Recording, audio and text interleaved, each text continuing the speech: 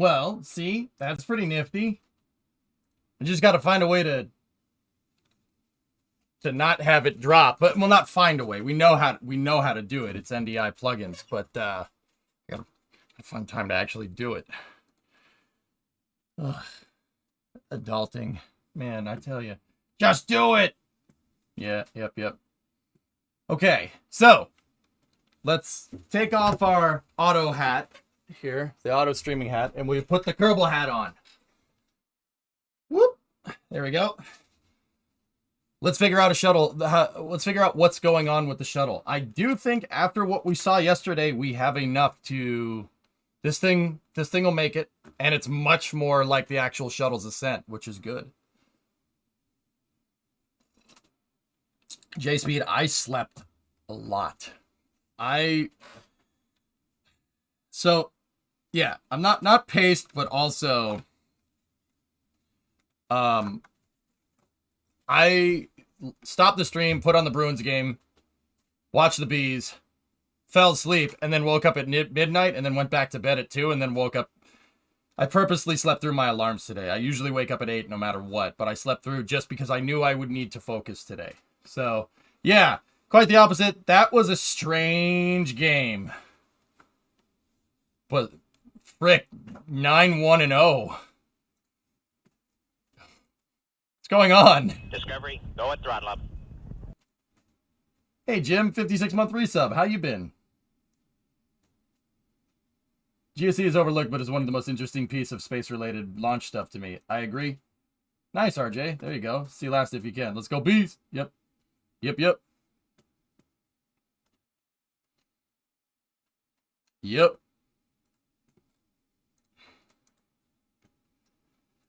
just spent a week in Iceland. It was awesome. Did I miss anything exciting here? Yeah, Jim. I decided to reintroduce an old friend. So the KSP2 trailer came out last week, really showing off gameplay and stuff. And in the KSP2 trailer last week, dude, they announced the release date for KSP2. February 24th, 2023. So, you know, I was thinking about it. And you know, if you've been watching this week or the last week, right? You know what's going on. So I was thinking about it, and you know, when I had a stream where I basically turned on the stream right when the KSP2 trailer came out because I knew it was coming out because I was talking to the devs about it. Before that, I couldn't say anything, fellas, but so I was talking to them, and you know, playing Kerbal or seeing all the old school faces, like there's a lot of older viewers that kind of came back to see what was going on with the new trailer. And it kind of fired off some neurons up here that I haven't fired off in a long time. And, you know, I kind of decided we only have like, what, 4 months? Less to mess with KSP1, right? Before, you know, KSP2 comes out. So I figured, you know, let's send off KSP in style. Let's send it off in style. Let's send off KSP how I started. So I figured, you know, we reintroduce an old friend and go back to the roots. Go back to the roots for KSP and start a new mission mode save. That is my 2014 mission mode rules. This basically means unlimited budget, launch whatever the heck you want. I make the missions, I'll figure out what to do, and the only rule is basically no revert. So I was like, you know what? Let's start a new one. Now, don't get me wrong, I haven't started the save yet. But you know, I kind of thought, you know, if 2014 EJ, I restarted a mission mode save in 2014. It wasn't really called mission mode then. I just made a new save because I wanted to, because I think we had to actually. So I was thinking, what would 2014 EJ do, Jim? What was the first thing that 2014 EJ would do? Well, the first thing 2014 EJ would do is build a new shuttle. So let me reintroduce you to an old friend. Oh, an old friend that has been completely rebuilt from the ground up. A near scratch built version of Collins that we've been working on. I busted this shuttle out in a week. It works. It flies great. It needs a couple of tweaks here and there, but it flies excellent. It flies better, and better than the other one. And by better, I mean worse. I made it fly. I took what we learned with the SSTO program, and I applied that here.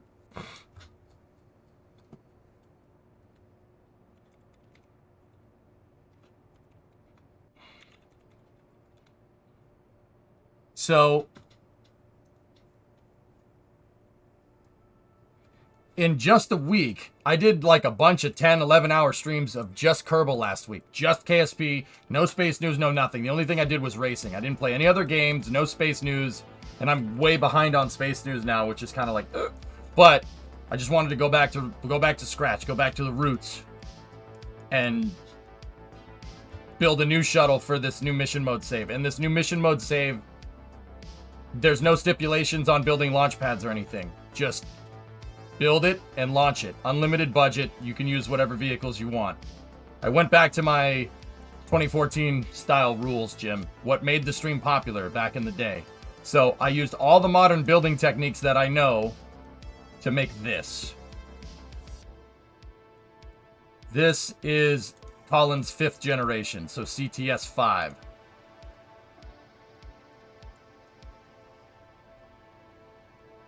I took basically the bare bones, just like what the developers are doing with KSP2. I took the bare bones of CTS NG, which was the 4th generation Collins, and I rebuilt it from the ground up, figured out a couple of new ways to make certain pieces, and we built this shuttle. This is the 5th gen Collins. Why is the big tank empty at the bottom? I can get into that in a moment, Hypersonic, if you want. So, if you guys notice, there's a couple of differences between this and the last stack. First of all, I completely redid the shuttle with a SSTO-inspired panel thermal protection system, and I must say, 1.12.4 dropped right as you launched the game. Nice. You should ask the devs to bump up the Clydesdale to 8 degrees of gimbal.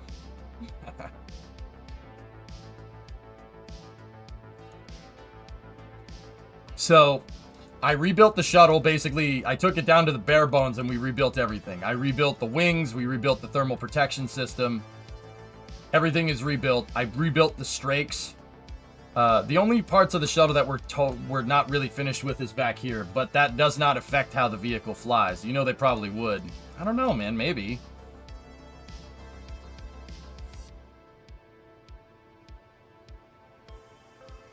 You're going to need to find a longer actuator 2020. Or another thing that you could do is you could take a page out of Buran. Here. The transporter. The transporter solves the problem that you're talking about. Basically, you have 2 A-frames right here. And the first one has a hydraulic that's pushing through the center of mass of the stack, and that gets it to 45, right? And then the second one pushes at the center of mass when it's at 45 degrees to get the whole thing to turn upright. It's a I don't know what that's called, a 2-stage hydraulic system. You could do something like that. That is an insane piece of kit right there. Kind of like the old Slick 40 TE. Yeah. Yeah. The old 40 transporter erector did do something like that. Yeah, it did something similar to this. Correct. So I built that. Oh no, yeah, I built it. I built a version of it for a transport deconstruction vehicle for grabbing Condor 9s after they land. I built it. Yeah. So guys, this is the new shuttle. This is the new Collins, and this thing is going to get a lot of work. Jim, check this out. I'm really proud of this vehicle. We busted this thing out in a week, man. It has all the parts where they actually are on the real shuttle. The fuel cells, triple redundant fuel cells are in the right spots. Crew tanks are in the right spots. Avionics are in the right spots. Batteries, there's a stipulation on that, but that's in the right spot. The forward RCS tank is exactly where it needs to be. Ohms tanks are in the right spots. Even the attachment points are the forward bipod strut attachment point and the two aft points with the crossfeed are all in the correct spot.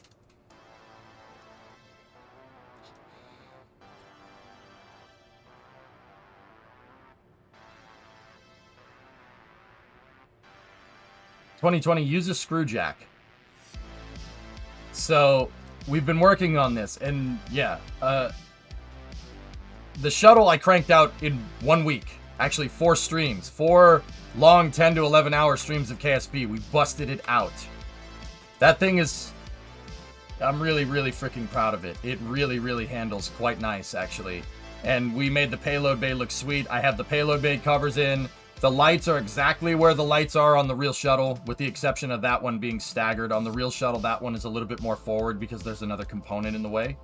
Looks like all it needs is a Canadarm. I have not worked on payload attachment or robotic arm systems just yet, Jim. Gotta make it fly first. But also, yeah. So, Hypersonic, you were asking about the ET. What the heck's going on down here? Why is my ET so weird looking? Well, just like the shuttle, I took the bare bones. I took the bare bones of my old external tank. And yesterday, we decided some things. Well, what we decided is basically, I want to see if we could use solids. If we could use the Clydesdales for the boosters. And what we figured out yesterday was actually pretty interesting. The thing that we figured out is that, well, I always said, and this is me being wrong, even as far as I am in KSP, with all that I've done in KSP, it just proves that analysis without numbers is just an opinion. So this is the old shuttle right here. If you look, I always said with the old shuttle that using SRBs wouldn't work. They don't make the thrust that I need. Now, here's the thing. If you look at this external tank versus my other one, what do you guys see about the ET? The ET is way more complicated on this one. It's way more parts, right? It's way more parts. It's also orange, yeah. I mean, that's true. So what I did with my older versions of Collins was I couldn't really figure out a way to use a solid rocket booster at the time. Now, we didn't have the Clydesdales in the game. We didn't have these at the time when I engineered this stack. In fact, if I'm remembering right, these things came in about halfway through development of this, and I didn't really want to switch it. But somehow in my brain that got lost in translation, and that basically got kind of overwritten up here as solids aren't viable. Now, here's the thing. I'm using liquid fuel boosters to act like solids here. And part of that is that, well, liquids can't be stored in the same amount of volume as solids. Solids are more dense, like my head. So with this, I would have a cross-feed system. We cross-fed out of the external tank. Certain tanks on the external tank fed the boosters, and certain tanks on the ET fed the shuttle engines. That made my external tank absurdly freaking heavy. Way heavier than what the ET would be if it was just carrying enough liquid to get these engines into orbit. So what we did was we put solids on this thing yesterday and started just doing a little bit of design analysis. So that's the old shuttle. That's the 4th gen shuttle. That's a good piece of hardware. That's the bare bones, believe it or not. This is almost the exact same chassis as this. Like, parts on the external tank are the same, like the struts are the same, the positions are the same, right? The back of the orbiter, all that stuff is pretty much the same. Now, what I figured out is that if you make an external tank that's light enough to just carry enough fuel for the shuttle motors, solid rocket boosters have enough thrust. They become viable. Now, don't get me wrong. These could do with just a little bit more thrust, just a teeny bit more. And that really comes down to dialing in the thrust curve on this, but we can do that. Well, that's what we're going to work on today. But what we have here is, in hypersonic, this is why this thing looks so hollow. It's so hollow because all it has is the fuel for my shuttle engines. Now, so how does that explain the, frankly, ridiculous configuration that I have here for the tanks? Like, why are the tanks like this? Why do you have an S4 128, an S3 S4, and an FLTX 1800 here and here? Did you stay under 600 parts? We're 585 right now on the stacks on Temple. It's for mass distribution. We did talk about this yesterday. Now, and I did go kind of into it in detail. Long story short, when you have a shuttle stack, right? So the shuttle, when it flies, right? Let's take a look.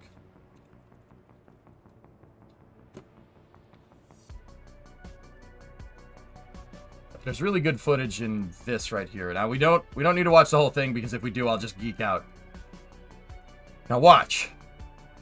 The fuel tanks are there for balance. Alucard is right. But does anybody, if you've ever noticed, you've ever looked at a shuttle stack, and now most of you know this, but in case some of you don't, when the SRBs detach, the shuttle still flies straight. See what I mean? It doesn't flip out, it doesn't nose up, it doesn't nose down. The SRBs can just separate, and the thing keeps flying in a straight line. It keeps flying in a straight line despite having the engines tilted 15 degrees off of the stack, hanging off of the side of the external tank. Anybody notice that? That's still flying straight. Or is it?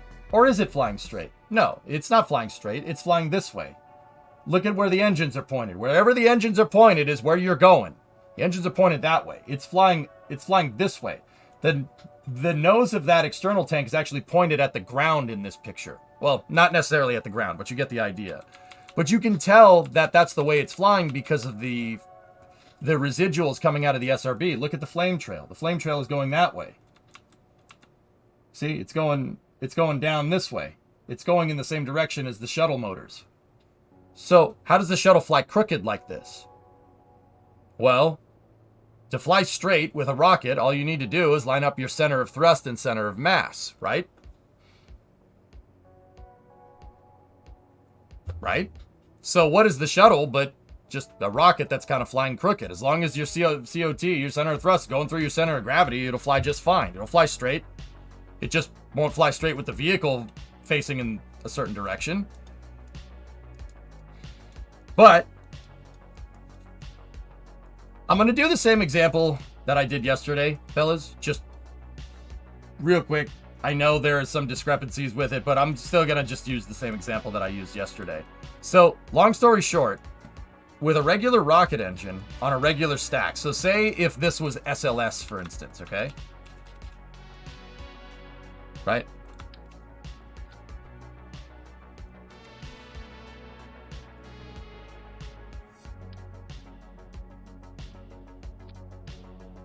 And keep in mind, just so I don't get the well actuallys going up in my face here, right?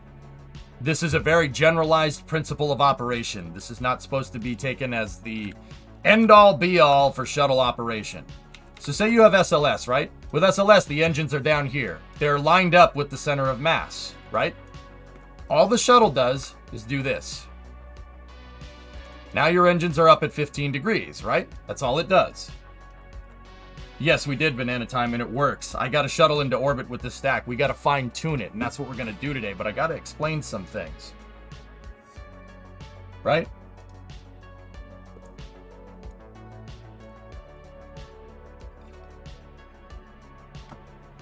Were you able to check out your paper? I haven't gotten a chance to do it, Jared. My brain was paced last night, so if I send me it in a private message, dude, so I know.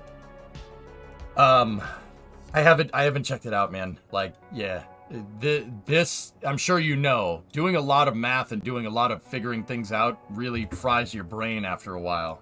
But yeah, so check this out. All it does is just moves the engines up there, right?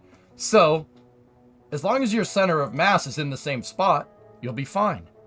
Now, here, what I'll do is let me get rid of my little marker indicator there. Let's save this and let's go back to the other stack.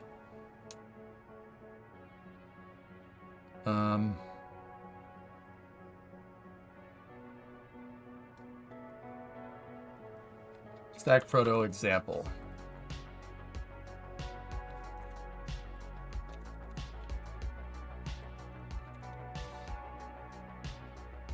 All right, so I'm just gonna make an example thing here. So check this out. You guys want to see something cool? Let's remove the boosters for a second. All right. So I made a new craft file, so we don't need to worry about not having them there. All right. So how I set these tanks to drain is this tank drains, that tank drains. So this tank and that tank drains first. This tank and that tank drains second, and that tank drain last. The idea is that with the shuttle, your center of mass doesn't move on the external tank. More or less, it's general, but it doesn't move. Right? Now, the engines do compensate for things like fuel drain and fuel slosh and whatever. Right? But, here, check this out. You need to keep the center of mass in one spot. All right? So, if we look at the ET, right? And we look at where the engines are lined up, and we make kind of a line with these I-beams right there, right?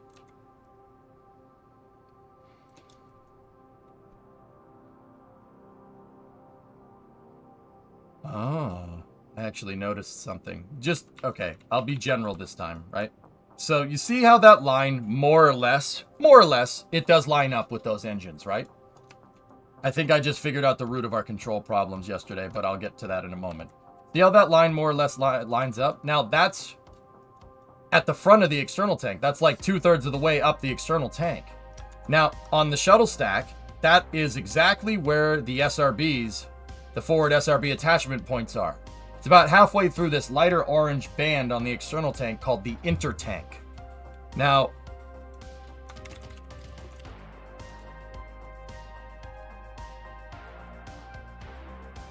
there's the ET. You have a hydrogen tank, the inner tank, which is the structural in-between segment between tanks, and then you have the LOX tank up at the front, right?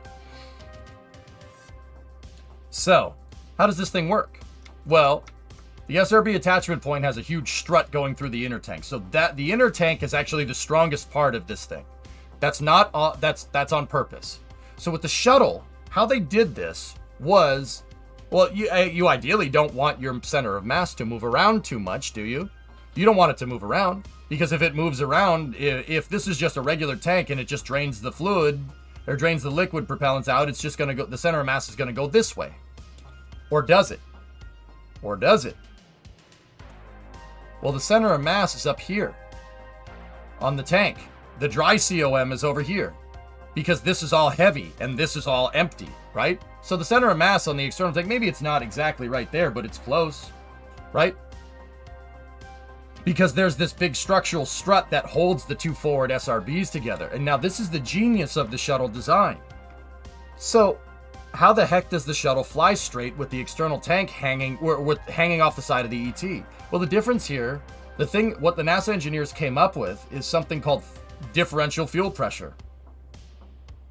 Hydrogen is stored at a lower pressure in a bigger volume, right, than the liquid oxygen is. LOX is stored at a higher volume, or in a smaller volume at a higher pressure.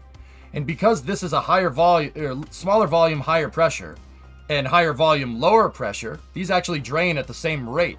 So if the center of mass is right here, and these are both draining at the same time, but this one is at a lower pressure than that one, center of mass is more or less going to stay right here. More or less.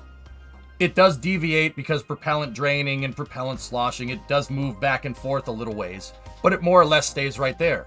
Enough for the shuttle to fly straight, even though it's got an external tank hanging off the side. Now, here's the thing. You want to see what that looks like here. So let's go center of thrust, center of mass, right? Let's turn off the thrust limiters there on the Terrier engine so we don't get a bad reading here. Yeah, there's inside the tank. Yep, Thomas, I was waiting for you to link this because I want to take this picture and I want to save it in my shuttle research pictures, and I also want to take this picture and save it in my shuttle research pictures. Thank you very much. You weren't here when I did this explanation yesterday. I understand you're simplifying, but it's hard not to cringe when you refer to density as pressure. Thanks, Aqualex. You can clarify it over on your stream. Thank you very much. It's hard not to cringe when you make statements like that. You see how... I know you didn't mean for that to be mean, but also... See what I'm saying? I get what you're saying, man, but dude, you're killing me right now. You're killing me, man. You're killing me. I'm trying to keep this simple. I'm trying to make it so a high schooler could understand this. I get it. I know. I know. I know, man. And you've been nothing but helpful. Like, I swear. I'm not trying to be mean. But also, dude, come on. You're killing me. You guys did this yesterday. Just let me explain it, brother. I got this. I got you, man. We're all on the same team here, remember.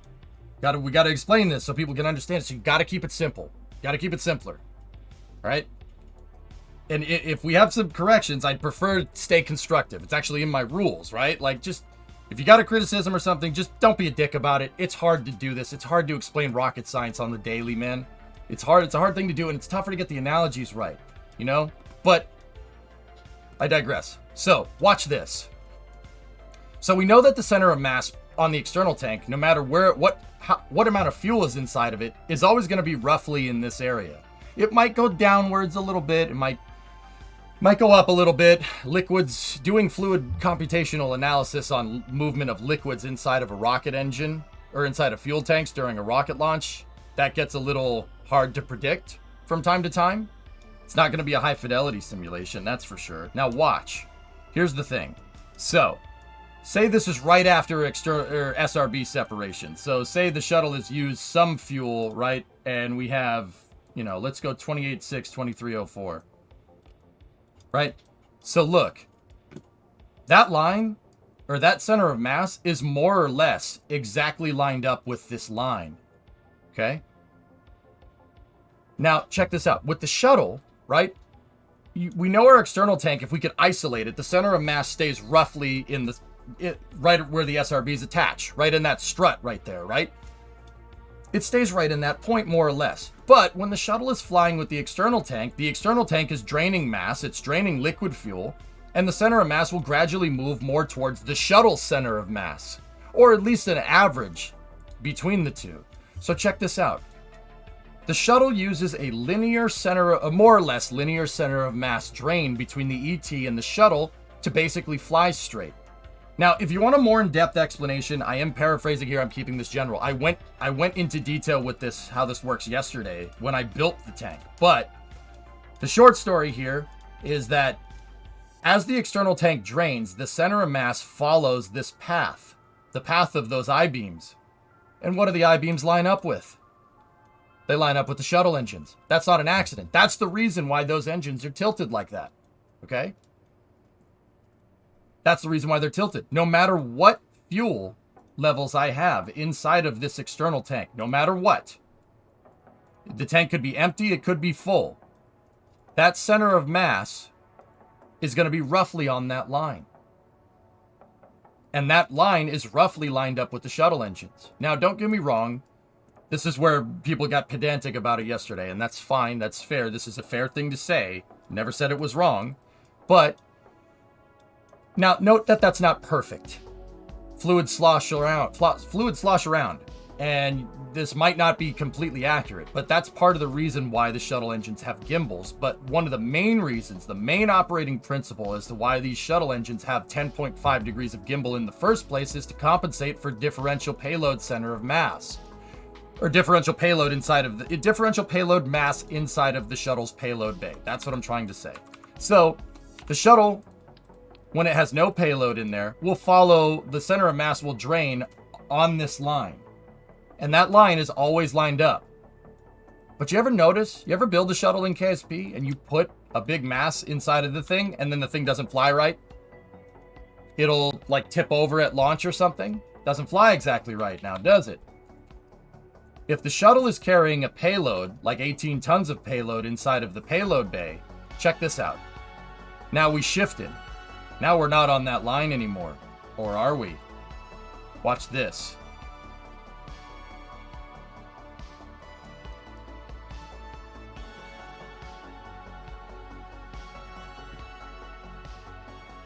So check it out. We're not on the line, are we? It's close, but we're not on it. We're a little bit above because we added more mass up here, right? Here's the thing. Watch. All we have to do is take this thing and shift it up. Shift it up a little bit. Now we're on the line. And now, if we drain the engines, no matter what point we drain these engines at, take a look. Or drain the external tank at, let's just drain, I don't know, 2/3 of it, right? Still on the line. Now let's drain the tank completely.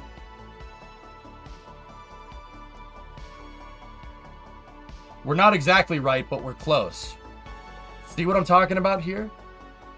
How the shuttle flies with the same payload inside of, or different payloads inside of the payload bay every time is basically what it relies on is that the center of mass follows a linear line. The center of mass always goes straight back. But where it goes straight back, right, might be a little bit higher or a little bit lower, depending on, you know, where the payload is inside of the payload bay, what you're carrying, how heavy it is, how much mass you're carrying. Weight has nothing to do with it, right? So that center of mass always drains on a more or less linear line, right? And any deviations in that you might get, well, guess what? You got 10 degrees of gimbal in every direction here to compensate for that. So you can compensate for that line being a little bit higher, or you can compensate for that line being a little bit lower. But more or less, that line is always, the center of mass is always going to drain kind of linear. It's always, that center of mass will always follow a straight line. And that straight line will be somewhere near your thrust vector, which means that you can put whatever you want inside of the shuttle's payload bay as long as it'll fit, and it should make it into space, provided you have the delta V to do it. Pretty crazy, right? That's why the shuttle engines have gimbal. Now, don't get me wrong.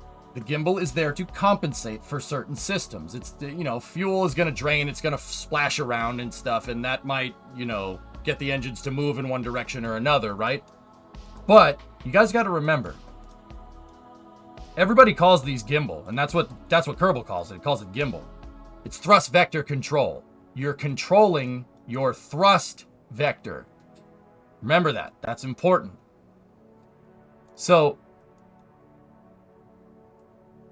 it's easier to understand when you call it that. You're controlling your thrust vector. So basically the vector that your thrust is coming out of the rocket, that force is being applied to the vehicle. You're controlling the azimuth of that. I don't know if it's called an azimuth, but whatever.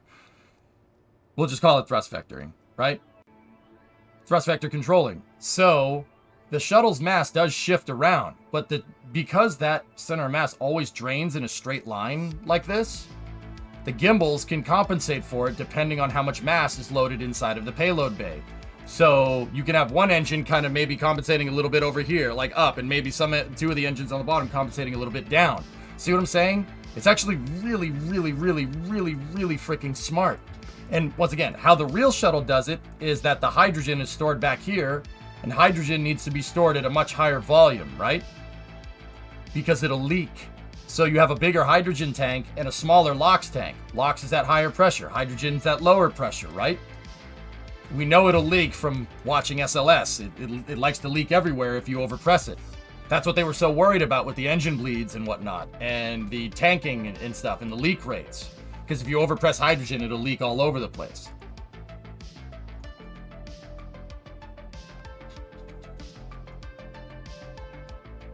So they stored the hydrogen tank.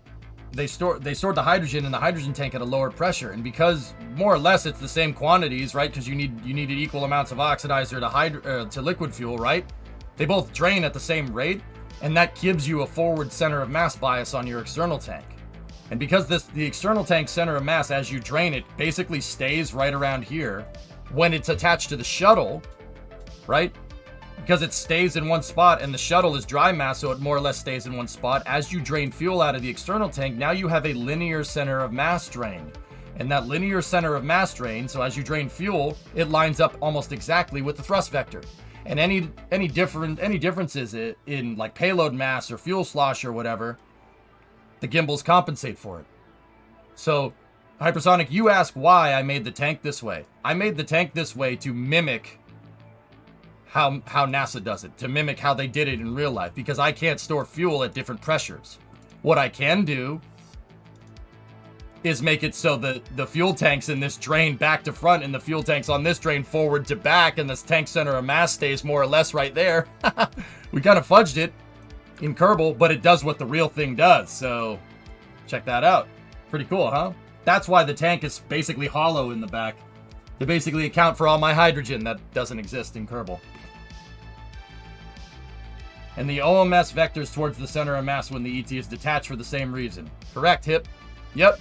If we separated our external tank, right? You separate the ET, turn off the thrust limiters here for these engines. Now, see, mine aren't completely lined up. This is what I mean about dialing in the shuttle. My shuttle stack is not dialed in because I rebuilt the orbiter.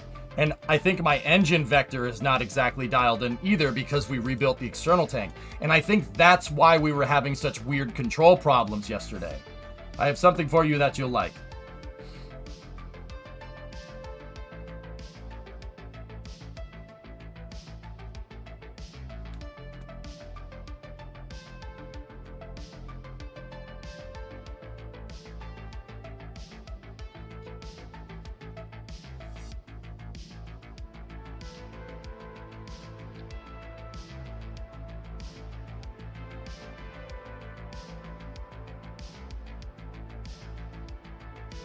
Yeah, Jason, I know. I know, man. I was asking people to not do that. I'm trying to keep it simple so people can understand. I know, because stoichiometric is not one-to-one with hydrogen and oxygen. I know. I know, dude. I can't keep this definition general without somebody... or this explanation general without somebody doing that, dude. People were all over me yesterday, and it was really annoying to the point that I cursed a couple of viewers out off stream. Yeah, I know you know. It's all good, man. It's all good. I know. Just trying to add. Just make sure we stay constructive. I get it. Did you get your SRBs working? Deke, they're okay. The problem with the SRBs that I'm having is that the SRBs don't have enough thrust vectoring here. They don't have enough vector control to work like the real ones. These only have 1 degree of gimbal. The real ones have 8. So we've had to figure out, we got to come up with some other kind of solutions. But something that I did notice, so my solution, the temporary fix was to put verniers on them and then load the front of the SRB up with some liquid fuel. It does, it works. It works okay.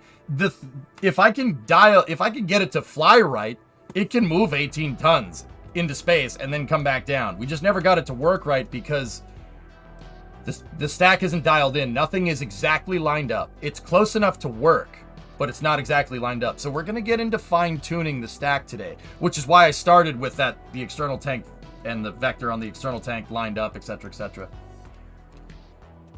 If you place a control point on the gap between the shuttle and the ET, it will be easier to control until booster separation because the game used to use COT for gimbal reference. Now it uses point of control.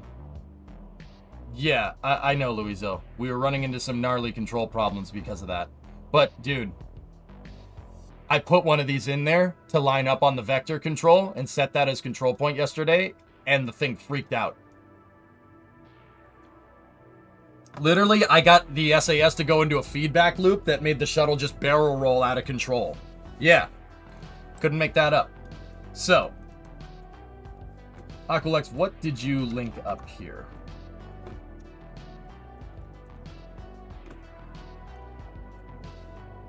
Space Transportation System Stack Assembly.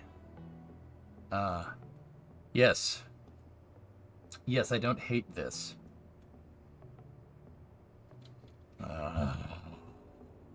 Dude, you're making me want to make the pad for this thing. Don't do this to me.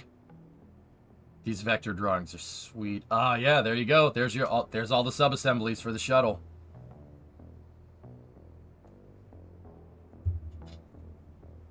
Look at her. She's a beast, man. Grav, shut up. I do what I want. Whatever. It's my stream. I do what I want. No, I'm still gonna... we're still gonna go forward. I would print and frame these. I'm with you. I'm with you on this one, man. Oh, yeah, dude. Yeah. A lot of people don't know that the shuttle, the passenger cabin on the shuttle is basically a gigantic pod that's cradled inside of an airframe. That's what it is, dude. It's a pod. Like, it's got an avionics bay, you know, flight deck, mid deck. It's a pod. It's pod shaped, and it's shoehorned inside of the shuttle. It is, like, seriously, look at the cutout of it. It's pod shaped. The only exception is the flight deck because airplane. But see, it is literally a capsule. And the funny thing is that a lot of systems on the shuttle were derived from the Apollo CSM, which is kind of funny. So the next time you go and make a shuttle and you put the Mark II command capsule at the front, you're not far off. Need to build a mock-up of this in the garage. I don't think that'll fit in the garage, homie. Yeah, this is good, man. Very good. Vernier thrusters, 2-1 control. You have redundant thrusters in all directions, and then you can change your X, Y, and Z axis thrust by coupling the thrusters together. Yep. So launching the shuttle is pod racing. Yeah. I mean, like I said, the crew tank's basically a pod shoehorned inside of a shuttle airframe. There's the aft segment right there. Yep. Hydrazine tanks for the auxiliary power units are back there. Yep. There's the SRBs, 4-segmented SRBs with a pin at the front.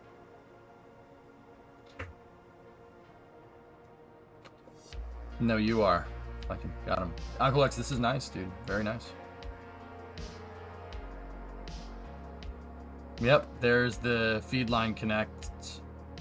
So this is this part where the tank attaches. These are very nice, Uncle X. Yeah. I mean, it's nothing that I didn't know, but it's still very nice.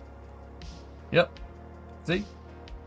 All the shuttle is the engine section of SLS just shoehorned into a shuttle, into an airframe.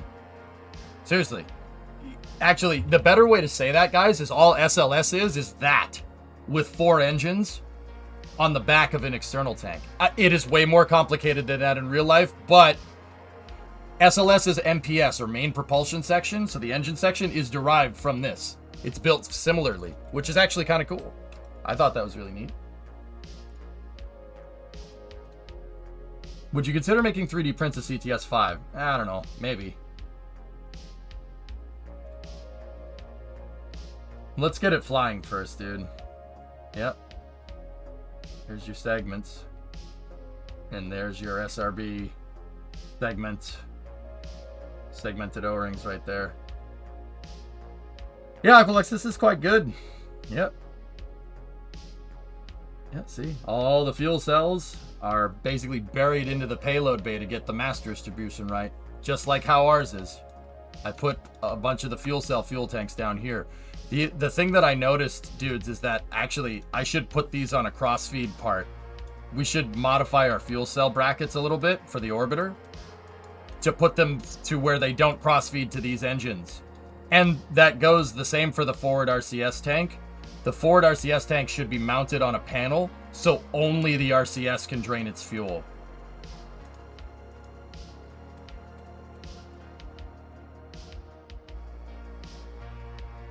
What is this, Thomas? All in one spot for easy explanations. Yeah, I got you.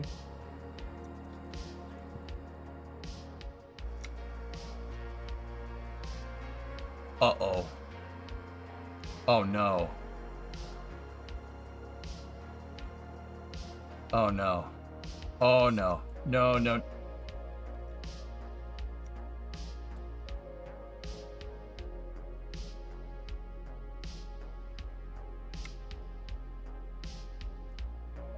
Why? Why are you doing this to me?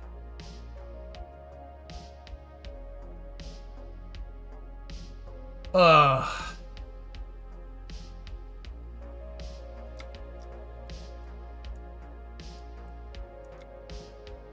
Why are you doing this? Why would you do this to me?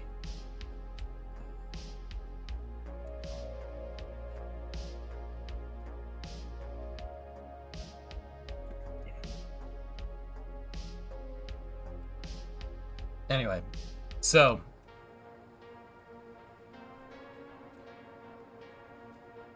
we have to dial in our shuttle. Our shuttle needs to be punched in. So, need a higher res version? Stop it. Stop doing that.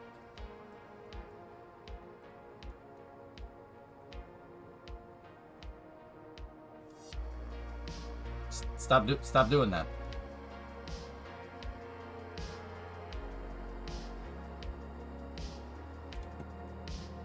All right.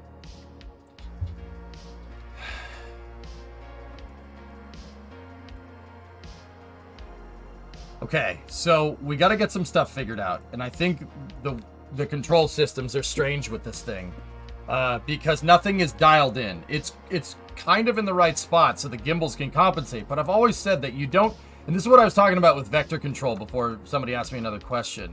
Vector control is designed to change your thrust vector so you can move the vehicle.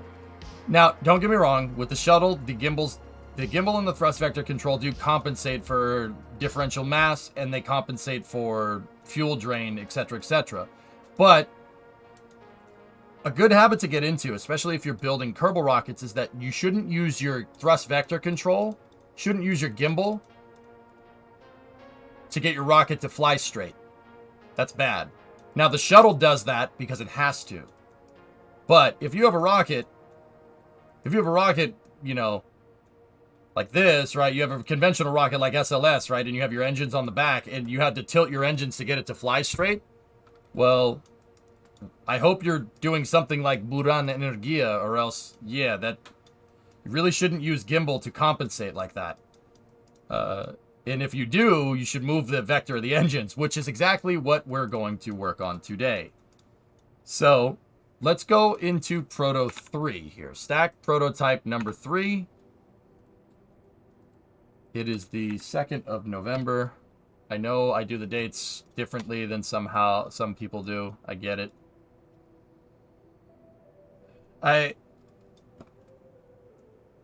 Check Discord DM. As requested yesterday, here's the scaled SRB thrust curve for reference. Oh, man. Okay. This is too much complicated stuff all at once, guys.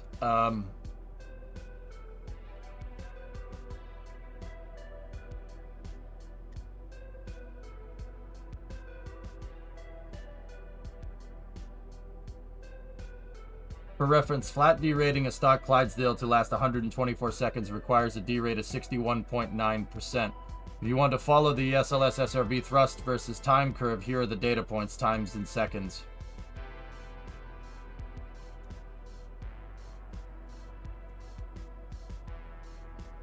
There's your computations. Okay.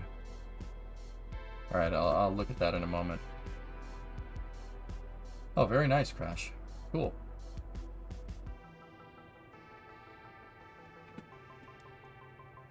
Check Discord DM for an explanation of your experience with the Yawn page.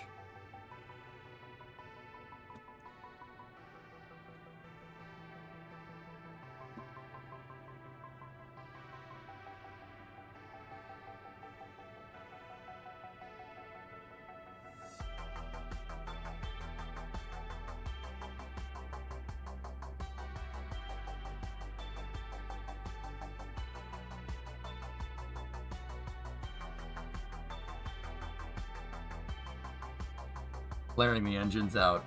Yep. Okay. Let's look at this picture that you did up here. Yeah, we have... There are control problems here. That's what I'm trying to fix.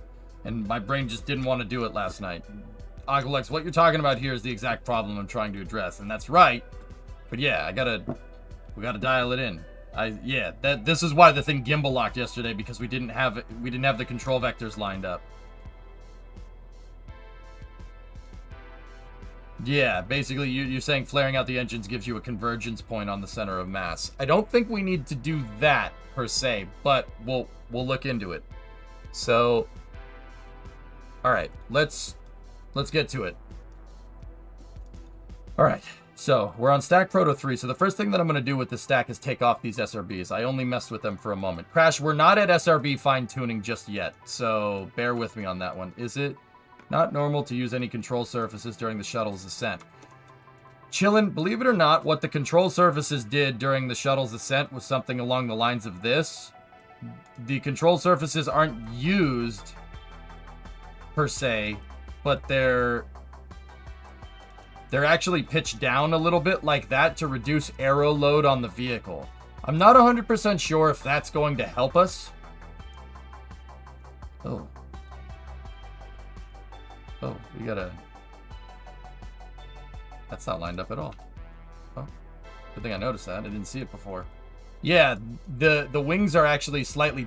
the control surface, the elevons are slightly down. Believe it or not. So, yeah, we'll get into that in a little bit. I don't know how Kerbal is going... I don't know what Kerbal's going to do with that information, but we'll see. So, what I do know, and I saw this when I was giving my example here a second ago, it doesn't look like... It looks like at some point I moved some stuff around, and our engine thrust vector is not correct. So what we're going to do is I'm going to make the same thing that I did with the example that I was showing you guys.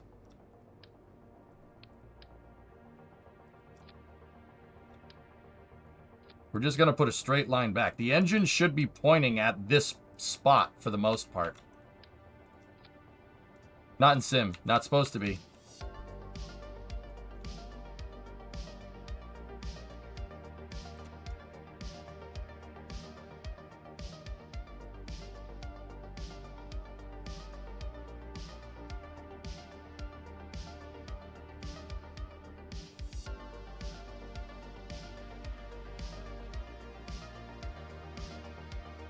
Yeah, Aqualux, there's our control problem, right there. See what I'm seeing? These engines are at the correct angle for the thrust vector, but they're not... Yeah, see? Okay. I don't know why my brain couldn't do this yesterday. I knew it was wrong, I just couldn't say it right.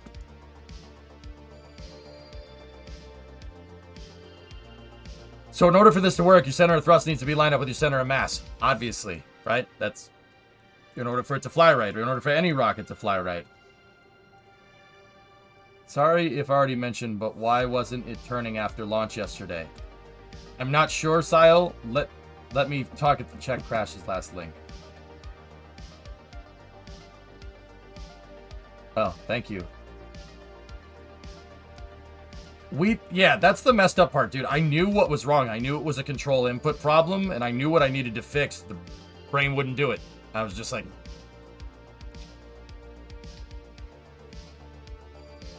Okay, so... we might need to do some slight changes to the ET, because look, alright, if... look where our center of mass is, so... look where the COM is, and look where our attachment point is. Remember, we need it to be linear. It needs to be a linear center of mass drain, but...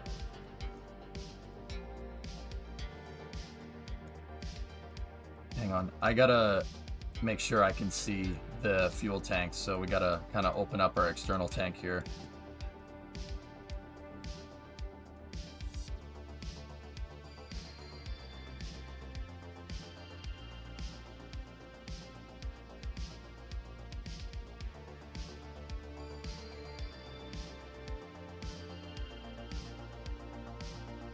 Looks nice, Bren, right?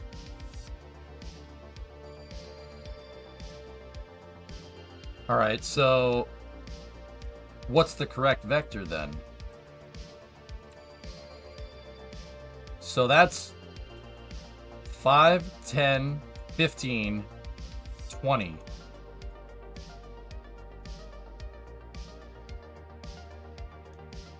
Oh, it's somewhere in between.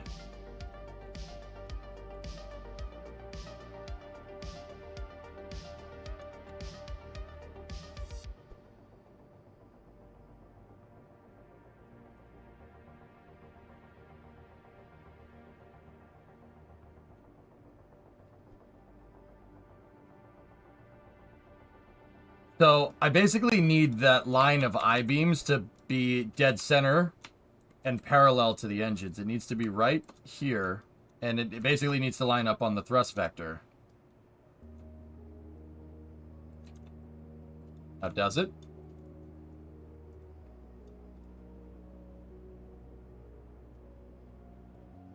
No. No, it does not. It's not even close. See right there? That's why we were having control problems. Our center of thrust. And even if I made a control point, it needs to be fine-tuned. It's not dialed in. That's all. This should fix this. We might need to shift some stuff around, Aldesert. Yeah, that's basically it.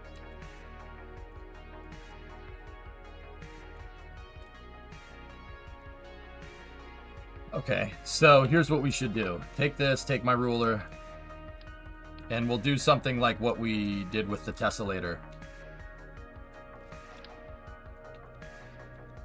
We're going to use the robotics to see if we can get the right angle here. I got to see what the angle of those engines needs to be at for this configuration, or else it's not going to work correctly. Right?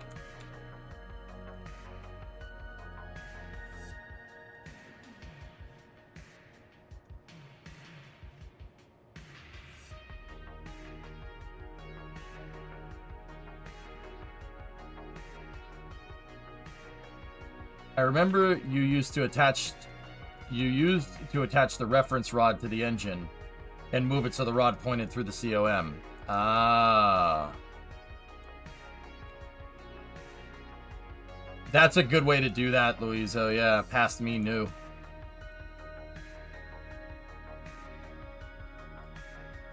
So if we set this to -15, just make sure that that's right. Yeah, see?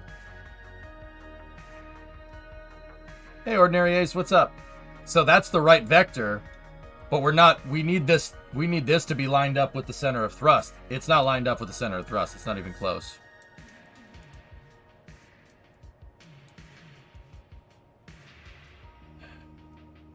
And also, more importantly, we are not lined up with our center of mass at all. Okay, so we might need to shift some components around. Lower the mounts on the external tank.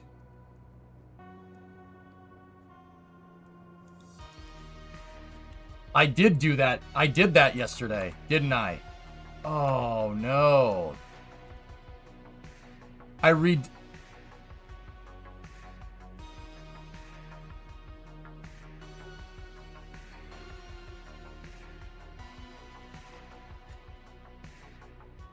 We flew the thing. And then I decided I wanted to redo the aft tank mount. And when I did, I moved it up a little bit. I moved it up a little bit to make it look right.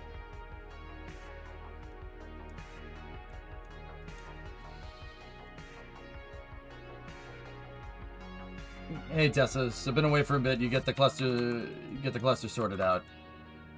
Yeah. Yeah, Tessa, I'm working on it.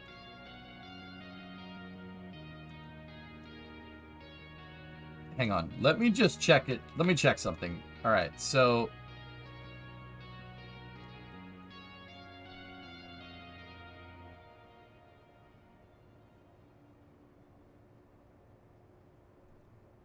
where does that need to be to line up?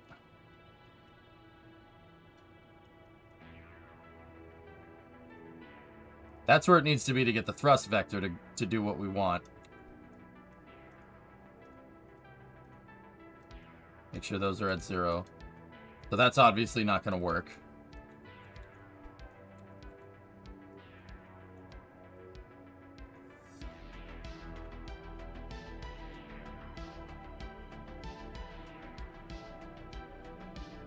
That's where it was. And that's getting us what we're... yeah.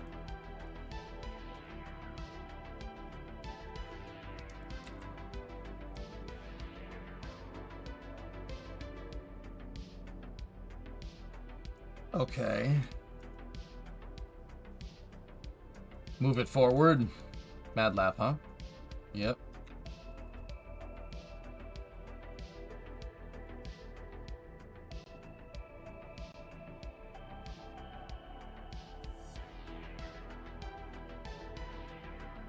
That might be a little too much.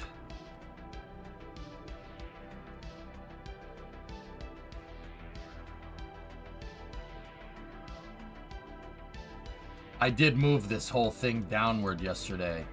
Discovery, It was go and originally throttle up. riding up here. That's where I had it. And then I remade the aft bipods, or the aft attachment struts.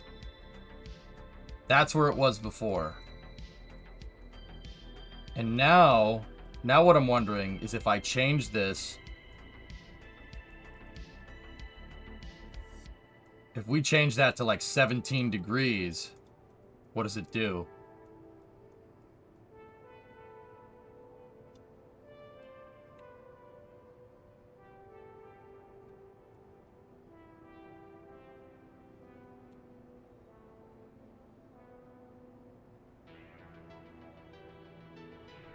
Why does the thrust vector need to go from the engines through the center of mass to the SRB attachment point?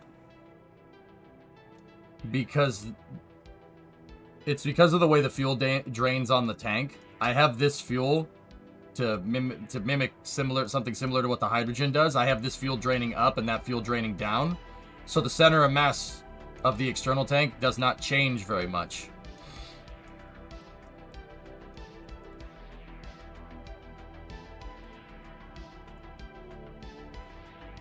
So that means these engines need to be at like 17 degrees. They're not.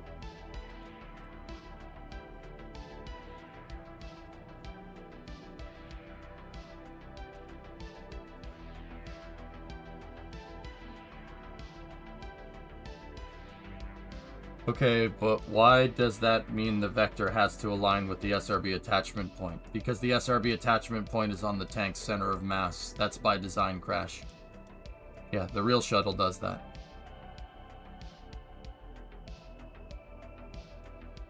Let me lower this down to like... Let me lower it down to 15. Is 15 aligned? No. What about 16? Yep. There you go. Engines aren't mounted. Yeah, moving the tank up like that. I don't know why I did that. I think I did it because I didn't think it looked right. Yeah, there you go. That'll fix it. Do you know how much fuel is left in the external tank at booster separation? Nope. No, Jason, I don't.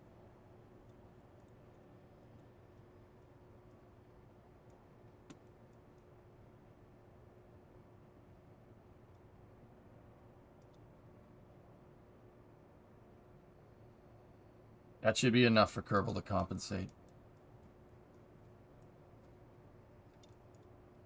Guys, just hang on. I don't need suggestions right now. Let me figure this one out. Okay?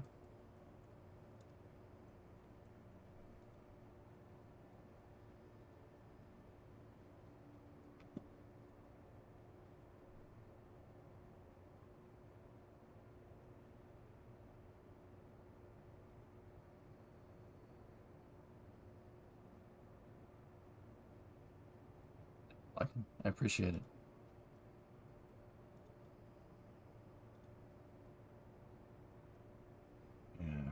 Yeah.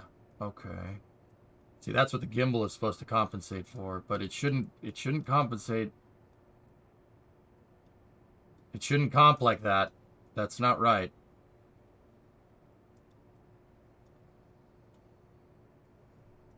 Okay, so we got a little bit of a placement problem to figure out here. Our thrust vector is correct, but our center of mass is not right. So what will get that center of mass to be aligned with that? Because this right here, having that set to 16, is aligning the vector correctly. My engines are set at 15, believe it or not. I'm pretty sure they're set at 15. Yep, they are set at 15. So we're a degree off on the kind of zeroed position of the shuttle engines. That's easy to fix. The next thing to do is get our center of mass line figured out. The SRBs will lower it. I know, Luizo, yeah. They will, absolutely. You're not wrong. But even at this point in the flight, with the amount of fuel in the tank here, it's not going to matter. So this is why, guys, I would prefer to have this dialed in, so the gimbals are compensating while the SRBs are attached, and then when the SRBs separate, that's when it zeros, and that's when you can get it to fly straight, right? See that? That's not ideal. That's really not what we want.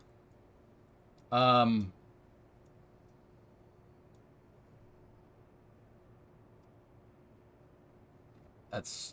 I don't know... Yeah. Hang on. The ET would have to be, like, over here somewhere. And that... The shuttle's hanging way too far off the end that way. So that's not going to work.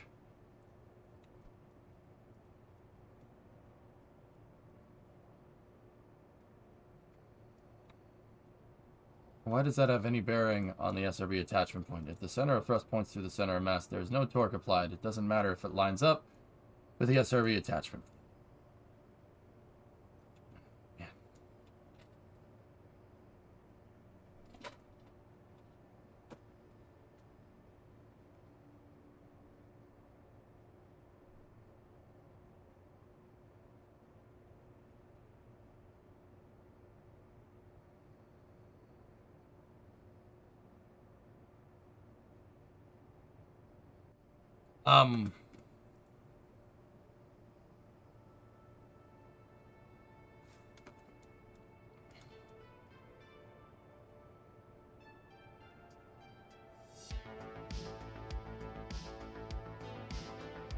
Sorry, I gotta... okay.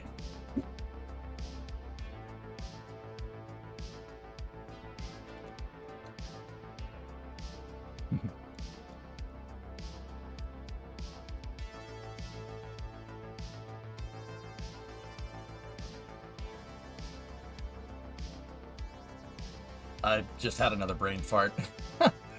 Damn it. Okay. Seems to be happening more lately, and I'm not really a fan of that. Moving the tanks inside of the fairing be a no-no.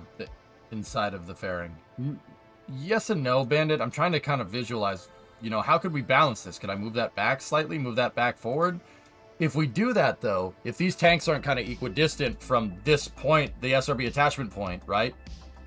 Because that's the point that my engines are pointing at, right? If we change it up, dude, it's gonna... The center of mass won't be following a straight line anymore, you understand? It'll be curving, which is not good. It's not really what I want. And... Yeah, that's not really what we want it to do, dude.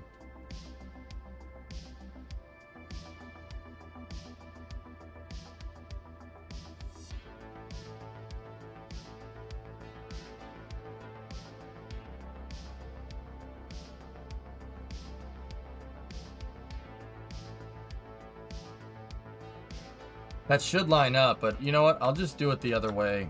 I'll do it the way that I did it previously. So here's the way that we did it with the other shuttle. Let me get rid of this. And give this thing full tank of gas.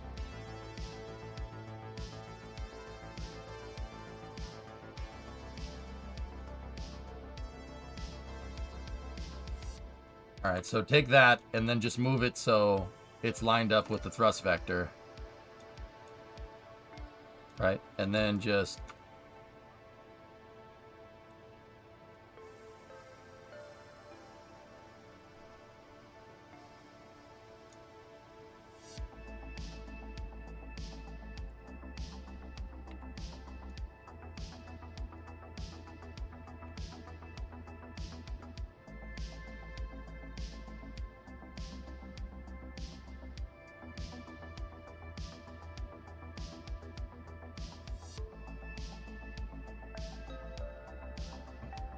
Yeah, I see.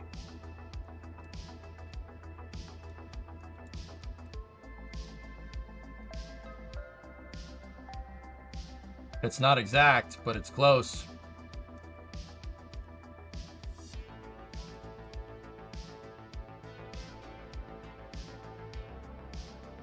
Yeah, I think that just moving the shuttle up threw everything out of alignment. And yeah, we're not exactly lined up with the SRB attach point, but we're very close, believe it or not, which is weird because when you look at it the other way, it doesn't line up at all. But we needed to tick it up. Yeah, okay, that's fine. All right, now let me empty this. Yeah, moving the external tank up a little bit threw everything out of alignment. Now, see, that's the one that's going to be hard. That's the one that's going to be hard to compensate for.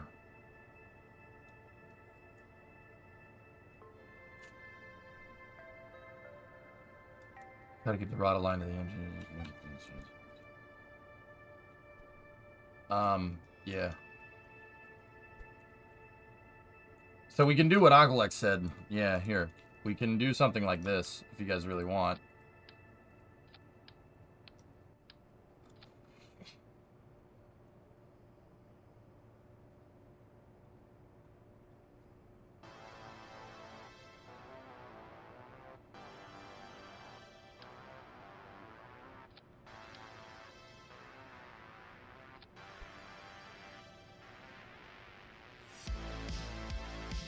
Oh. Yeah, okay. Yeah, see, this isn't a mistake or anything. We just didn't have the engines dialed in. The crazy thing about this, dudes, is that my engines weren't dialed in and it still worked yesterday. But if we do what I did and then make a quick change Reno like that, it screws everything up.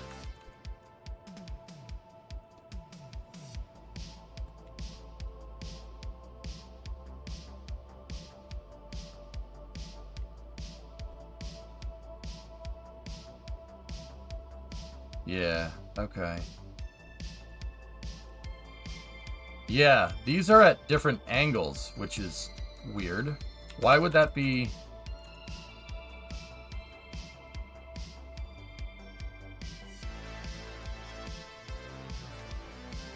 Oh, it's dialed in for the old shuttle because I copied the engine set. Ah, okay. That's the root of our control problems. I got it. Yep. Okay. Yeah, we could dial these in like this.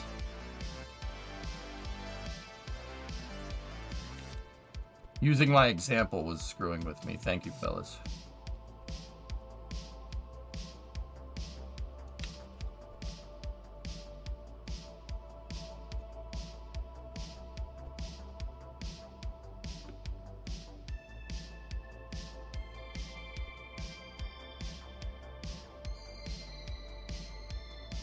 It was dialed in for the old external tank. That's all. Yeah, okay. Easy fix.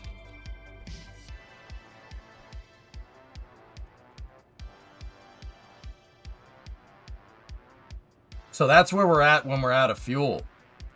Yeah, see? See the discrepancy? Yeah. All right, where are we at with full tank of gas? Here, let's take a look.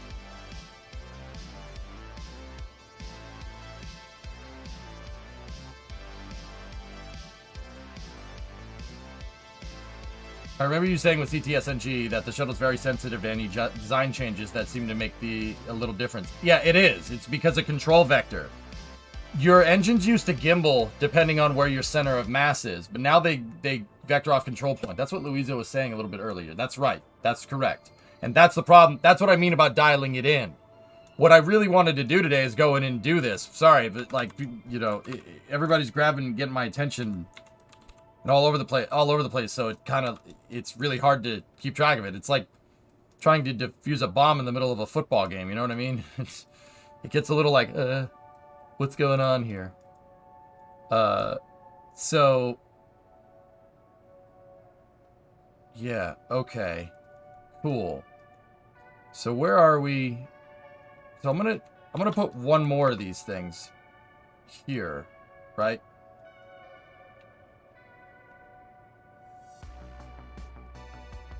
And we need one of these to line up on our center of mass. So...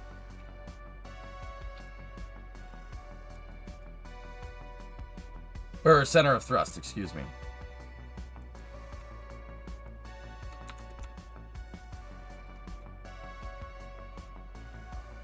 So I'm going to see the center of thrust and then the vector of the 3 engines at the zeroed gimbal position. That's what we need to do. Sorry, it's yeah, messes with me sometimes.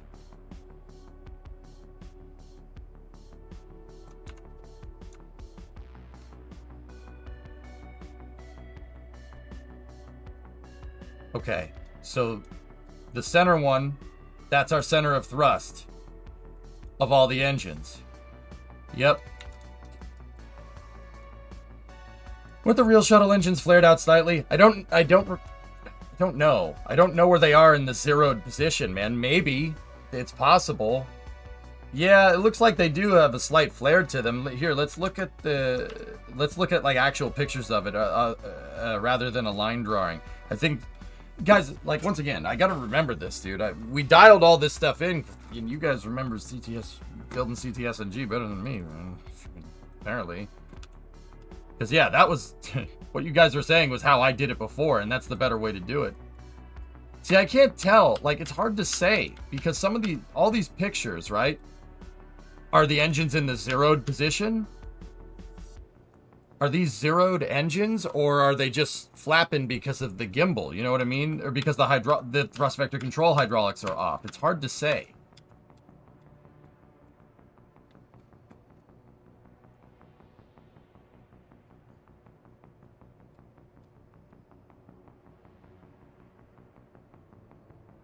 See, in that picture, they're flared inwards for protection during re-entry. I don't, like, long story short, it's really hard to see where the zeroed position is. Like, see, those are doing this. The engines are together, you know?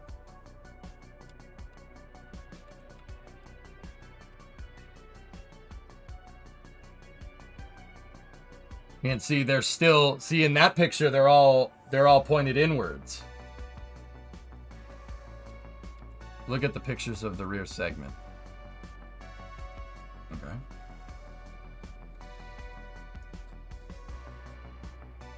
What about the Atlantis display? I'm not sure, Bren. Let me look. It's hard for me to keep a coherent thought because everybody trying to get my attention today, which is not I guess that's not a bad problem to have, man.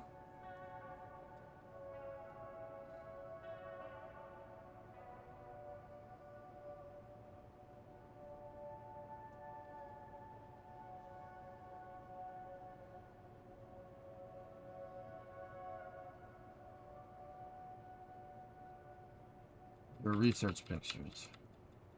I'm trying to find one.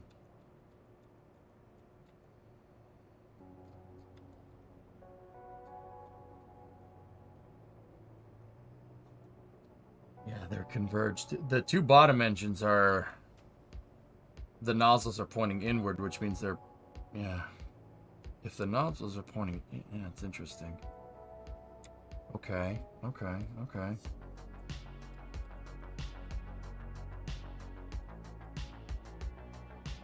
Yeah, see, this line drawing shows the engine, those engines pointing out, which means that would suggest a convergence.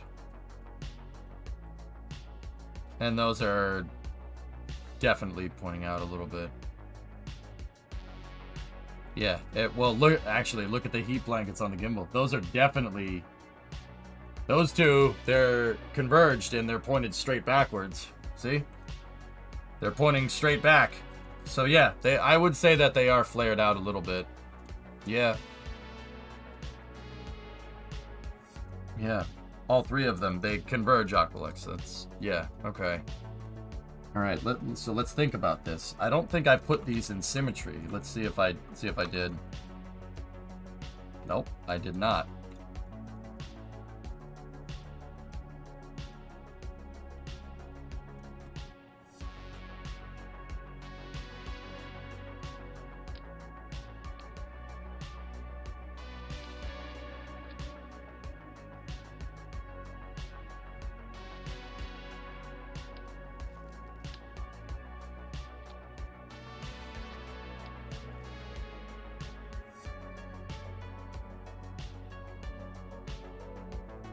Yeah, no, I got that part, dude. I got that part. I found this super cool PDF. All right, yeah, okay, fellas, let me, you don't need to talk me through it anymore. I get it. I got it. let me do, okay? Let me do. Oh, that's cool, Bandit. I'll look at that later.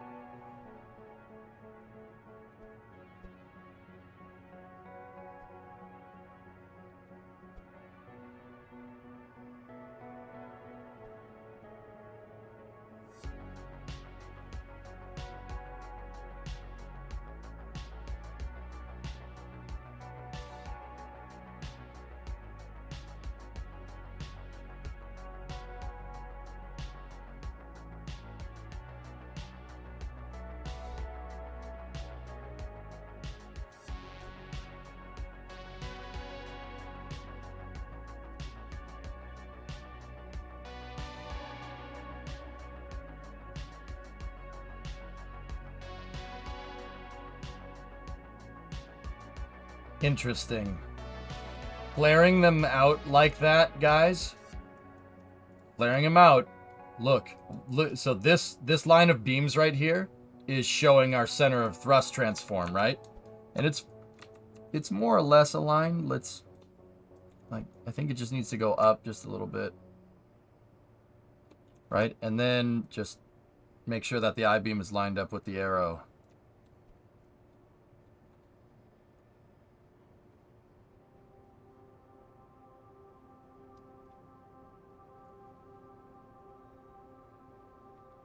Let me just move this. That's because this one is... Okay, so that's the end. That's the engine. This, which means that that one is our TVC, I think. Yeah. Okay. So let me see something here. Look. The one that ends is the thrust vector control. Look at what this lines up with now.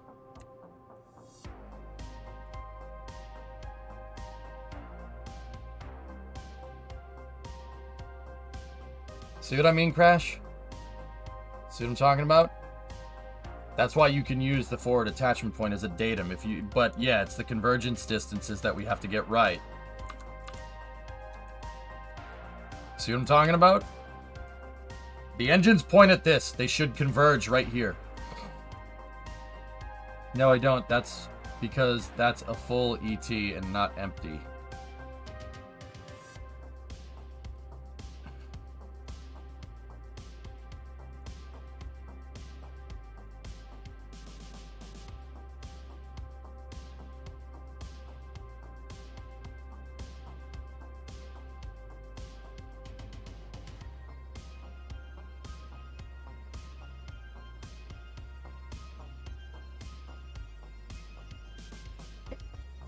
How do we fix that? How do we fix this? Where does this tank need to be to get that aligned?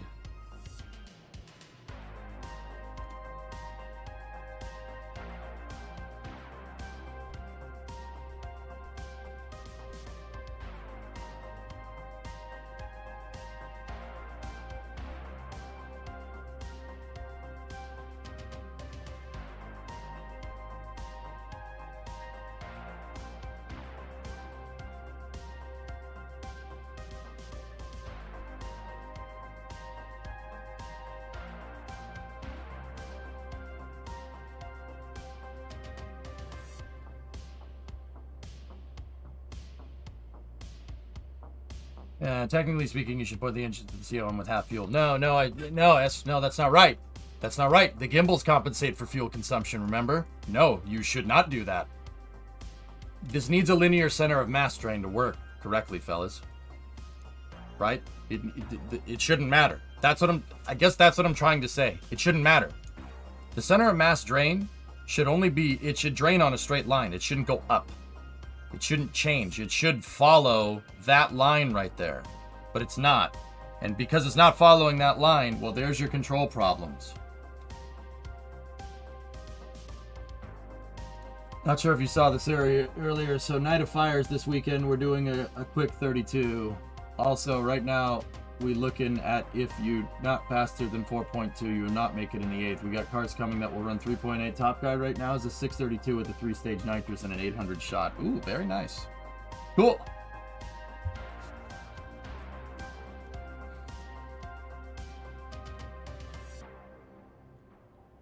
Can you move the internal bottom tank lower? If we do, then it's not going to be linear anymore, is it?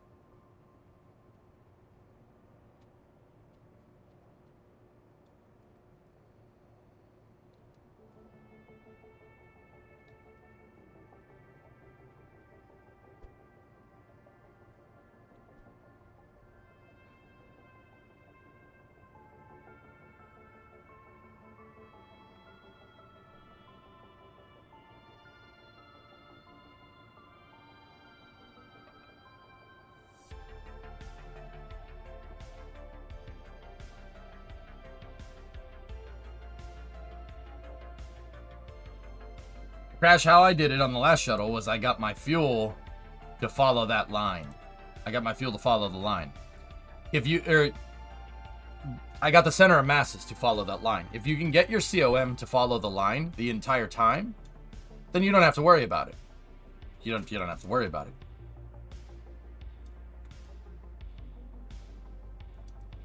Yeah, Daz, I'm working the problem. That's all.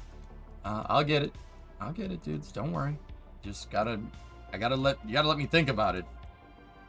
Problem is people are bouncing around all over the place saying, do it my way, do it this way, do it that way. And I'm trying to consider that option in my head, but when I consider it, I lose my train of thought. So yeah, just bear with me, dudes. We'll figure it out. I'm pretty sure I know this. I know how this works because I figured it out with the last shuttle. That's how I got CTS-NG to fly right. I got this to drain on a linear line so I could put whatever I wanted in the payload bay and it didn't matter. I already know what needs to be done. I just got to remember how I figured it out. That's the big part. But don't worry, we can do it. I'm not worried. So,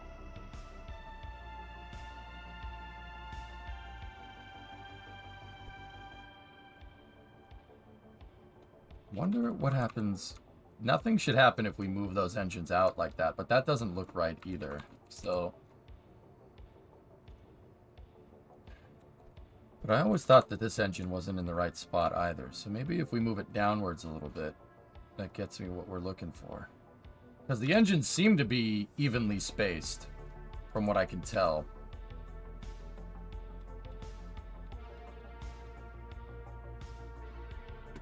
Yeah, they are.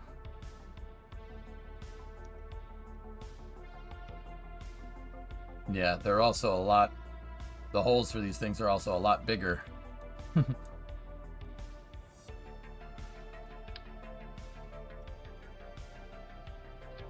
Just on a side note, let me just remove fuel out of that thing.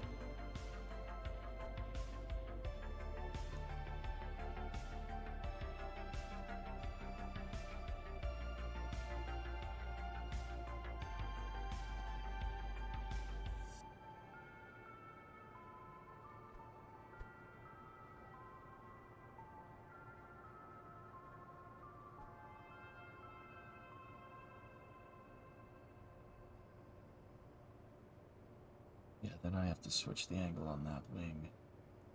This freaking shape is stupid, man. Freaking stupid. Yeah, okay. I see it. Yeah, just some optical illusions throwing me off a little bit. That's okay. We can compensate. That's fine. Hey, Vickers. 24-month resub. It did crash. Yeah, Yeah, it did. And I did the same exact thing that I did this time, based off of the last time, only it was a fairing. It was a fairing where that strut should be. The root part fairing was right here on the tank, and that wasn't an accident, and I balanced it around that to make sure that the thrust vector control line always lined up. Yeah, that was done on purpose, man. Like I said, I know what I need to do. We just gotta We just got to dial it, man. See, this last part right here is where it really falls out of whack. And where's my convergence point? My convergence point at 5-degree tilt is right there. We really ideally don't want that. And guys, I'm not 100% sure if... Fellas, I've never flared the engines out. I didn't flare the engines out on CTSNG. I'm not 100% sure if the SAS will understand this. No, Supervod never did it.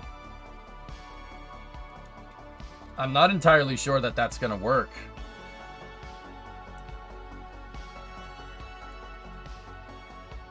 It'll figure it out, Jason. It's fine. All right, I'll take your word for it, man. But see, look where look where my convergence is. It's very off. Which, I mean, should we move the damn tank down, like, so it's in line? If we did, the tank would need to be like right there.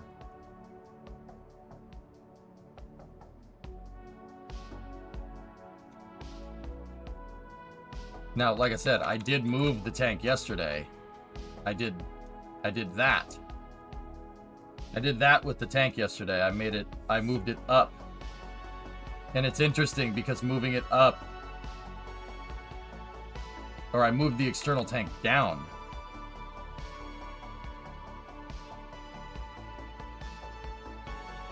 Huh.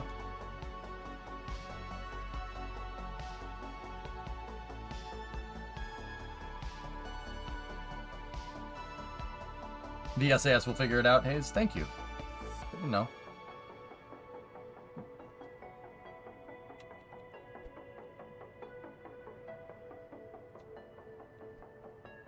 With the way the engines are tilted, that's where the tank would need to be. So I think this might not be a tweak the shuttle in the external tank position.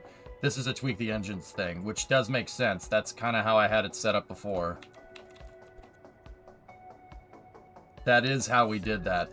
Yeah, you guys are right. Alright, so now we got to tweak the engines. That's all.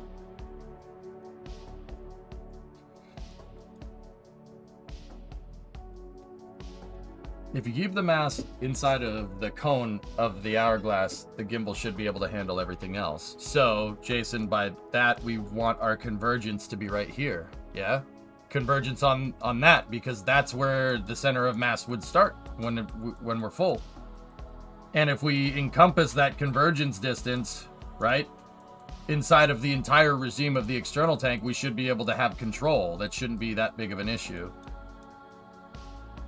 Where's the convergence? Yeah.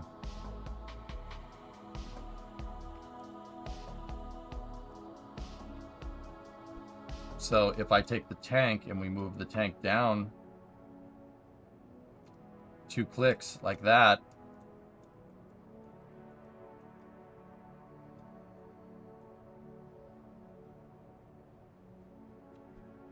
that does get us aligned. Hold on 1 second.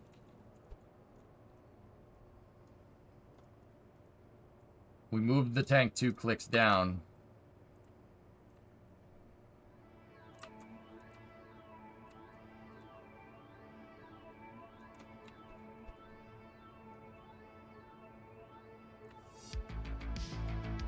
There. That means that these should be like up here a little ways.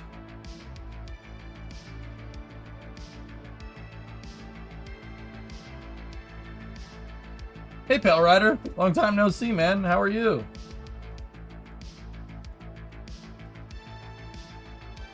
Dude, it's been forever. How you been? I haven't seen you in freaking years, man. Yeah, that's how we did this. That's how we did it. Our TVC is lined up. It's lined up with the center of mass. Discovery, go now, and throttle up. we gifted a sub to Pale. Thanks, man. You're too good.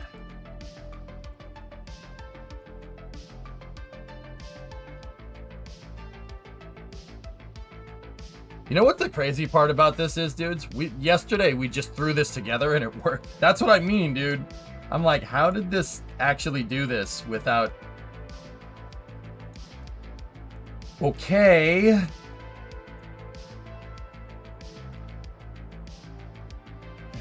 It looks like we're gonna get some deviation at the very end of this. But that other engine should compensate.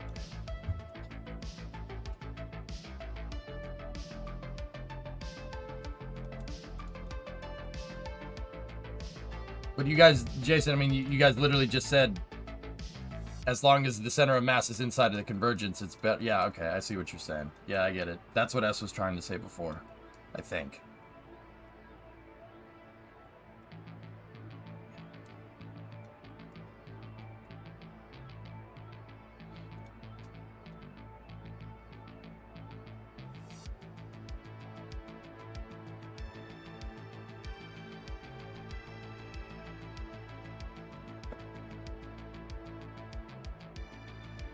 Good, pal. Not too bad. New job is kicking me. I say new job. Same place, but new daytime shift. Got it. Oh, so you're off the night shifts, dude. That's cool. Yeah. All right. Okay. So... if we set all the tanks to half...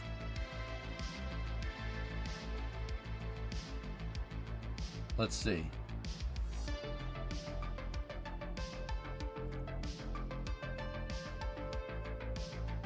Are we converging at half just by pure chance? It's actually close. We're converging after half fuel.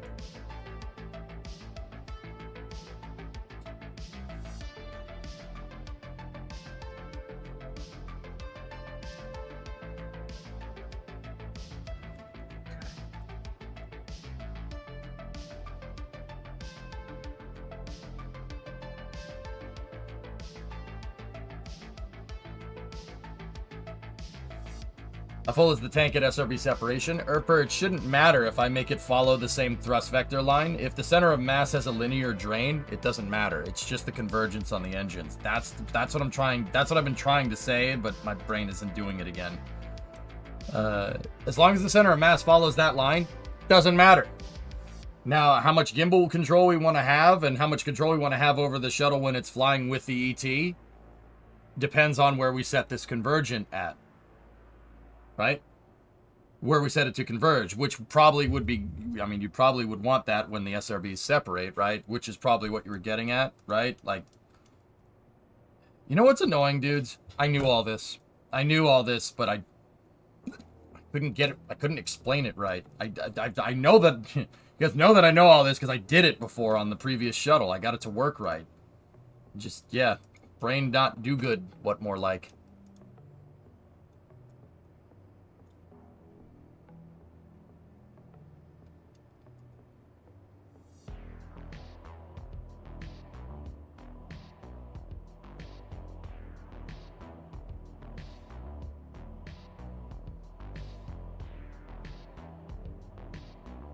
Why use many word when few do trick?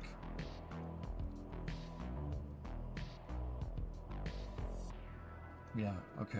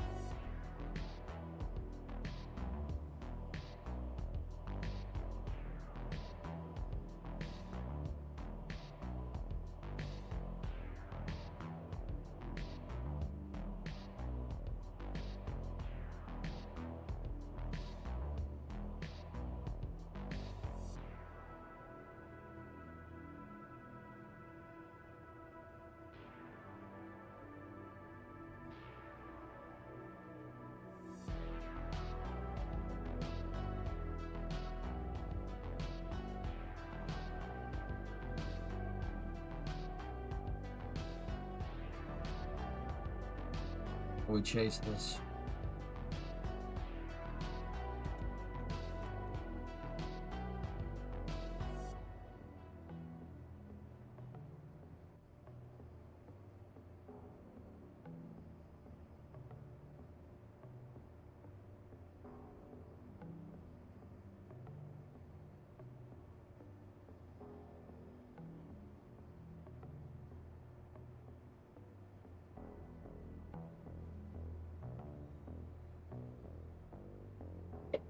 I don't know, Shortline.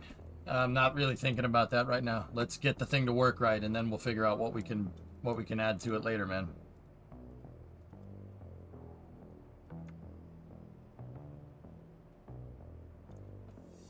Yeah, Theix, like,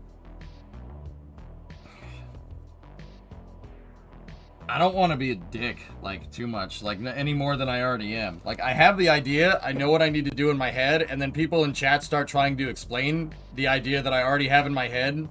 And the problem isn't that I don't know the idea, like, I don't know what I need to do. I'm just trying to work and talk at the same time, and sometimes it just doesn't come out right, and then the pedants come out, and they say, well, actually, and then the conversation spirals out of control, and I completely forget what I was working on. Honestly, that's the reason why that stuff pisses me off so much, because I lose my train of thought. Because people very much want to talk about what they want to talk about in chat, and it's quite annoying, actually. Yeah. Just figure I'd be honest. It's no excuse. I'm the streamer. It's my stream. I should be able to handle that after doing this all this time, you know?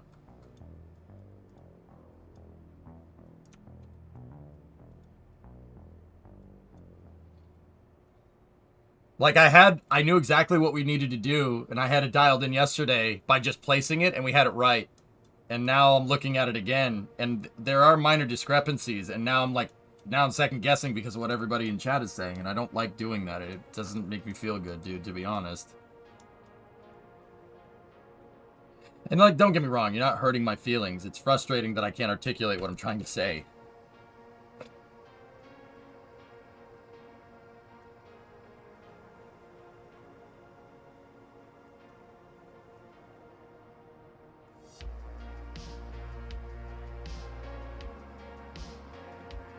Yeah, I usually don't have this problem, but it is what it is.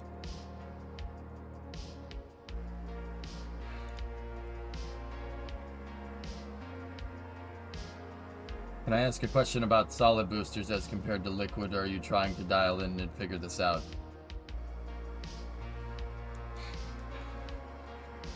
Sure. What's on your mind?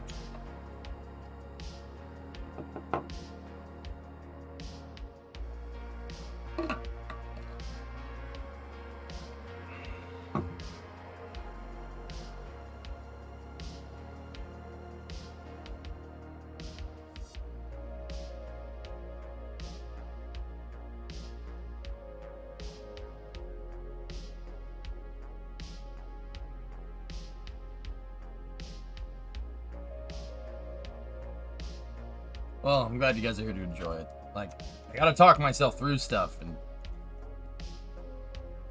when other folks try to talk me through what I'm talking through myself, it doesn't register in my head, dudes.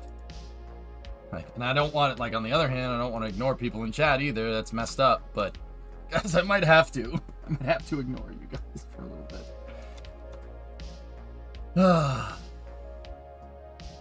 All right.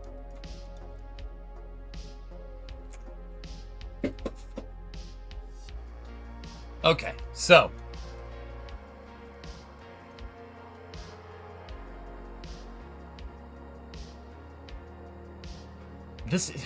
doing this is how I did it before, but that's not exactly how we wanted this to work previously. We might get some slight deviation. All right, so let's mark a point right here. Like, I had this in my head concrete yesterday, and now it's all blurry. Dang it.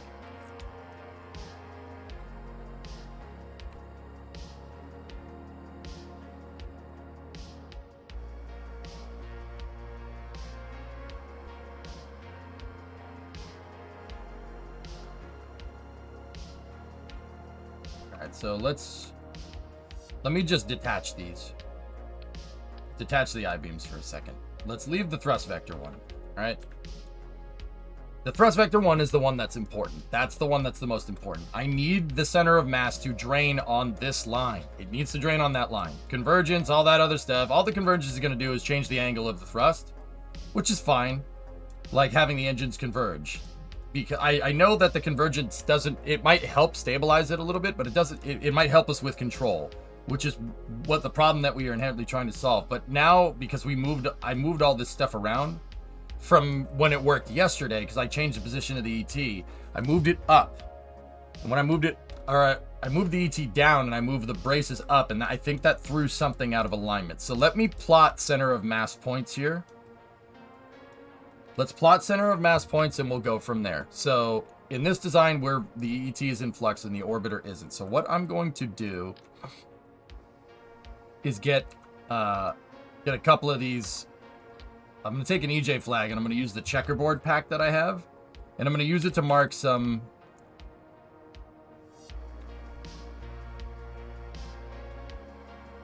I'm going to use it to mark the points, right? So, where is our center of mass here? The center of mass is slightly below the thrust vector here at full fuel. All right, so it's right there. Let's just leave a checkerboard right there. All right, so now let's check where we're going to be at half. Let's plot some points here. I need to see it in my head. That should snap us back, or snap me back into what I was trying to do.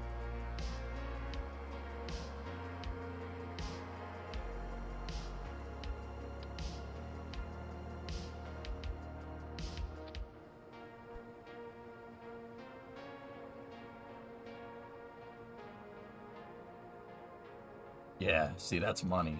That's really good. We got the balancing act right there.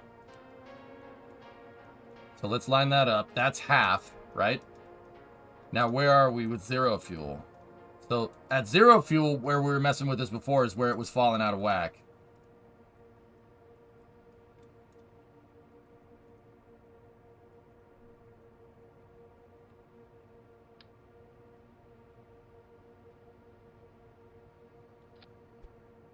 Yeah, see, that's where it goes a little bananas here. And I think, yeah, see, that's not really what we're looking for, but that's okay. That's not really what we want, but that's all right.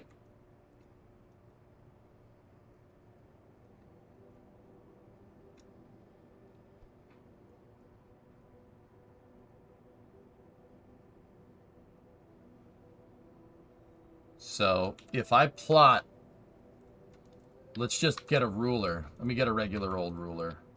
Some of our KSP rulers that we use for lining stuff up.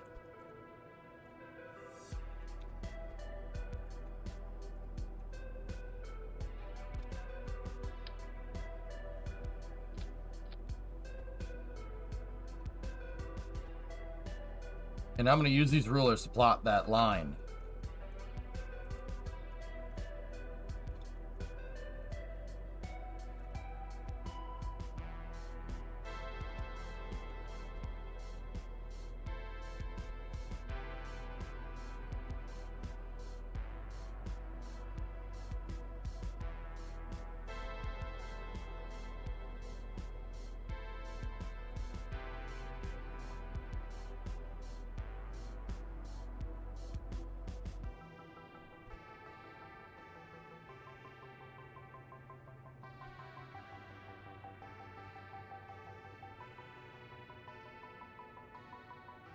The fairings expanding is kind of messing with me. All right, so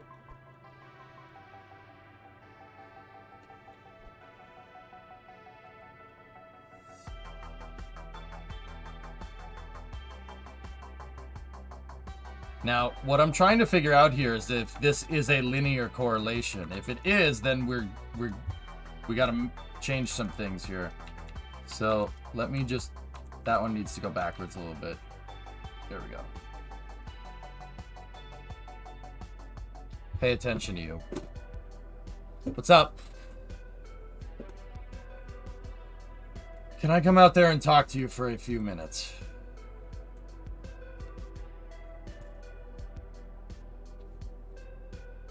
Sure.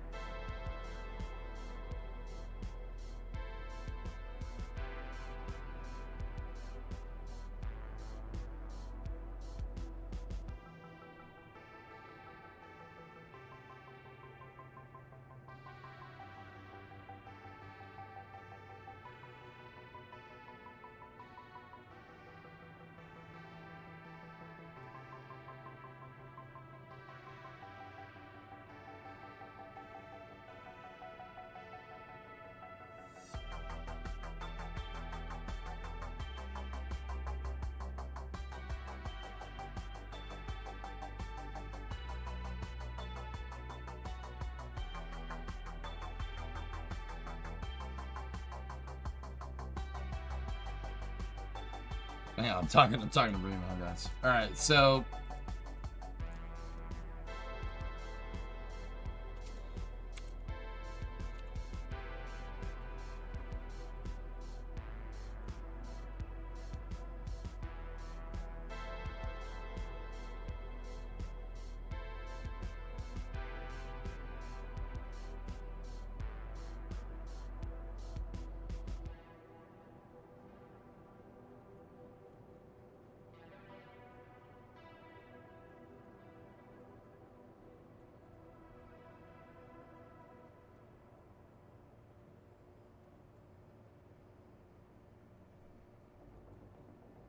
I'm talking to Bree, guys. Give me one moment.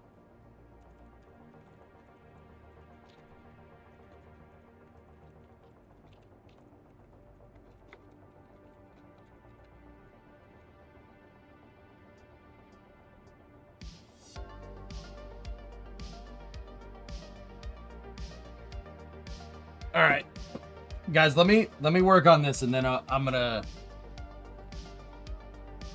Bree, give me a second, okay? Let me finish what I'm working on here, and then we will talk.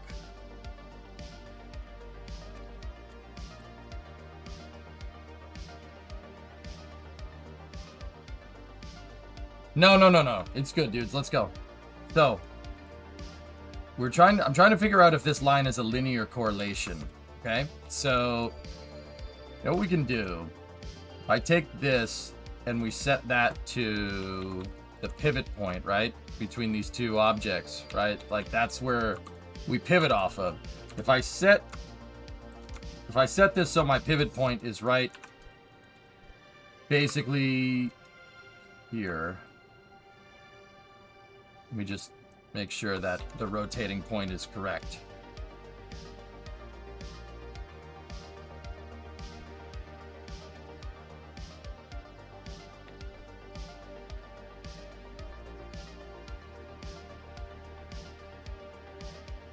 So if I did this right, this line should be pretty linear, and it looks like it's not. Which, that kind of sucks.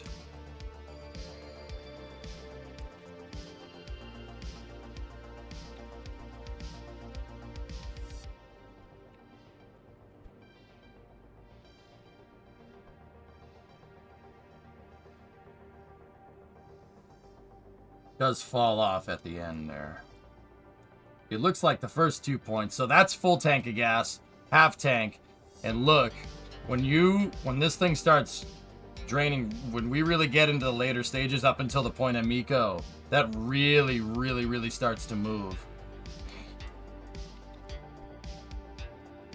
But it doesn't look like my line is exactly aligned here. So what I'll do is I'll make sure that the strut, that line is aligned with the bottom of the cubic octag, which is our rotational point. So let's go down in here.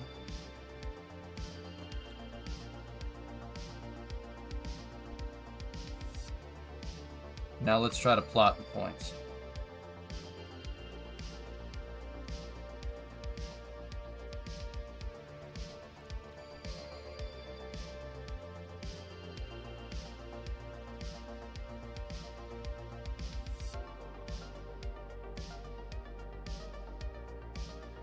So the bottom of that strut line should be going through the center points here, right? It's the bottom of the strut.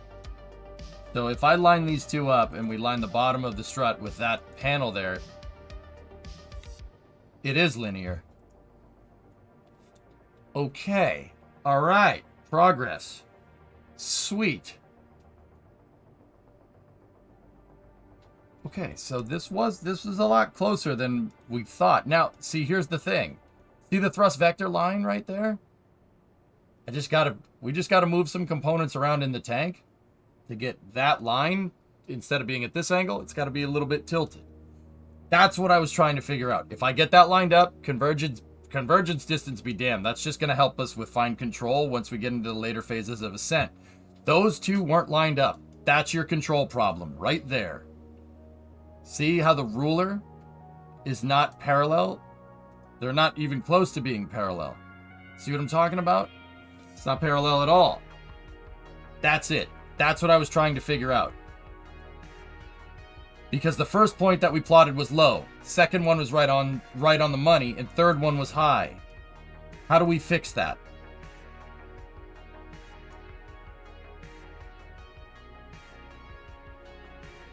Whatever happened to the good old days of slapping a couple of boosters on it and hitting a full send?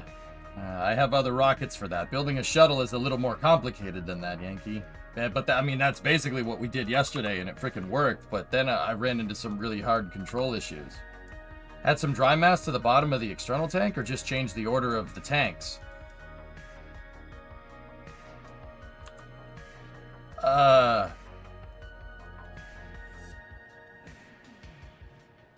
I don't... No. No, I don't want to do that.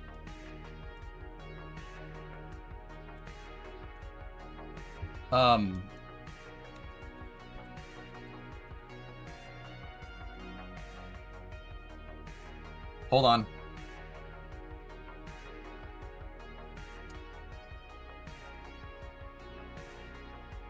Okay.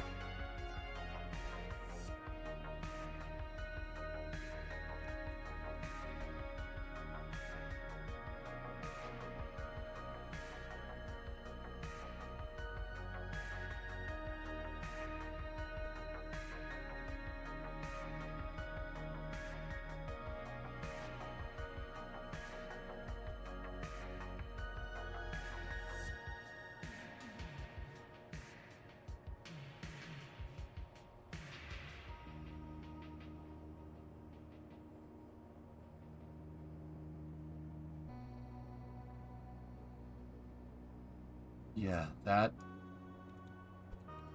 If I move that forward just a little bit... yeah, it starts to clip out. We don't want that. Okay.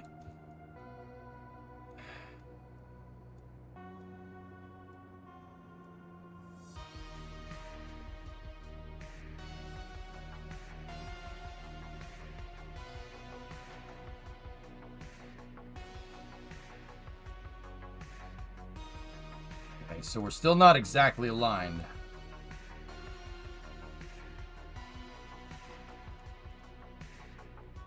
Okay, so let me go here. Okay. Still a little bit low. But where are we in relation to the original plotted point here? That's what I want to see.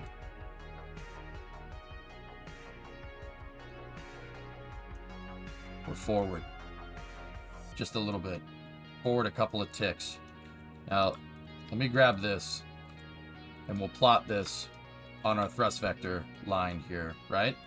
So that's pretty much good.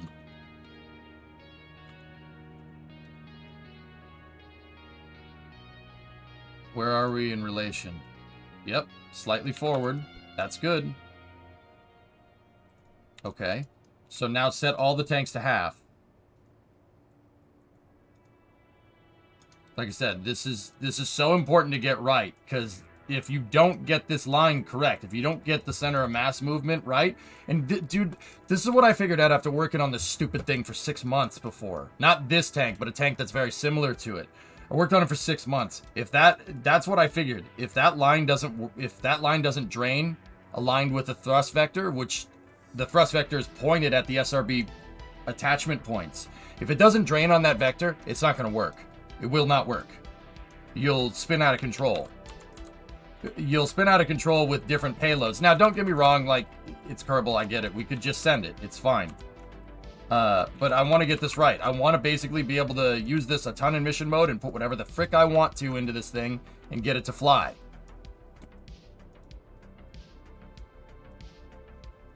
So, let's plot the second point here.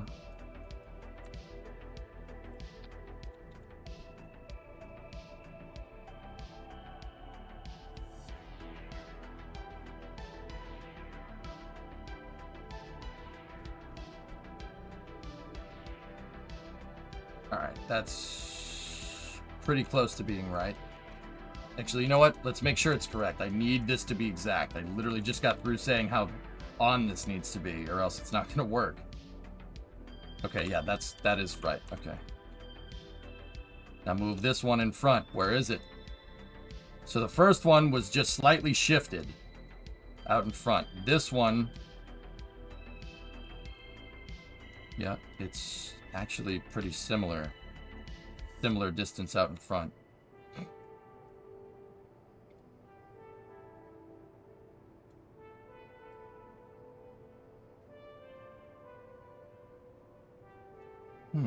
Which means that when we go full fuel load empty,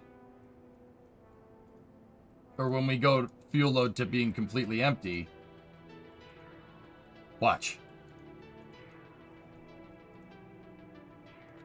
Now, let's see how far we are off the plot this time. There's a fly in here again. Gotcha! Ah, die, you piece of trash! Got him! Awesome. At least I know my reflex game is on point.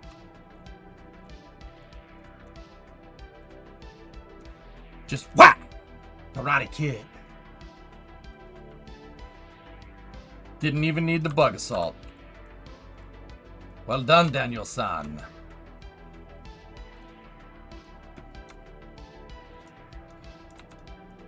You monster. On the ground right there? Yeah! What you get, fool?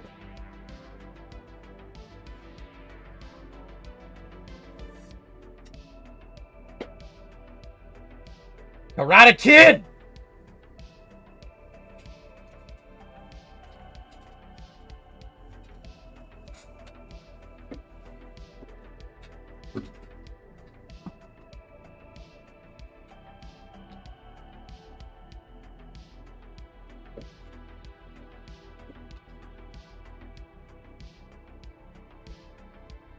You see that? I was just boom! Right out of the blue. One fly, and it brought stability to the stream. They like us down there, boy.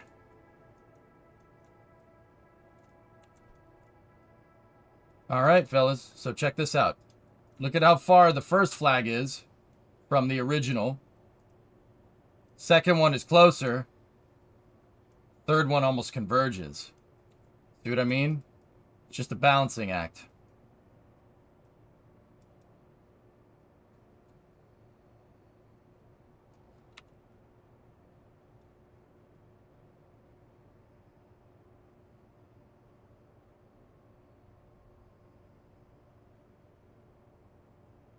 Now, let's plot the points here. Now, here's the real kicker. What happens if we take this, right? And we align it here like that, and we do this? Is it the same line, despite moving the tanks forward? It's not. It is not the same line. No, different. Yes, there we go. That's it. That's it. That's it. I got it. I got it. It's not the same line. See, I moved the entire tank design forward, and I just moved the same line into the same position. It ain't the same thing.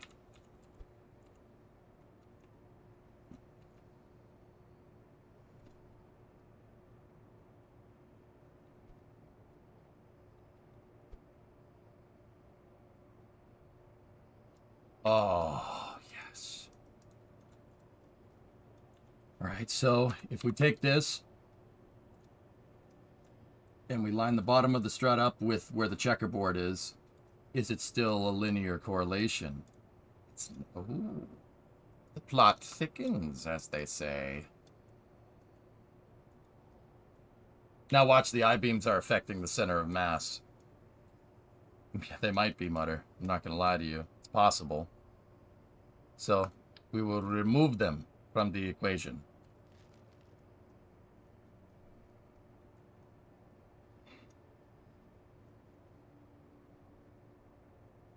So, by that, here, let me check. Let's see if they're screwing us up. Let me move the tanks to where they were. And we know that that line is right because the ruler is going through the center of mass. Now, if I move this backwards... Oh.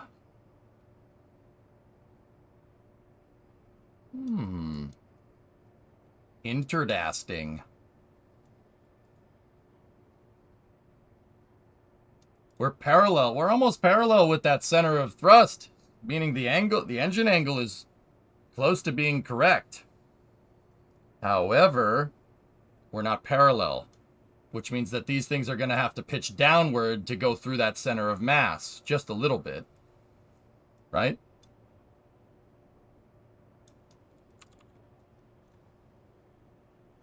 Interesting. All right, so that's when that's what happened when I moved the tanks forward.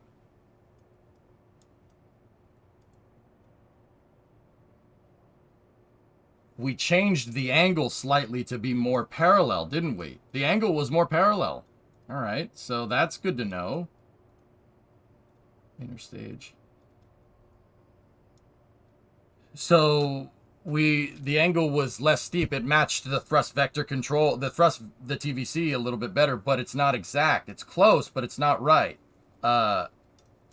There's a balancing act that we can do with this thing, I think, to get it correct. Now, what happens if we move these back into position, right?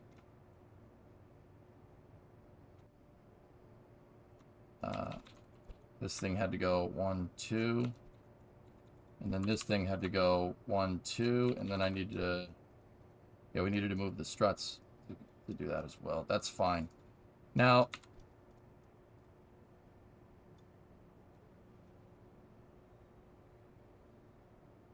Interesting. That's the same point. All right, so now what we'll do is... Let me fill this back up with fuel here, right? Let me fill it back up and we see where it takes us.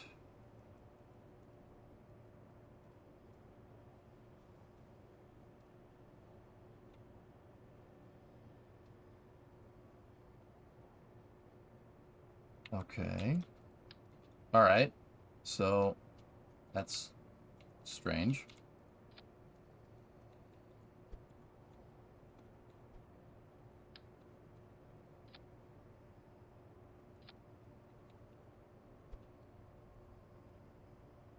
Let me just get everything all aligned here. I need to make a new ruler. I need to make a new ruler to show the different plot points. We'll use the rulers, guys, so we don't screw with the center of mass too much, because these are physicless parts. They won't affect the COM. That needs to be down 1 tick, and that needs to be down 1 tick, and that gets the pivot point on the cubic octag aligned. So let's go down here like this, so I could see the 2 center of mass plot points correctly, right?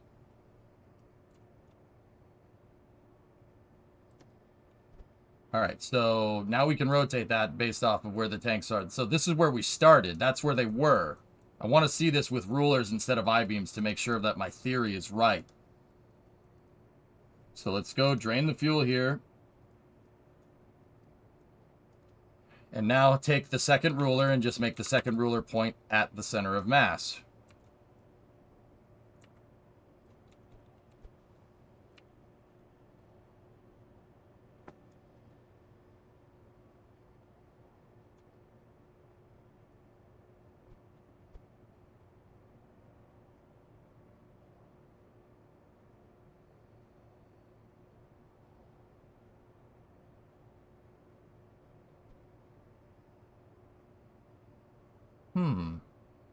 See, that's really interesting. Actually, hold on. That's not exact. It's close, but it's not exact. You just bought this game on PS4? Sweet. Kerbal's a fun game, but what I'm doing in here, 20, is a little bit more advanced stuff. It's not kind of your run-of-the-mill gameplay. But, yeah, I'm figuring out how to line up my engines for my space shuttle with my external tank.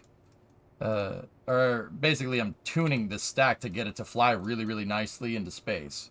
I'm using struts and stuff to make rulers so I can make sure that the way it drains fuel lines up with the center of thrust, because all a rocket does is push you, it heats up gases and creates force, and it pushes against the center of gravity of a vehicle. And if that isn't lined up with that, you're going to get rotational force instead of linear, so acceleration.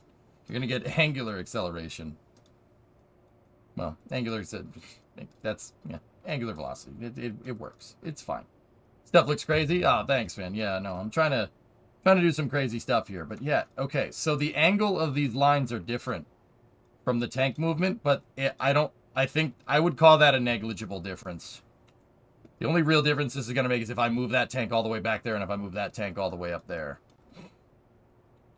Like, that's the only way that's going to really, really change things, right?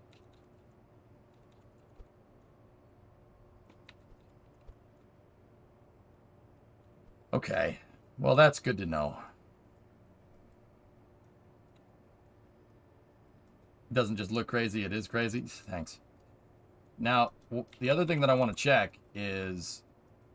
Let me move this ruler back here and see if it's aligned with our thrust vector. It's not. What about this one? Is that one aligned? Yeah. I'd say that this one is more aligned with what we're trying to do. And I think that that one was with the tanks in the forward position, if I looked at that right.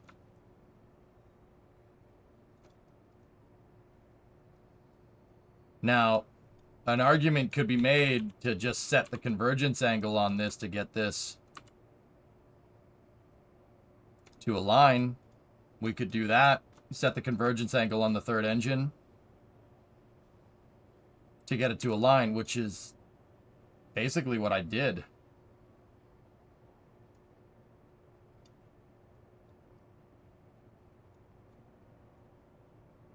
Because the convergence on these doesn't really matter. That's not really that big of a deal.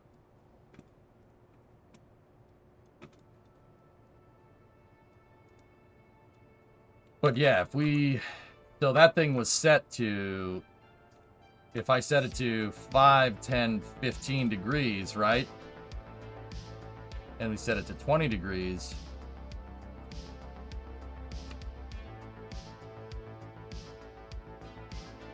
So that's zeroed, right?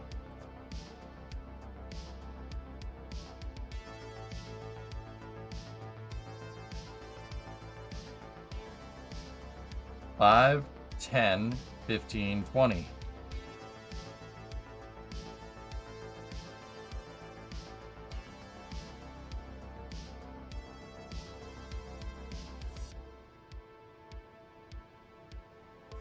I just have a tin can. I've been sending Kerbals to their deaths. Yeah, have some fun with it. You got rockets, tin cans, and it's fine. Kerbals can be recycled. It's okay. They recycled into the mystery goo, which is in your science experiments. Mystery goo is people, by the way. Yeah.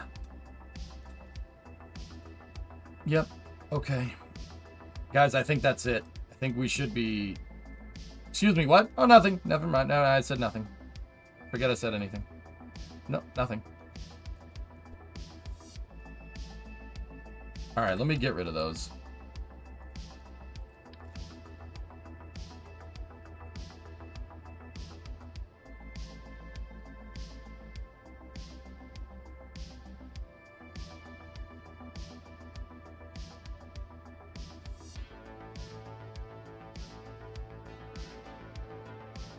Okay. You think that's mystery goo you're breathing now?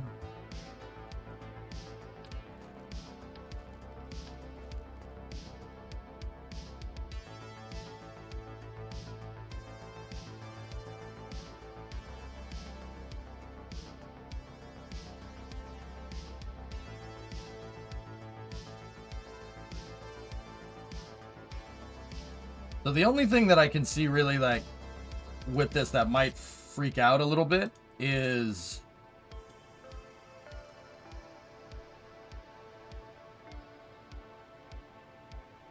yeah. Hang on. I just want to see something.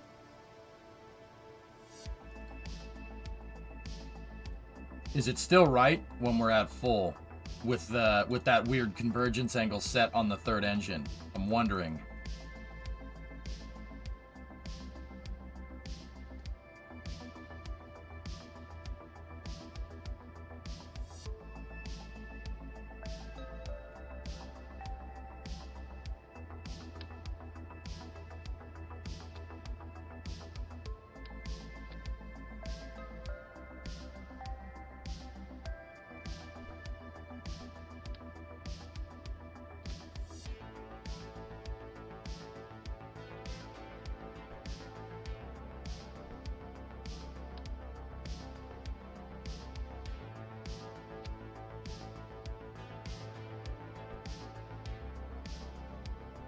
Let me make another ruler here real quick.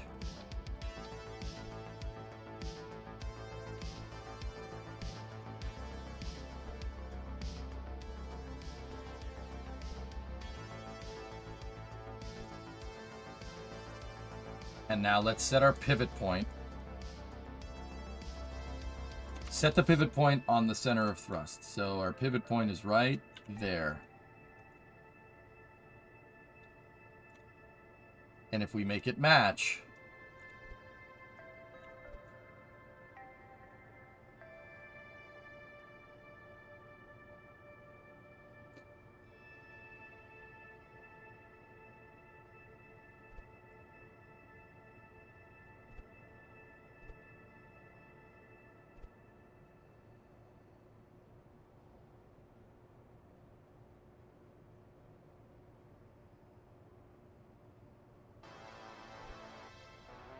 there.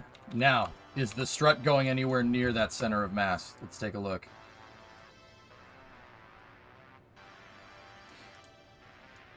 Low. I don't know whose idea it was to put me in charge of a space program that they need to reevaluate their decision making. You bought the game, you wanted to be in charge. Own up to your mistakes. No, I'm just kidding. I'm just kidding, 20. I hope you have fun with it. Kerbal's an awesome game. I actually use it to teach people about rocket science here. Yeah. I've been doing it for like a decade almost.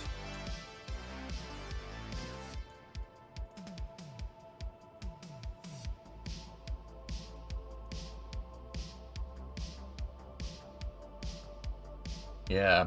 See, that's going to be a little bit strange.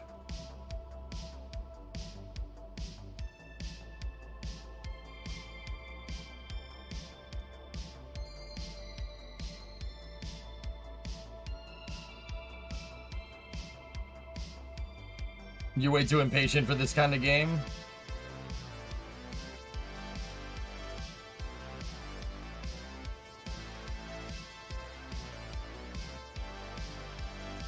Actually, let me check half fuel load. I mean, guys, I'll be honest. You don't need to go... Every craft doesn't need to go into detail like this. You just want to play the game and make a craft. Just do it. The reason why I'm going into crazy details is because I need this shuttle to work. I need it to work no matter what payload I put in it. So it pays to do the engineering now.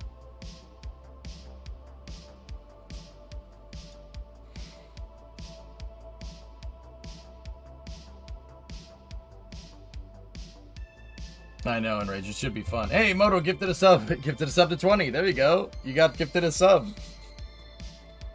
Simple rockets and spaceflight simulator. Yeah.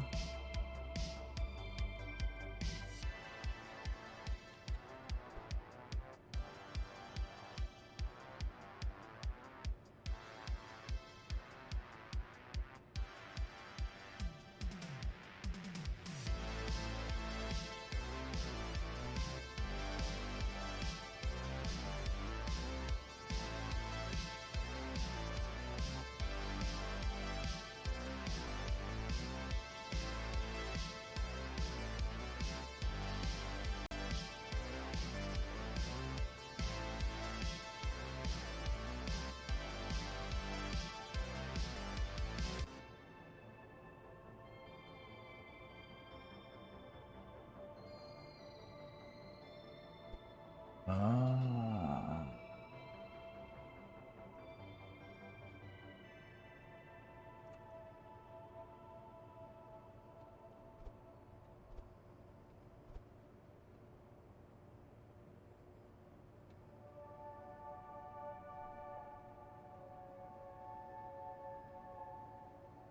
I don't have orange fairing. That's the right type of orange in Rage, so yeah, we'll probably keep it that way. We're way out. Where is this? This is with half?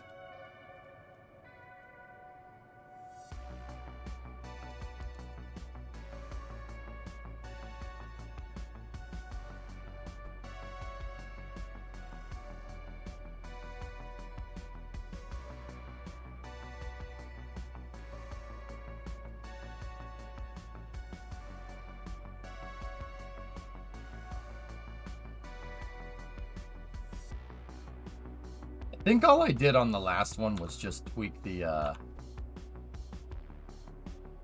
top engine, if I saw that right, but who knows. We're gonna have to sit here and mess with this.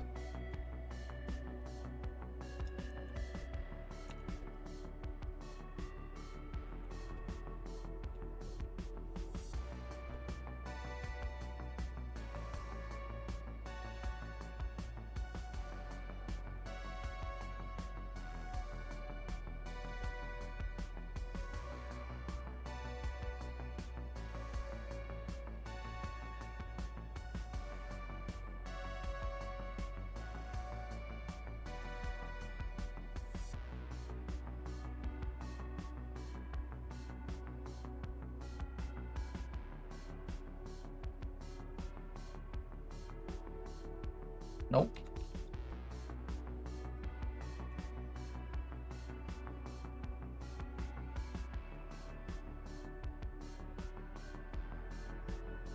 That's not doing what I want at all.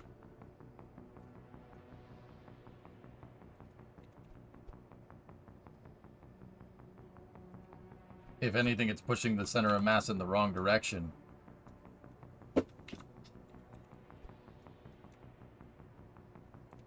Yeah, that's how that needs to be. And then, so take it and align the vector first. Trust me, all this stuff is going to make it very, very easy to fly this thing. So I'm trying to get it to the point where I don't really have to think about flying it. We could just do a mission and I can focus on answering questions in chat and stuff.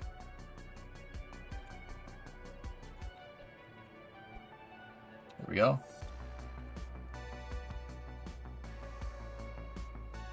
I have a question. Obviously the shuttle had wings so it can be controlled. How do they control the Dragon through entry? Good question.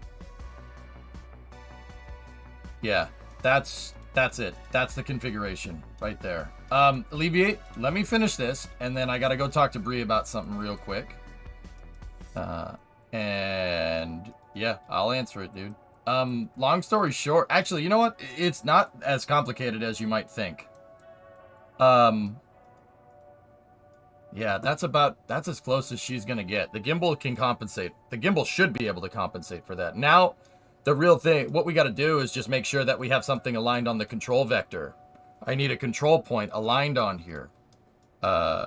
So let's take this, take the docking port, make sure that yellow arrow is at the bottom so we don't proton it and install the damn thing upside down. Hey Tom, what's going on?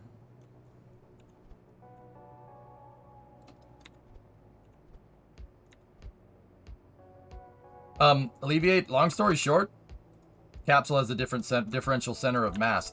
Dude, it's ingenious. This is what the Apollo engineers came up with in the 60s. It's really, really, really smart. It's some real best part is no part stuff going on. All right, that's good. So that's bound to a control point, and yeah, see, I don't like that it deviates that much when the tank is empty. That just makes it so this thing's gonna be really hard to control at main engine cutoff, but I think the shuttle engine should be able to compensate.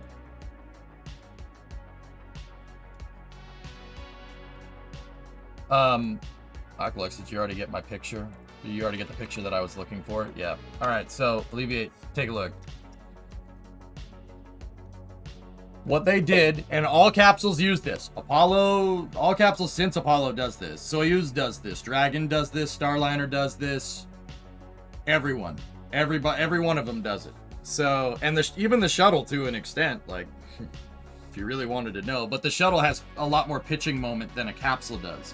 Long story short,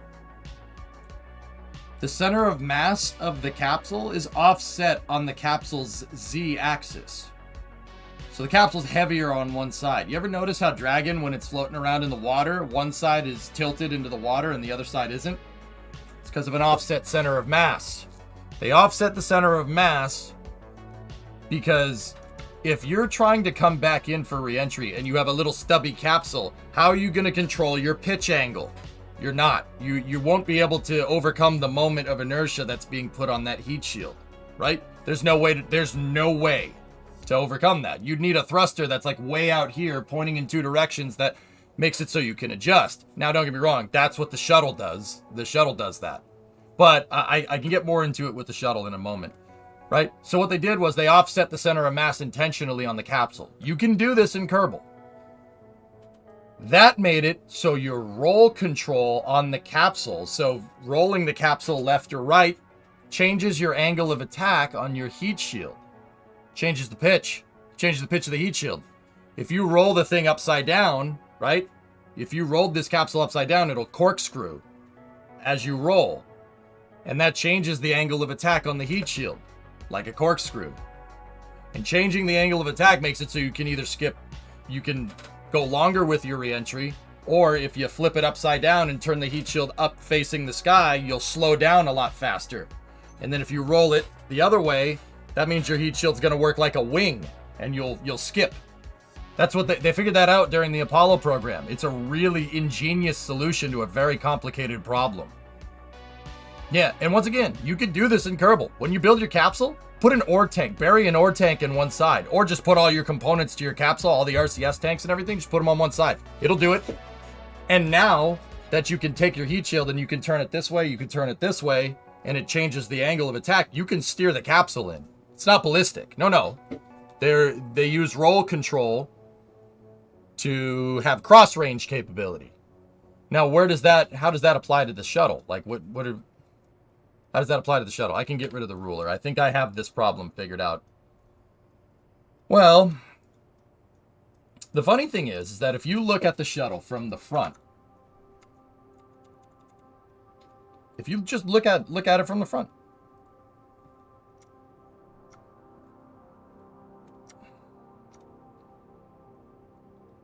what shape? What shape is that? Just look at wingtip to the belly of the shuttle, to the other wingtip. What's that shape look like?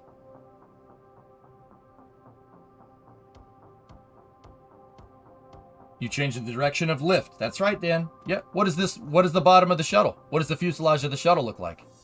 Looks like a heat shield. Same shape. Interesting.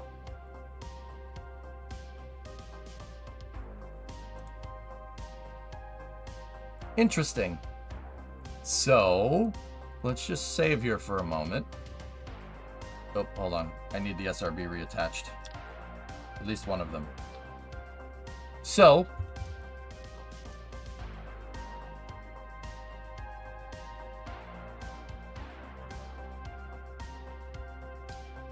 when the shuttle comes in for re-entry, what does it do? Right? What is the shuttle doing? Let's just go to Proto 6. Let's go to the latest version of the shuttle. Proto 7 is the same file. All right? So, look. This is what I was so worried about. This is what I was so worried about getting right when we re-entered the shuttle. This is why you needed that center of lift lined up with the center of mass. You ideally want it going right through, but you don't want it going directly through. Why? Because when the shuttle comes in for re-entry, it does S-turns. The shuttle does this.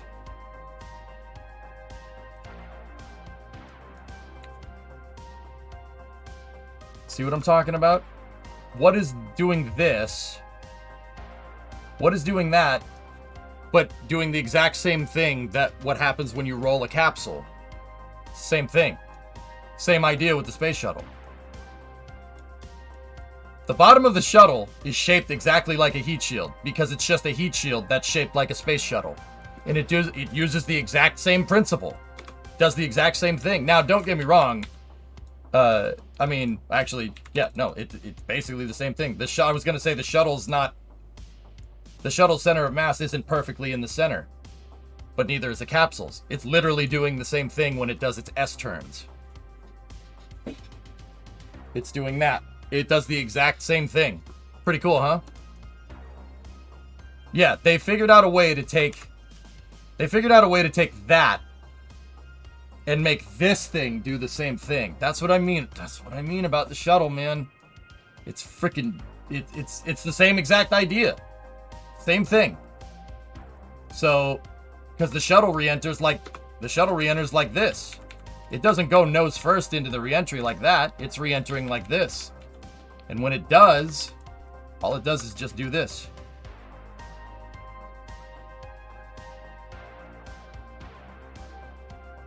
Now, don't get me wrong. It's not rolling. It's not using rolling to control because it's a shuttle and not a capsule. And you do have pitch moment with the RCS, which is why it's important to get your center of lift very close to your center of mass, right? It's important to do that. But it's like I said, the shuttle doesn't use, in this case, it doesn't use yaw control to change the angle of attack. It can just do it with the RCS, but the motion is the same. That's the important thing to understand. The motion, what it's doing is the same thing. The thing is that the shuttle's way freaking bigger and has those big honking wings on it, so you can get more cross-range capability. That's the key. Is Starship going to do S-turns? Most likely, Chris. Yeah, Starship and the Space Shuttle are going to fly on very similar re-entry trajectories. You see what I mean? Now, don't get me wrong. The shuttle isn't using an offset center of mass and roll control to change angle of attack of the shuttle. No, it uses its RCS to do that because the RCS is way far away from your center of mass and you can. But the motion, what it's doing, turning the entire vehicle to change the angle of attack of the shuttle is the same. It's the same maneuver. Doesn't matter if it's a capsule or a shuttle. And once again, that was one of the brilliant things about this thing. Because remember, they literally went from this to that in less than a decade. Why the S-turns? Gotta slow down. They do S-turns pop, long story short, because this is a good Kerbal habit to get into.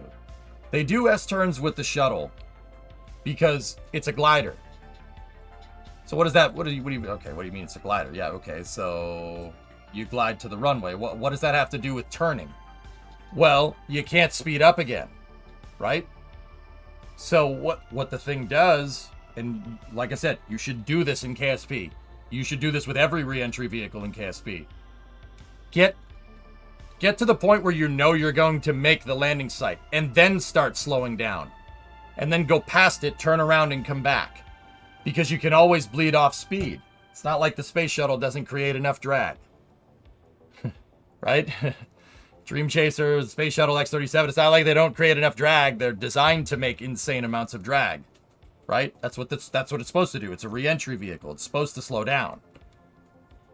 But you don't want to slow down too much and then have to try and glide all the way to the runway, right? You don't want to do that. That's not going to work because it's a glider. You can't speed up.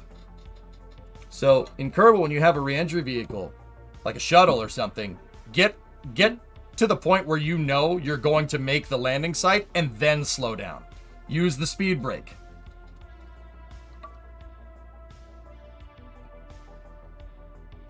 Because you can slow down. You can't speed up. It's a glider. That makes sense? But yeah, alleviate the motion is the same. It's the same motions. It's just with a vehicle that's shaped like a shuttle, not like a capsule. But yeah, how they did it with the capsule, offset center of mass. See what I'm saying? So you could basically turn the heat shield into a giant wing and make lift with it. The shuttle, when it does its S-turns, literally is doing the same thing. That's why you'll see me when we go in, I'm coming in like this sometimes. Because I'm steering the shuttle. I'm turning it, but we're turning it going Mach... What's like Mach 6 in Kerbal or something? In real life, they do this when the shuttle's going like Mach 15. They would do S-turns and slow the... Actually, no, it's not Mach 15. It's like 10 or something. Shuttle comes out of re-entry like going like Mach 10 at 100,000 feet.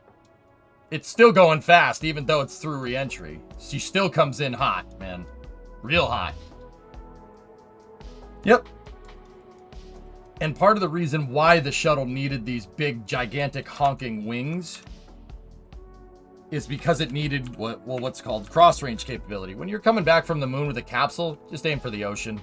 You could get the relative area right. Somebody will find you. That's basically what they did. We're going to come down in this area. Just like Dragon, you know? It comes down in a pretty sizable area, right? Now, the thing is, and this is the reason why the shuttle has the big wings. Shuttle has those big wings, not because NASA needed cross-range capability. You don't really need that, even though it does help. It makes it so the shuttle can pretty much land anywhere any latitude point that's below, less than its inclination, right? So if you're in a 50-degree orbit, you can land at literally any runway that's long enough that's below 50 north and above 50 south latitude. Pretty cool, right? Right there is the reason why the shuttle has its wings. Vandenberg. The Air Force wanted to launch spy satellites with the space shuttle. That was no secret. They built up Slick 6. I have plenty of pictures of an entire shuttle site that was built and 100% ready to go, and then they never used it. The Air Force pulled out of the project in 1986 after Challenger.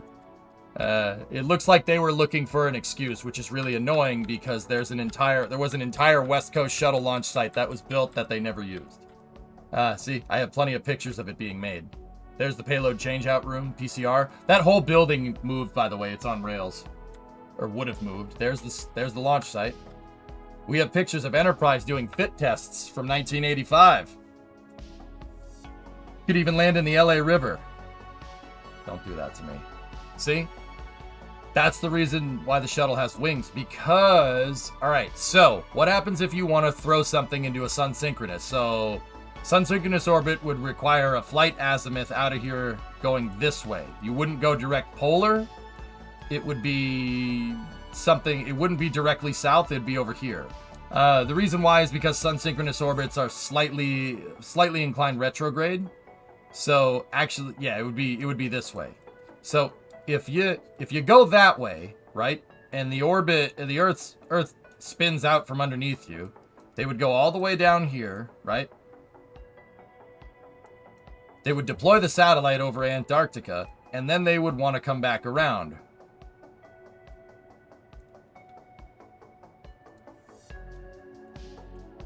Now, you do one orbit all the way around here, following the same flight vector, taking into account that the Earth is spinning underneath you, right?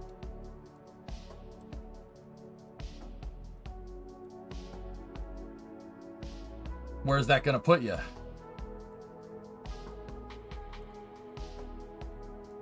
You're coming in over here somewhere. See what I mean?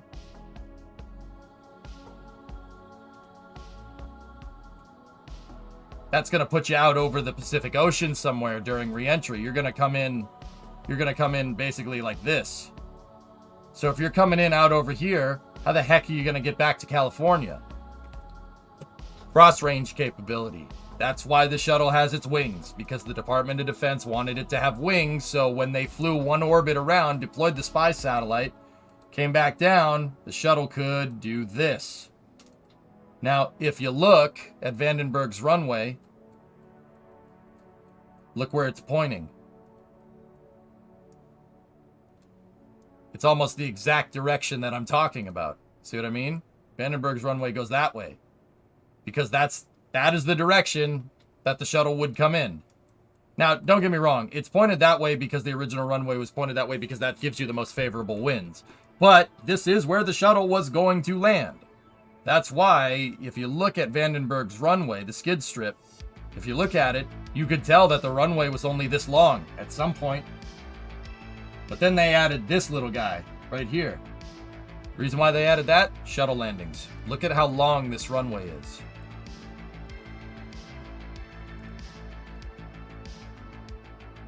$15,000-foot runway. Metric, folks? 4.5 kilometers. It's a big runway. Most runways at very busy airports are 9,000 feet. Okay, so a little bit smaller. Now go over here. Yeah, Shutzy, you get the metric folks can go and whine about it, but all runways are measured in feet. It's funny. I mean, that's probably not true. Some people probably measure it in metric, but they'd be wrong. And that's fine. It's okay. It's okay to be wrong. Look at the shuttle landing facility's runway. How long is that? Oh, same exact size. Not a coincidence. So yeah, there's the reason why your shuttle has the wings. Cross-range capability. It's a capability that NASA really never needed, but the Department of Defense needed it, and then they never used it. And they even built an entire landing site. An entire landing site integration facility. Fully work. Oh. Nice, nice, nice, nice. Fully working shuttle launch facility on the West Coast. Never used it.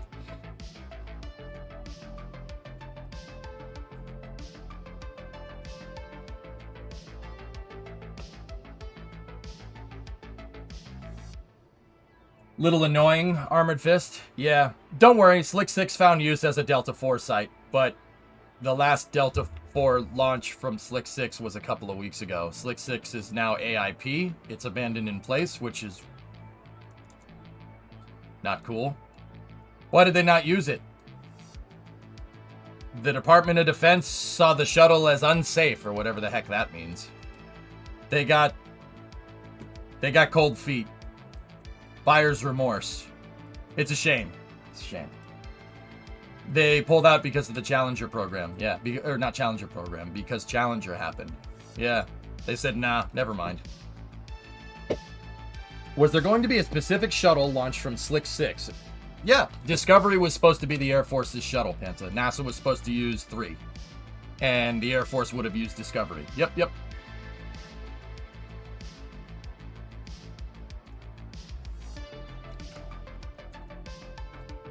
What are those yellow bars on the payload bay? Think about it, Hip. Let's use some deductive reasoning here. Why would those be there? Those aren't there on the shuttle when it launches, right? So what could it be? But they're there when the shuttle is on the pad. So what do you think they're for? And they're attached to the payload bay doors. Talk it through it. Racing stripes? Yes. Bumpers? That's pretty much right, Worst. But what are they bumpers for and why? Payload changeout room. Vertical integration. Shuttle has late load, or shuttle has. The shuttle had late load capability. That's what the rotating service structures at 39A and 39B were for, to late load payloads and vertically integrate payloads into the shuttle. So the shuttle could take a payload in the vertical configuration and put it in the shuttle payload bay. But in order to do that, they needed to open up the doors. But in order to open up the doors, there's no way to grab at them from the outside. So they installed brackets so they can attach a motorized thing to the doors and open them up. They can open up the payload bay doors. It's from... At Slick 6, they would have used something called the PCR, Payload Changeout Room, which is that big thing that I said before was called the PCR. It's over here. That's the PCR right there. It is a giant rolling building, or was. It doesn't exist anymore. There's the PCR. See? It has an entire integration bay inside of it. So what they would do, PCR is attached to the payload integration and checkout facility. It's at the very end. I have a diagram of the entire site.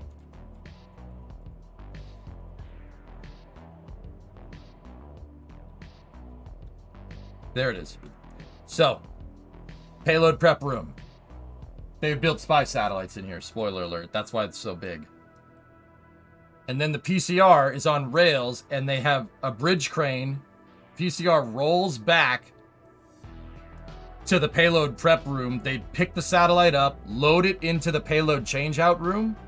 PCR would roll forward to a completed shuttle stack. It rolls through the SAB, the shuttle assembly building. It rolls through it, comes out the other side, because the shuttle assembly building is also on wheels. It can move away from the pad. That's the VAB. With Slick 6, the VAB is built onto the pad. Yeah. There's no VAB roll to the pad like 39A, or at least there wasn't going to be. So the PCR rolls through, and it attaches to those brackets on the shuttle, and they open up the doors, and they load the payload in vertically. There's a shot of the rotating service structure at 39A attached to Discovery. See? It creates a seal, right? And the doors of the PCR, or the mobile service structure, in the case of 39, they grab those bars, and the doors can't open by themselves down here, so the doors of the PCR attach to the doors of the shuttle, and when they open, it opens up the payload bay and creates a seal. There's the seal right there.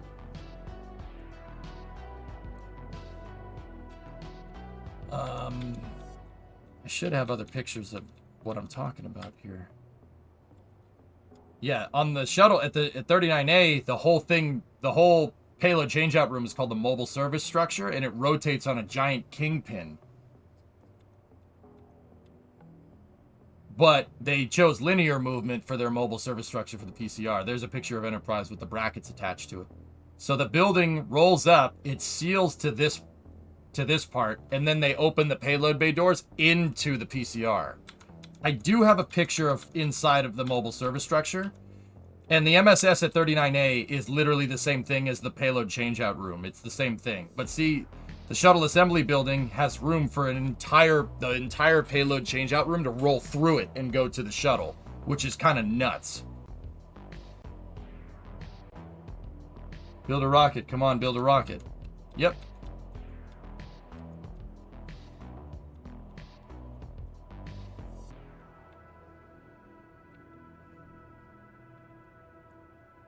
See, there's the PCR. PCR rolls through the SAB and attaches to the shuttle. Now, the cool thing is that you could have the shuttle assembly building and then the mobile service tower. They actually join together over the stack, and you could roll the PCR inside of it, and you could integrate the payload inside, which is actually cool. That's really, really neat. Slick 6 was a really good design. It was really good. Like, can you imagine with the shuttle program like this? This is a really good way to do it. Now, they used the VAB in Complex 39 because they had it. But if you were going to build a shuttle pad from scratch, that's what the Air Force came up with, which is actually pretty damn smart. We gifted us up to Rain. Thank you. Hello, Rain. How are you? Also, look at the iron, man. Nice. Nice. Nice. Nice. Nice. Nice. Yep. Here's the pictures of the pad when they were building it.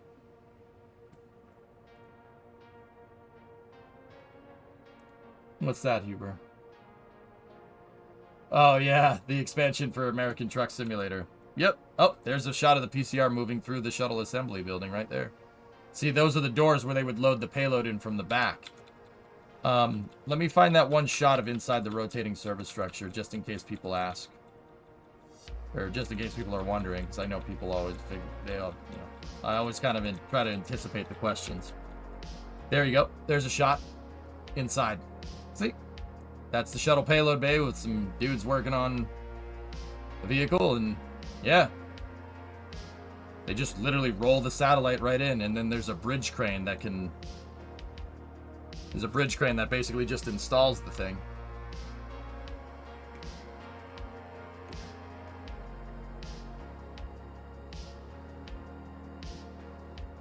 Yep. Yeah, there you go, goalie. Yep.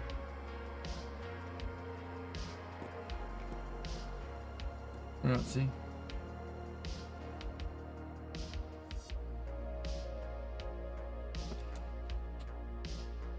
There it is.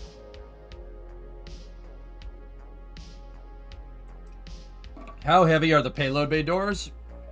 Shutzy, they're probably heavy for you and me, but not heavy comparatively to the rest of the orbiter. I'm not sure of the exact weight. I know that the systems on board cannot open those payload bay doors. The shuttle, the motors on board were designed to open the doors up there, and that's it.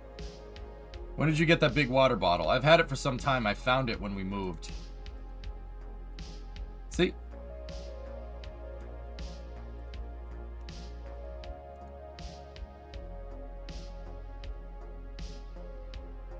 The tracks at 39A and 39B for the rotating service structure are still there. You can see them. But yeah, there you go. Absolute monster. I mean, dude, think about that. That is not a small structure that is actually moving. And guys, I'll say it once, I'll say it again. Starship is gonna need stuff like that. Which is why I'm kind of like so incredibly sure that Starship's payload bay will end up looking like the Space Shuttle's payload bay. And I know people are like, come on, I know it's not. I gotta do it. It might. Like, you could say that it won't, but also there's really only one good way to do that. And the shuttle figured out the easiest ways to be able to vertically and horizontally integrate payload. But you got to remember, Starship's only going to be able to vertically integrate payload. So you're going to see something like the PCR or something like the mobile service structure. There's only so many good ways to be able to load payload from the side like that. Which is the other reason why I think that Starship is going to have shuttle-style payload bay doors, at least in the cargo variants. It's got to. There's really... How else are you going to do that? You're going to do that with the chomper fairing? How do you move the chomper out of the way to be able to load payload in? Are you going to try to load payload in like this? That doesn't... I wouldn't do that. I would try to load the payload bay sideways. That's way easier. I mean, you could do it the other way with a counterweight, but that's overcomplicating a problem, right? Isn't it like a floppy disk drive at the moment? I suppose, maybe, yes.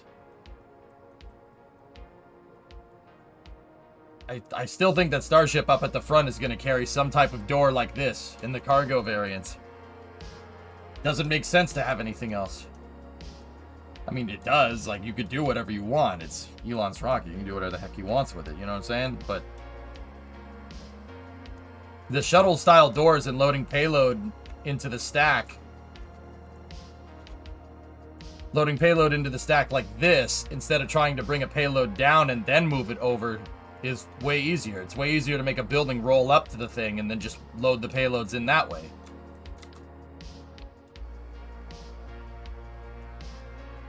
Oh yeah, the floppy drive for Starlink. Yeah, Toto. Yeah, they boarded up, not boarded up. They welded shut the Starlink dispensers on 24 and 25. Strangely enough, dude. And yeah, I'm not 100% sure on that one.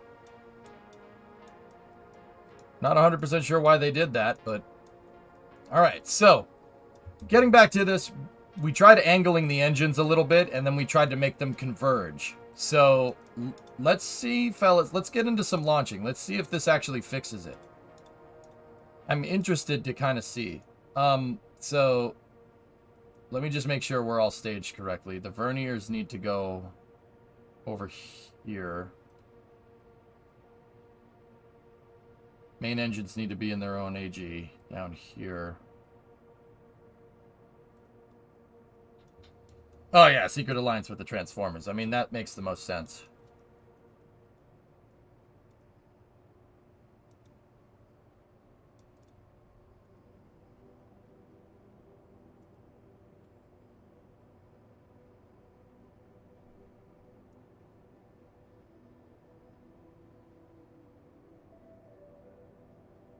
There we go.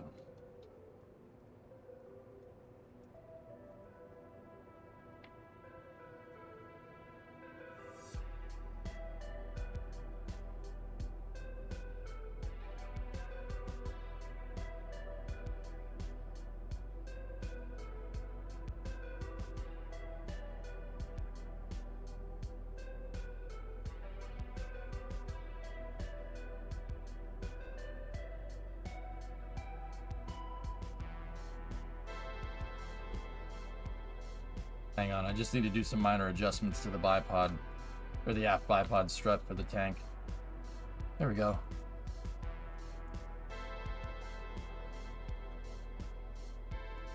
Let's see what is a bad move. So, Shutzy, here's what I'm going to do. I'm going to stay in my lane as a Twitch streamer streaming KSP. And we're just going to keep doing that and not talk about what you're talking about. Yeah? Yeah. Practice what you preach, am I right? And boy. All right. Hopefully this lined everything up. Let's... Touche! Yeah, right? I just try to... I understand what you're saying. I try to segue away from those topics. I don't want to talk about that in here. Let's just talk about the rocket, huh? Starship.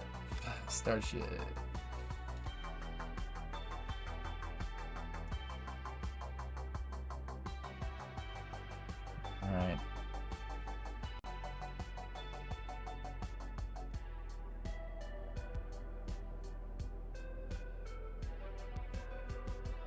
Okay, I guess we'll just start with all the actuation toggles on the verniers, and we'll see where it takes us.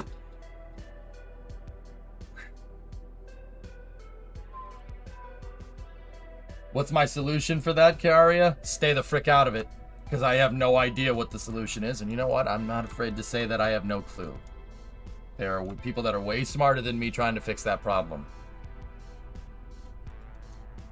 Remember, guys, it's okay to say you don't know. You don't have to have an opinion on everything.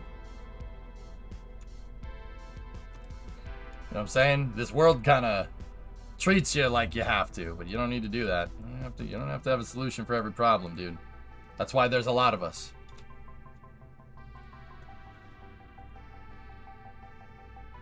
Alright, so what I'm going to do is we're going to go in here.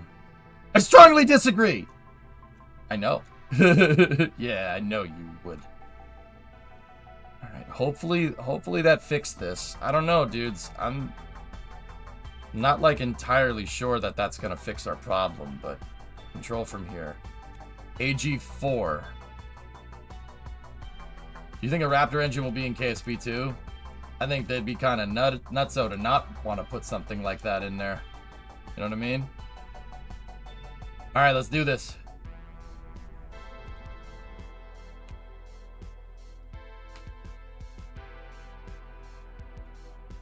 That's right, Shuts.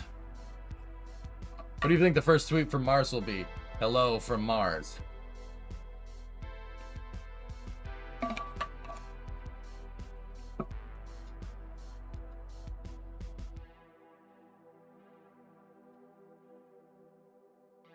Yeah, Karia, right? Yeah. No, I played right into it. At least I tried to.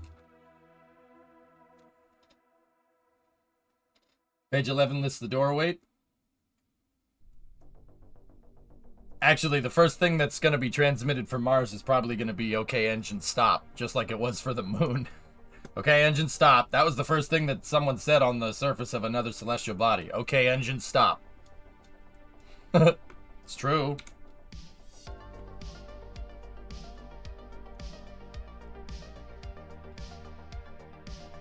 Actually, yeah, contact light, okay, engine stop. That's right. Contact light, okay, engine stop. Houston, Tranquility Base here. Actually, there was something else in there about closing out a system that was required for landing, and then Neil said, Houston, Tranquility Base here. The Eagle has landed. All right. T-minus 10, 9, 8, 7, 6, 5, 4, 3, 2, 1. Ignition. Got a lift off.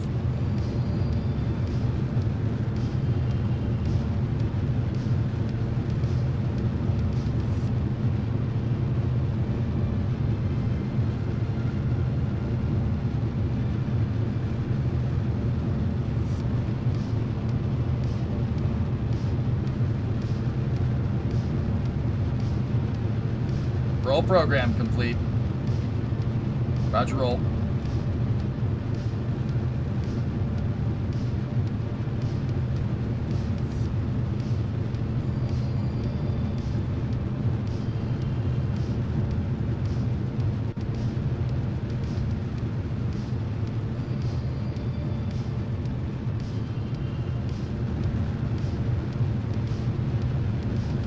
She's not pitching over.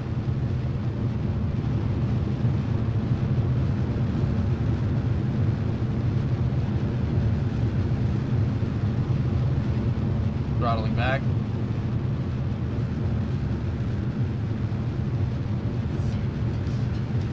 Come on, baby. Go down the track, please. There we go. Thank you.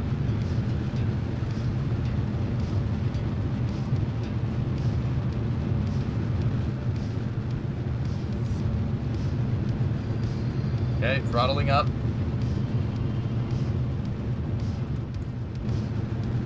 Keep in mind this was no payloads in the payload bay.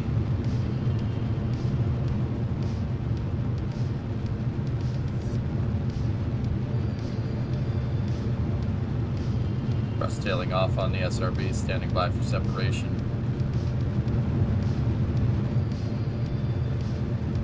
If we could get the tail off to work right, we didn't have these things not make 3,200 kilonewtons of thrust at separation, we could really dial her in.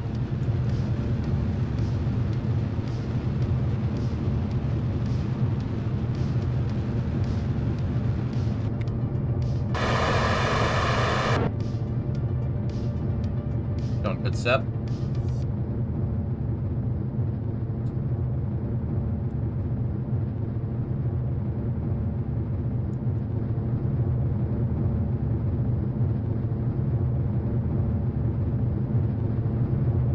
Yep, that's right, Oculus. We can do that with Cal.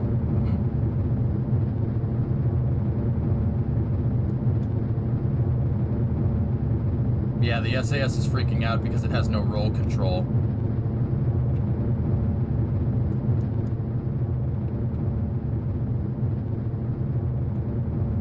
So, let's try dialing in some roll, see what it does.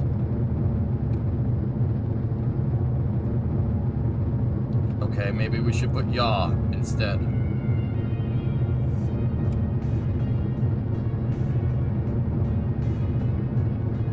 Well, it's a little more controllable this time, but I still don't have any way to...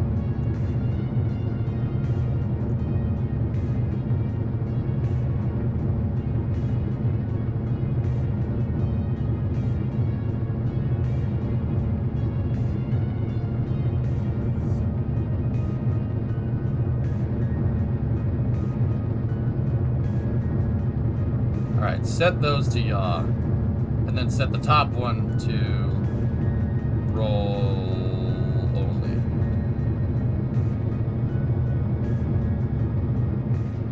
Yowzers.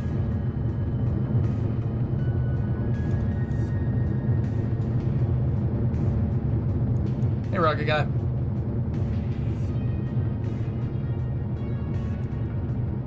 Okay. Okay, now we're getting somewhere. So setting the bottom ones to yaw and pitch seemed to really fix what we're doing here. And setting that one to yaw and roll. And then having our control point lined up with the thrust vector really seems to make this work.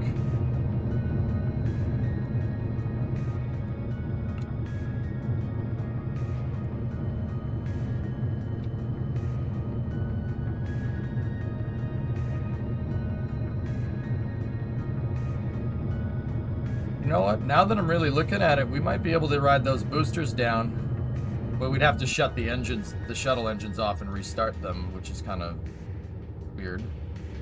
What's the issue you're experiencing? We had some control problems yesterday, but we dialed it in.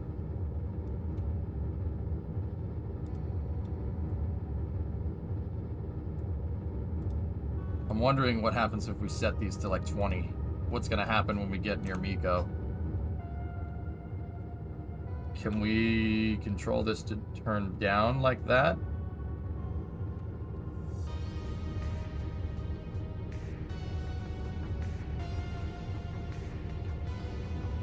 Yep.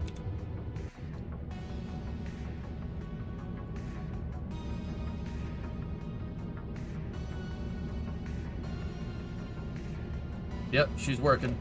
Yep. Yeah, okay. Yeah, I see. It's doing it. We're at 150 kilometer AP though, which is not really what we want. So let's just give her a little shake and bake right here. You missed one, huh? I missed one what? Was RCS not enabled sometime shortly after SRB separation? I don't remember. RP1 when? No, I'm good.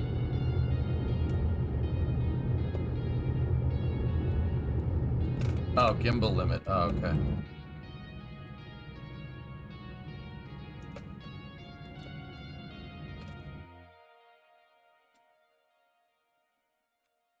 That was sloppy. That was very sloppy. Had that been a different payload, we wouldn't have made it. Okay. Interesting. See last, please. Did you double check the roll control surface again that wasn't in symmetry?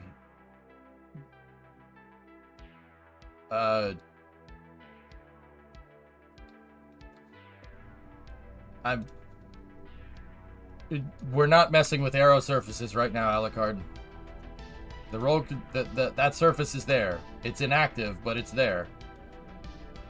The roll control trim is there. Yeah, it's not active though.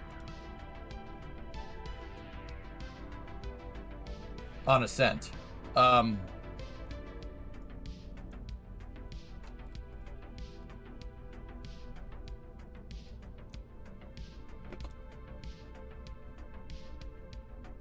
All right, so setting these ones here to a yaw seemed to, or was it these bottom ones for roll? Yeah, the bottom ones for roll is what we want. Those need to be set to roll, but they don't need to be set to roll control on from the start. We don't want that. I mean, I could do it, but our thrust vector wouldn't be lined up, and the thing would freak out.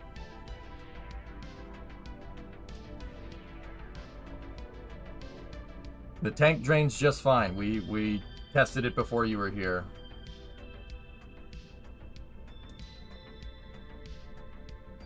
And then we want that one set to pitch yaw. So here's what we'll do. Let's go in here and go into AG4, which is my separator, right? Yeah, see, toggle gimbal was set to AG5. Interesting.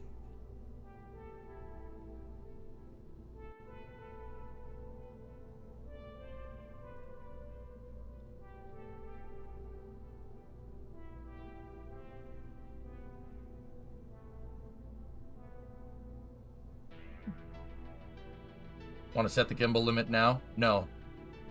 I need it to converge, dude. I need the gimbal limit to go down as we get further into the ascent so it doesn't freak out, but...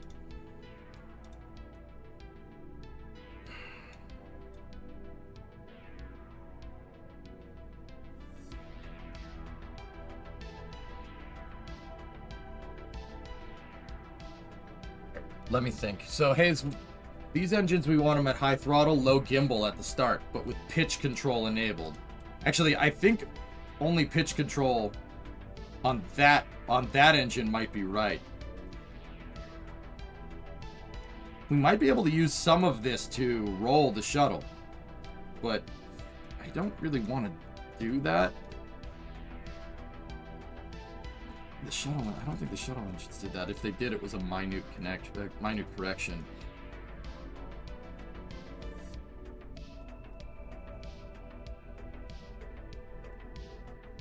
Yeah, Aqualex, no, that's not true. My last shuttle didn't do that because I had gimbal.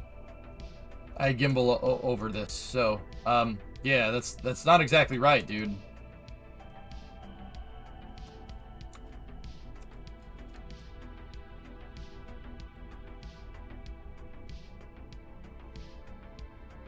I'm almost thinking make that control point lined up with that, but it's close enough to where it makes it work.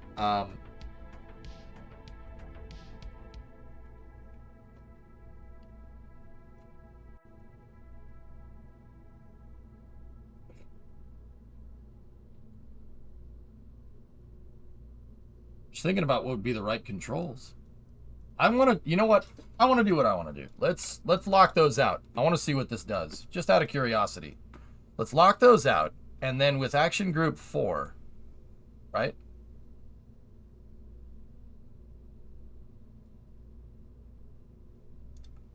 Yeah, the gimbal was locked out of the box, but do we have, with action groups, can we, we can toggle the actuators. Okay.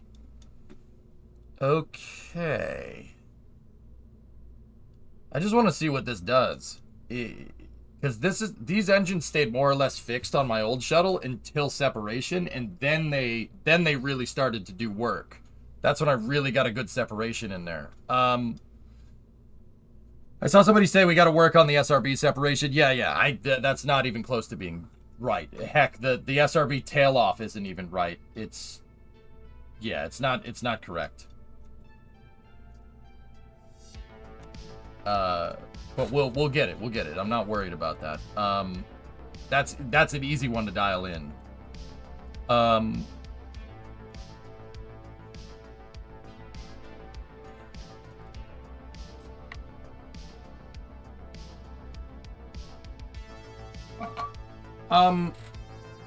No, not yet, Crash. I don't want to do that just yet. All right, so this one probably will out of control here, but we'll see. What was the summary? It was just a shop stream, drummer. You don't need to put that one to YouTube. Don't put it to YouTube. It was just me trying to pick chat's brain about something. Yep, nope. So get rid of this and then go into AG4. Go here. And we want, what was that? That was pitch and roll, right? We need pitch and roll for that motor. And then over here, for this one, we want pitch and yaw. And then for this one, we also want pitch and yaw. Toggle those on. And then, yeah, the gimbal's free, but all the actuator toggles are off there. All right. I just want to see what this does. This is what I did with the old one. Let's just have some fun. This is probably going to crash, though.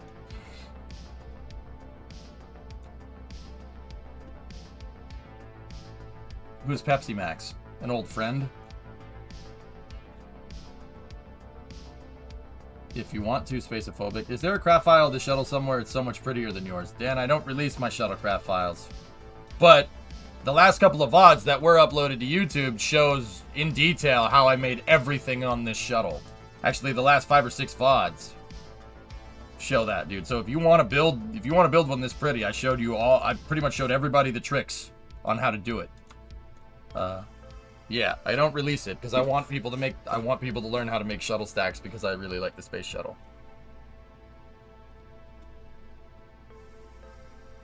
Nice, Spacophobic. That's cool.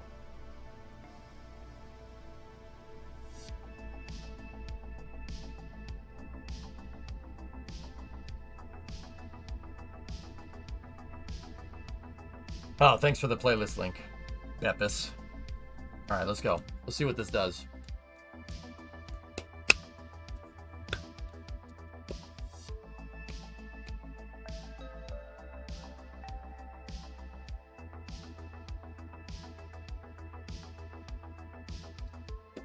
One second, I gotta turn down the AC. Or, well, not the AC, the heater. I don't have the air conditioning on. It's the heater right now, because it's cold. But it's getting way too hot in here. Alright, let's do this.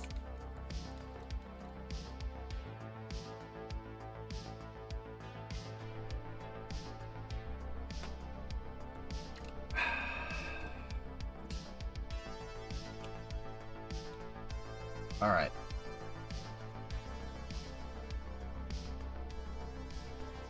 It flies just fine, Nicholas. Yep. Yeah, the insulation is working.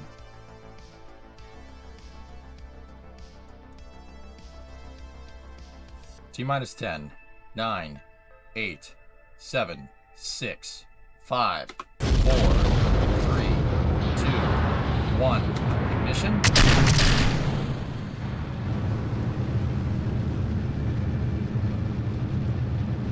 It's not fast enough to get off the pad, huh?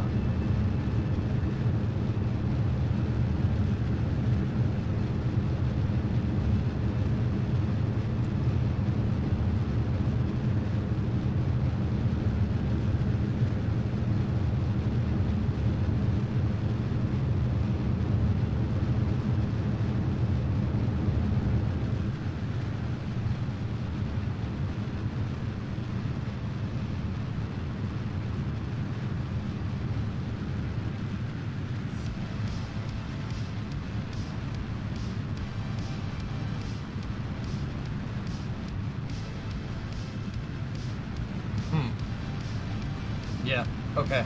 I saw what I needed to see. What have you changed since yesterday? Stuff. I've changed stuff. I don't remember, dude. I kind of tweaked where the tanks are. We tweaked the angle of the engines a little bit. I'm just trying to get all the systems dialed in.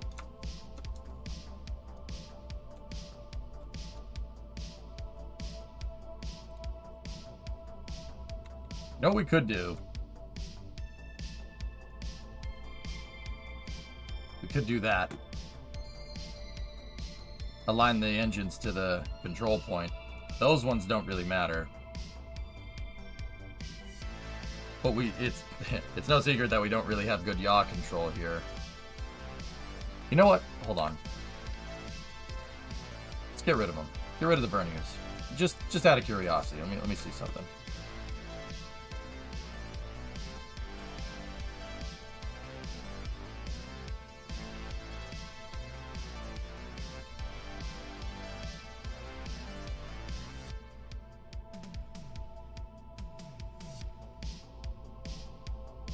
How much thrust do these things make? How much thrust is in this stage? 2,800. What about over here? 5,800. Oh. Numbers ain't aligned.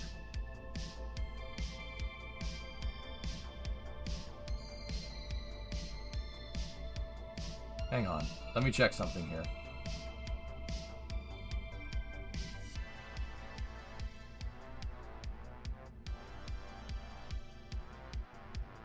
Well, that makes more sense.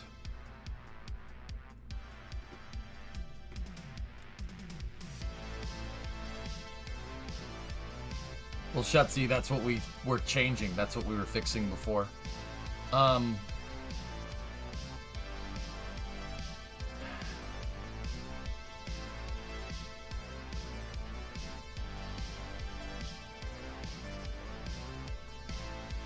No, Rage, the SRBs are rolling the shuttle, guys. That's what I'm trying to tell you.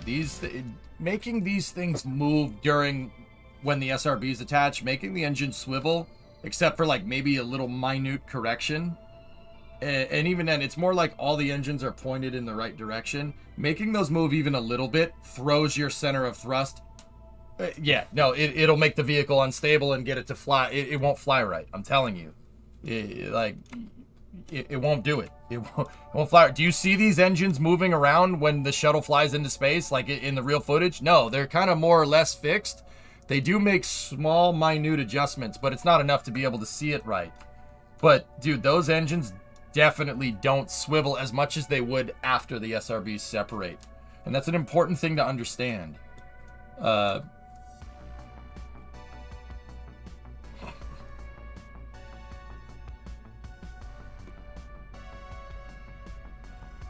Okay.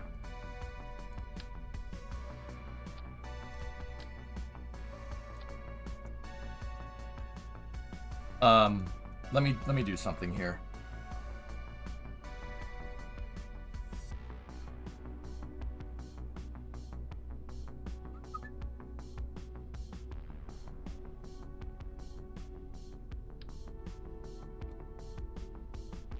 Yeah, I'm just gonna put these on the outside so you can see them. And yeah, that's fine. All right, so go here. Let's crash. Let's do it. Let's put the thrust controllers in. But hold on. I just want to dial in something that I know works before we go any further. So SRB thrust curve. Royest. All right, so take that. Go here. Set SRB thrust curve. That's on the left booster. Click here, go to the thrust limiter, and just leave that there for a moment. Now, go over here. SRB thrust curve right. Go here like this. SRB thrust curve R. Thrust limiter. You don't need to mess with the throttle. I mean, we could do main throttle or thrust limiter, but it doesn't matter. I prefer to key the thrust limiter. If we set independent throttle, we could do that as well, but either one of them will work. So get out of this for a second, and what I'm going to do...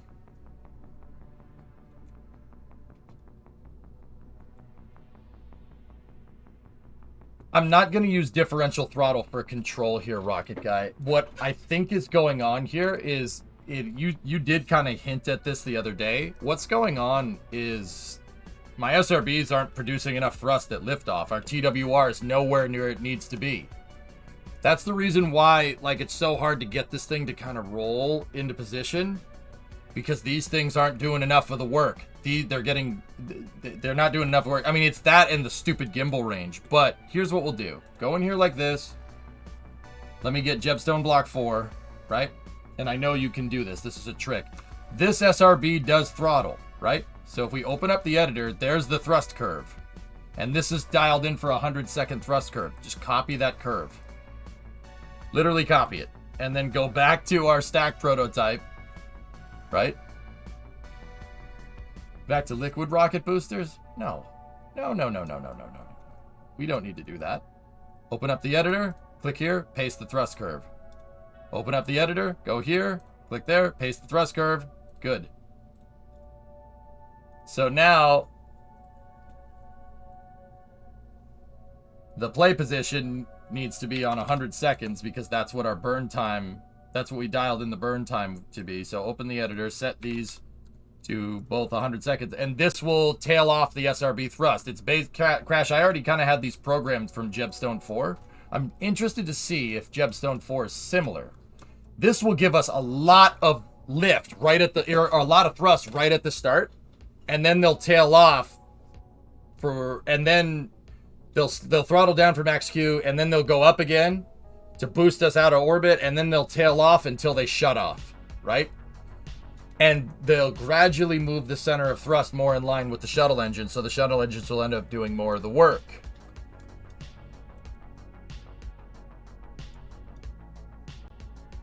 Well, cut in the boosters and make the shuttle way overpowered. Don't know. I don't know. Maybe. Probably. No free napkins?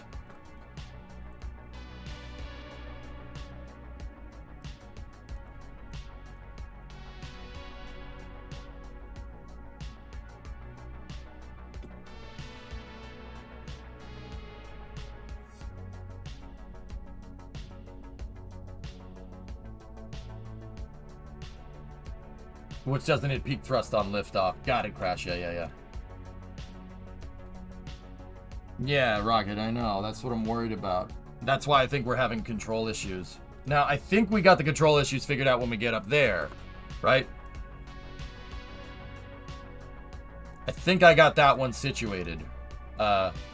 We needed to change some things about the relationship between the tank and the shuttle. But this shuttle looks super chunky. Okay, thank you.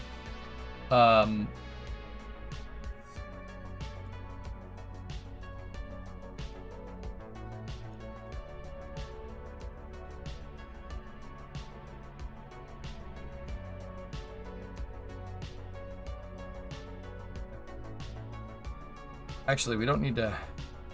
Yeah, activate the engine and play the sequencer at the same time. Yeah, okay, cool. So that's fine. That's all good. The separation is bound to a different key, so... All right. Let's see what this does. I mean, these don't start at max thrust, Captain Crash. They actually go up.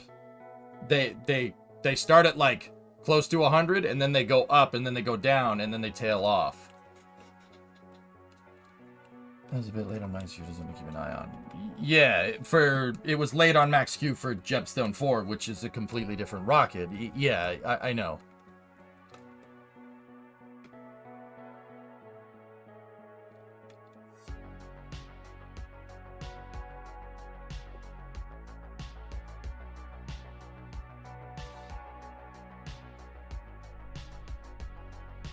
This is without verniers. Yeah. Yes, I know. This could backfire tremendously in my face, and it's probably going to, but this is what happens when we want to shoot from the hip and design the shuttle, you know what I'm saying? This is how it works, man. This is what it does. This is what we do. All right, ready? T-minus 10, 9, 8, 7, 6, 5, 4, 3, 2, 1.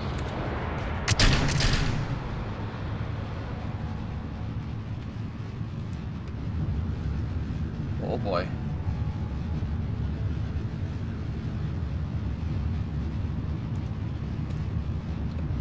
Yep.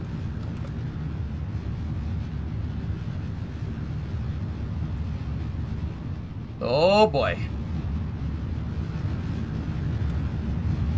Yeah. Yeah, not having that gimbal range on those SRBs is really, really not doing me any favors. Okay. All right. I can get that back to the runway. I proved that I could get out of a situation like that yesterday multiple times. You don't...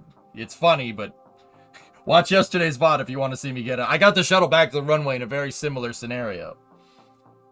Can you overclock the gimbal limit? I'm not sure. People were asking yesterday, and I don't think you can.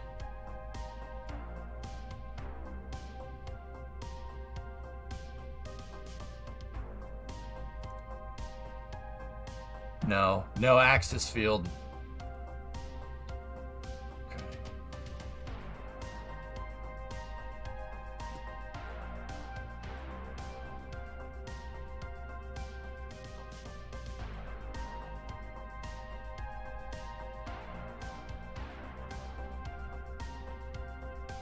You know what, Jason? I would never do this on any other occasion. But I want to see.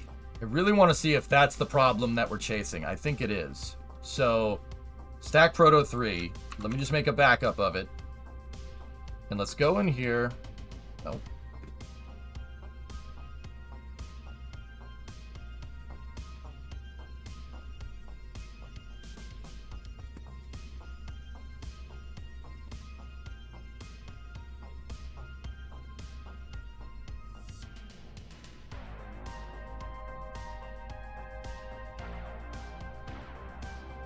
Forgot how to spell Clydesdale, and I'm a little embarrassed. Clydesdale.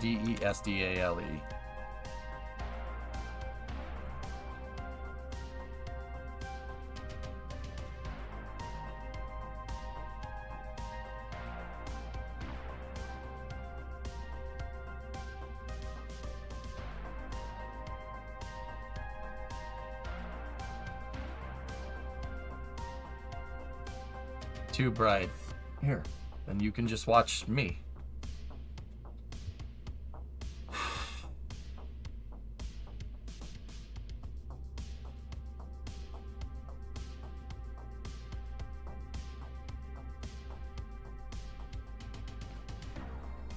know what? I changed my mind. Look at the screen.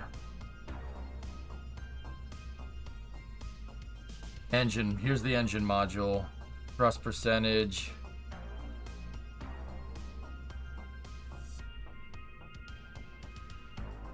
Gimbal limiter. 100 is 1 degree, so 800 would be 8, right? I just want to see if this is the problem that we're actually chasing.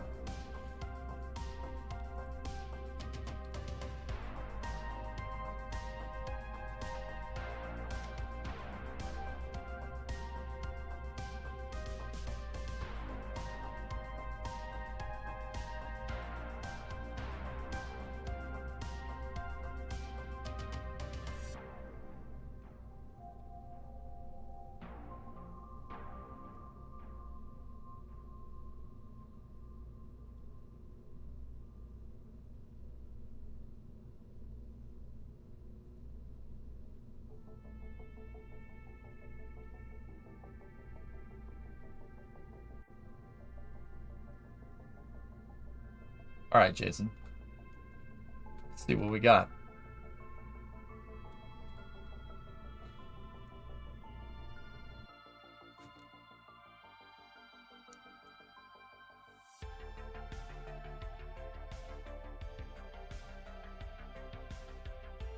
Yeah, I just want to see if this is the problem that we're chasing here. I think it is. I changed both parts, guys.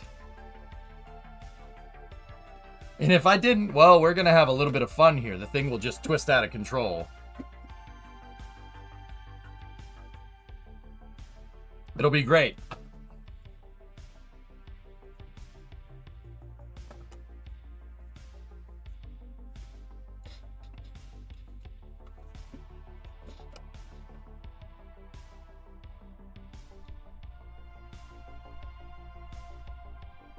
Yeah.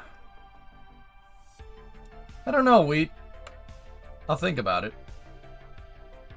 T minus 10, 9, 8, 7, 6, 5, 4, 3, 2, 1.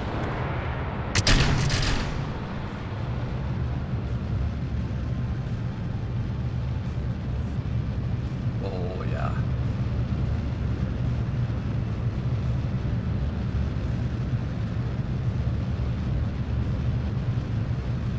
Roll program complete.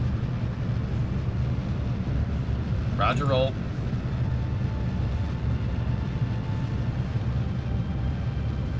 Yeah, that's really it, isn't it? Throttling back for maximum dynamic pressure.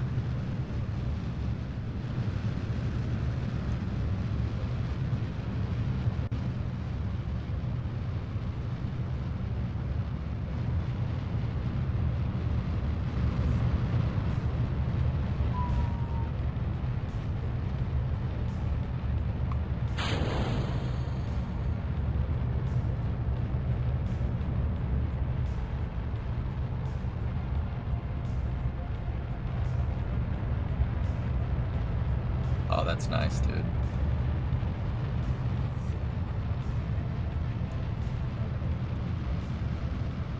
Okay. Go with throttle up. Copy, go with throttle up.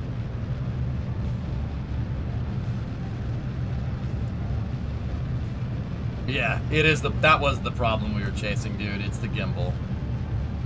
Oh, this thing flies so mint, though, dude. I'm like, I don't want to change it back. Damn it!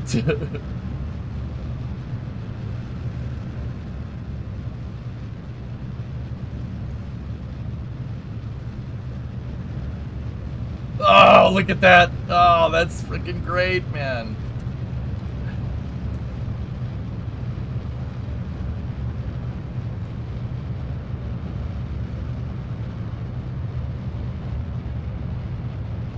Yeah.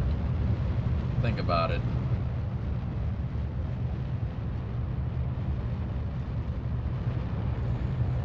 Yeah, I kind of wanted this to be a stock craft, Owens, but... Dude.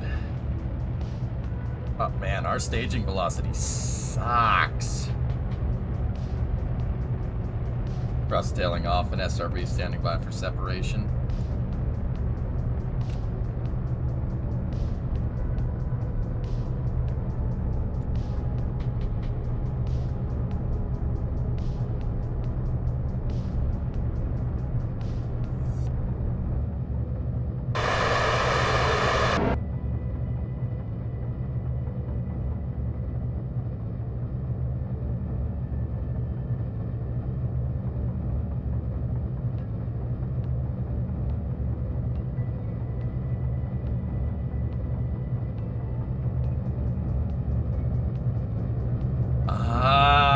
Those still thrust limited on 66, dudes.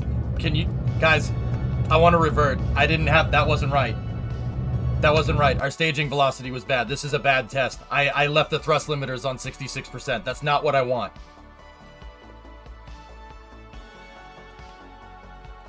Need to time the separation so the engines are still thrusting a little bit. Yeah, Rocket. So they go out and away, I know. Just got here. Is this not a stock craft? I tweaked the gimbal. These things can gimbal like the real SRBs now, Zay. And it flies exactly like the real one. Does exactly what the real one should, dude. Can a Cal overclock gimbal? Not a dynamic input, mutter. Shame. So yeah, let me go in here and let me set these engines back to 100%. Put the SRB separation into the Cal controller. Let's just manually sequence things before we start hard coding things, huh?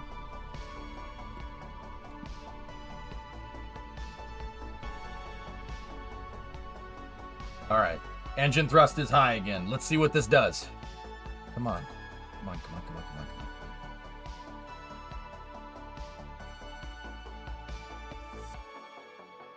I mean, Loopy, this thing won't... it won't roll. At all. You still have the SRBs on the power curve. I did apply them, Rage, yeah. In my opinion, the gimbal on the SRBs was missed. Yeah, Jason, yeah.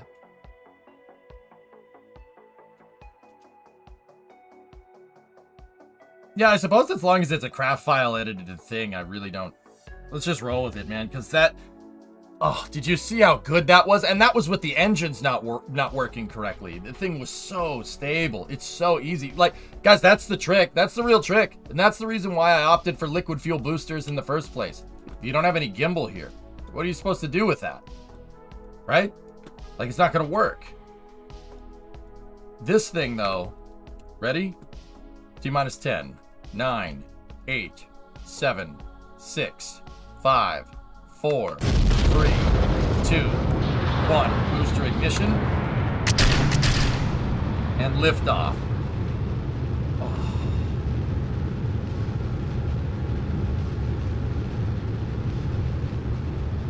Go for roll program.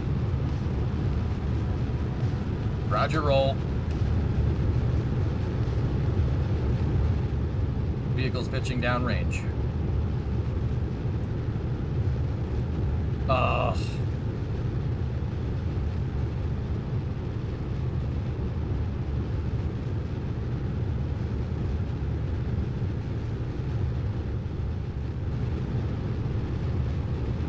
Engine's throttling back for maximum dynamic pressure. The only thing that would give me pause before uploading, I want to see if the gimbal animation of the SRBs does anything screwy. It looked fine when we just launched it a second ago. Did the boosters have that much gimbal? No, I modified the craft file. Oh, that's so nice. Look at our dynamic pressure now. Very good. Okay. Go at throttle up. Copy, go throttle up.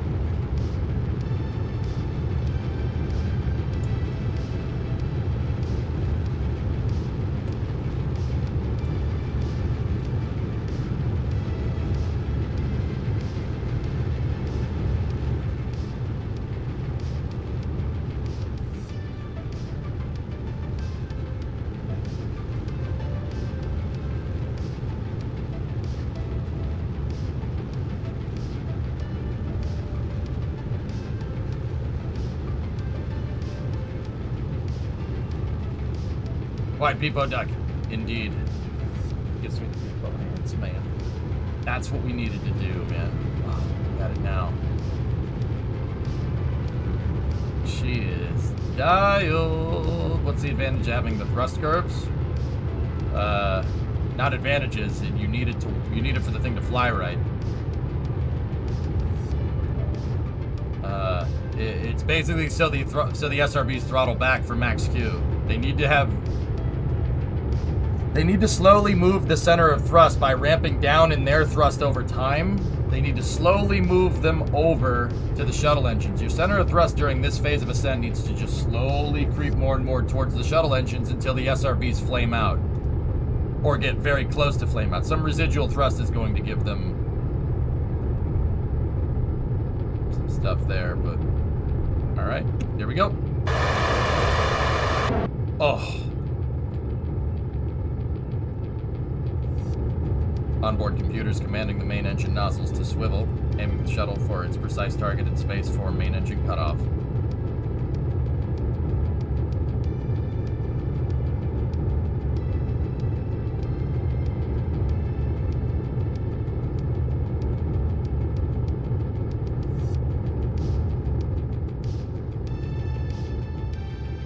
What's the apogee on those things?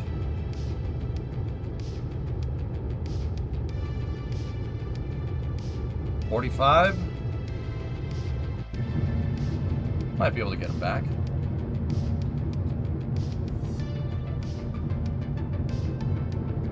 Oh, yeah! Oh no, I forgot to do the other thing. We're gonna have to launch again. Ah, yeah, no, you're not wrong.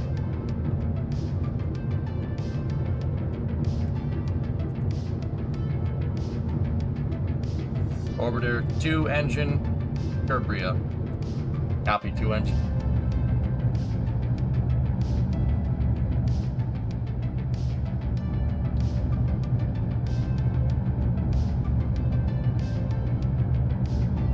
Orbiter single engine kRPC. Go for the pitch.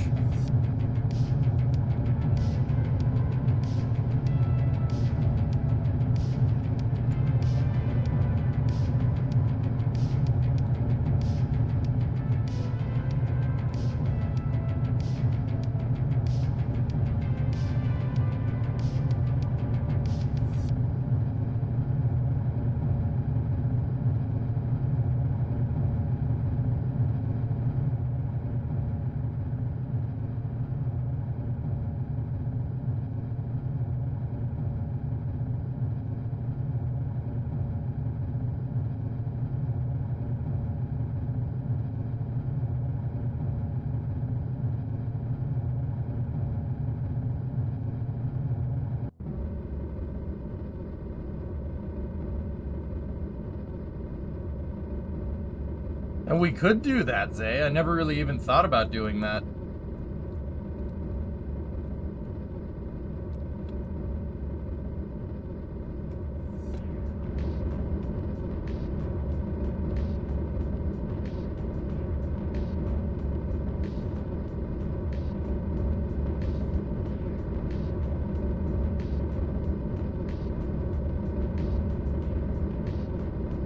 Stand by, press for Miko.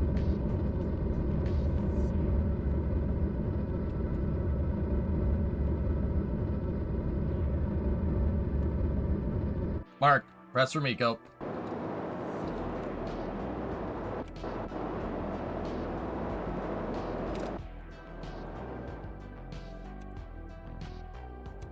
All right. Check that out.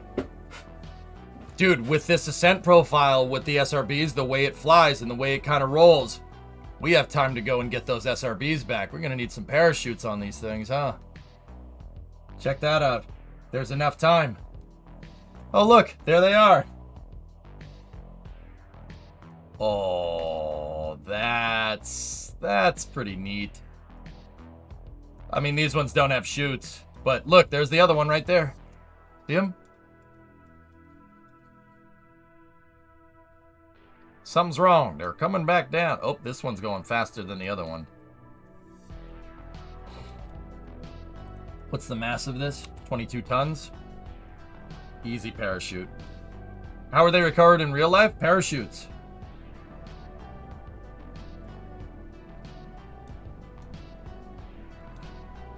So this one's coming in rods from the God style. The real question is, does it slow down fast enough? Would it be able to deploy the drogues? Drogues would deploy right there. Yep. Yeah, it would make it. Headphone users. Kerbal likes to overdrive the sound when stuff hits the water going really fast. Headphone users. Headphone users. Headphone users. You've been warned. No, this is with zip payload. Yep. Okay. Cool. What was the up mass of the shuttle? 25 tons. Did I mention that us on the boat were some of the only people in the whole dang country to see the boosters coming down yesterday? It was very cool. Yeah, that's neat, Loopy. Yeah, clouds.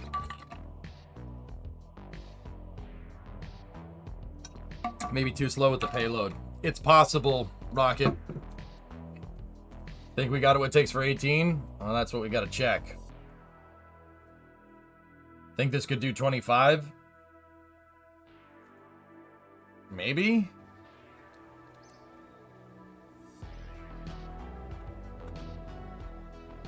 I saw him tweet. Yeah, we saw Forger's video yesterday. It was awesome. Yeah, really, really, really, really cool.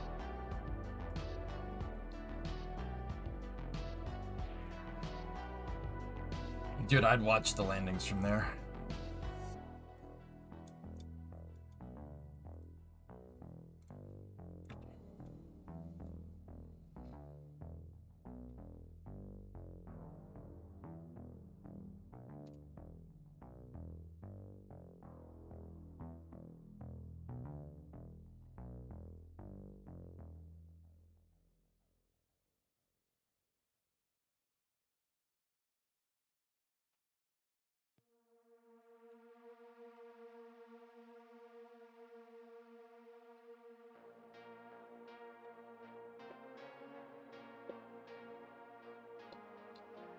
$36, Jonas.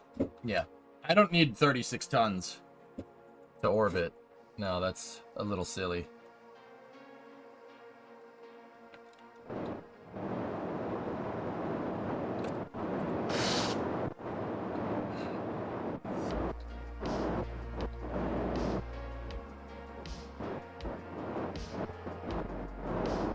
Orbiter ohms 1 not required.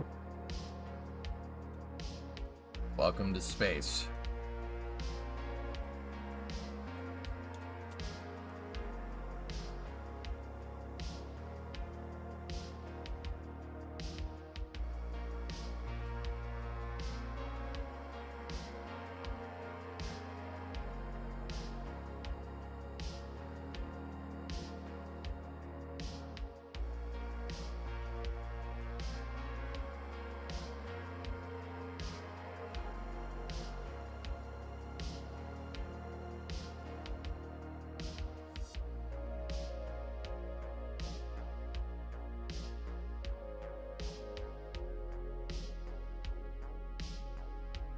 We got zilch for fuel cells.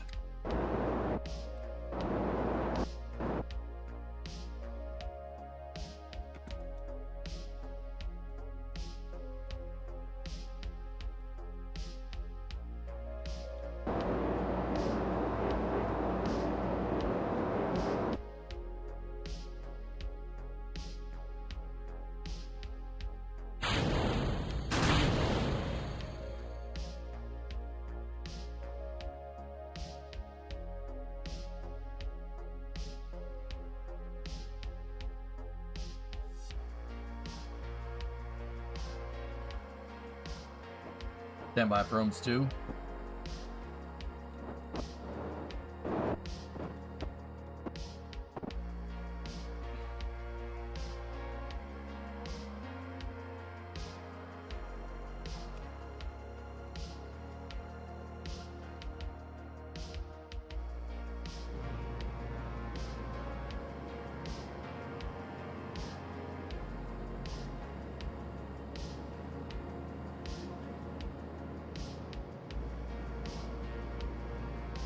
RG raising maneuver ohms 2 is working.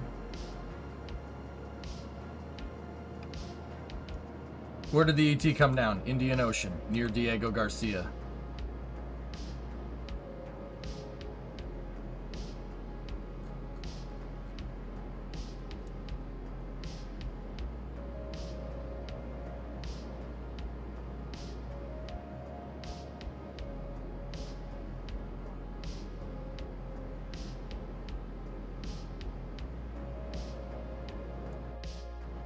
Okay, good ohms shutdown. Stand by for ohms 3 at next AP. Orbiters go for payload bay door open.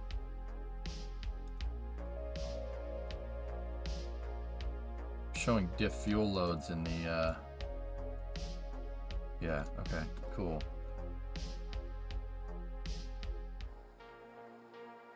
I watched one come back down yesterday, say it actually burned up. Good luck. Good luck. I gotta go pick up a part for my dryer. All right, Jason. Hey, thanks for your help, buddy. As always, man. Go for payload bay door open.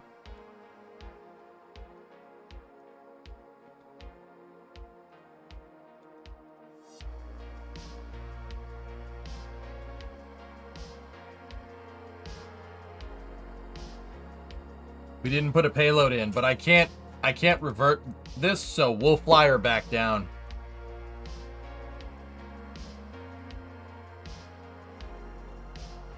That could be here, not usually here at this time. Yeah, it's pretty good, man. All right, so we'll bring her around here.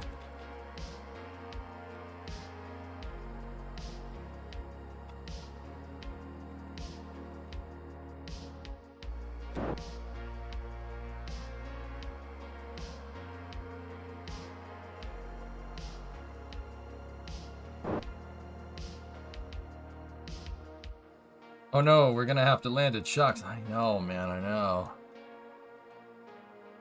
Oops.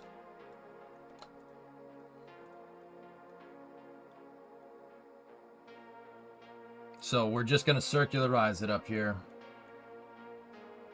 Would you call these non-revert tests actual test missions? No, the only reason I didn't revert this is because I wanted to see if we could ride the SRBs down. And I wanted to see if the SRBs slow themselves down enough on their arc to be able to switch to them and have their parachutes deploy, and that looks to be the case.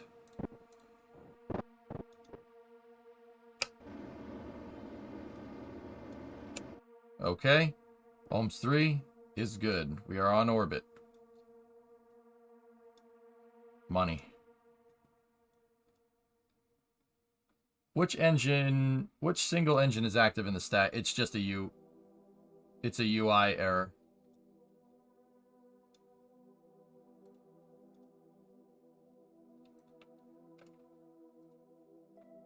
I was wondering if we could have the engine turn in and lock it. No, it doesn't like it. All right, cool.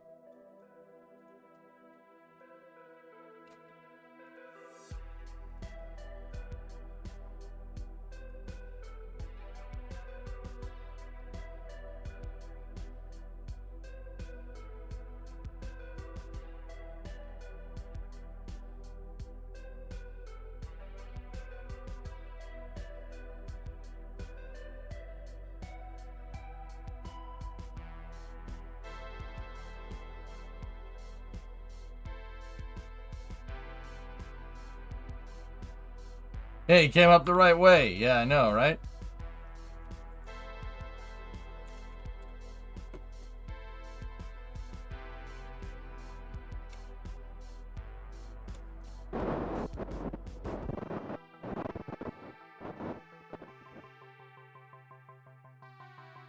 Bob.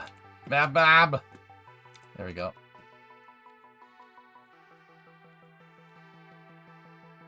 In real life, they had a slide wire. There was a wire that you could clip your carabiner to, and you could slide up and down the payload bay. I don't think Kerbal can understand how to do that, so we won't. Yeah, we still got to do payload outfitting equipment here, and payload outfitting equipment, and got to put the arm on this thing.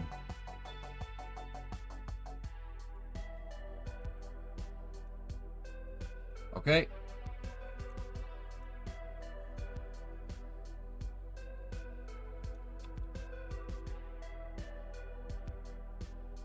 We could use a long ladder inside. Yeah, we could. Yeah, I mean, it's true.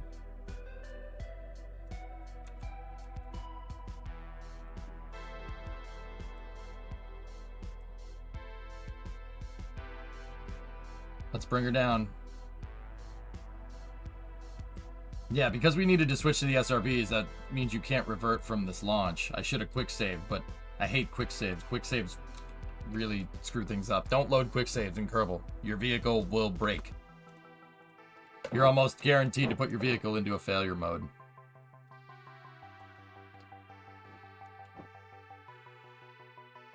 Okay, let's get going for EDL operations. Shutting down the payload bay door lights, or payload bay lights. And we're going to reorient the orbiter for a deorbit over Kerbria right here.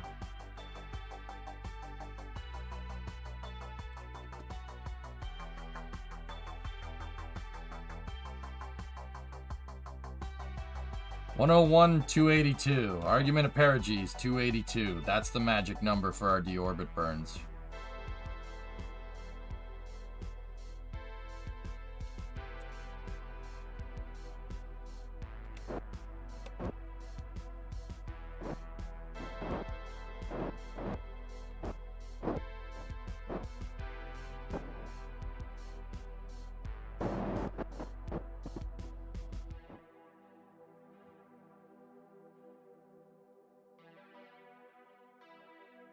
Yeah, Def, that would be kind of cool.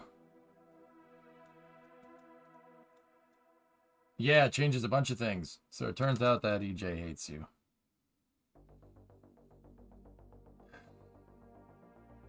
Discovery, go at throttle up.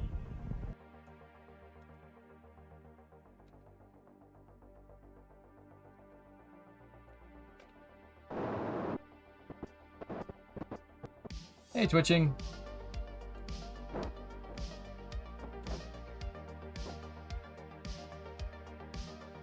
Okay, your go for payload bay door close.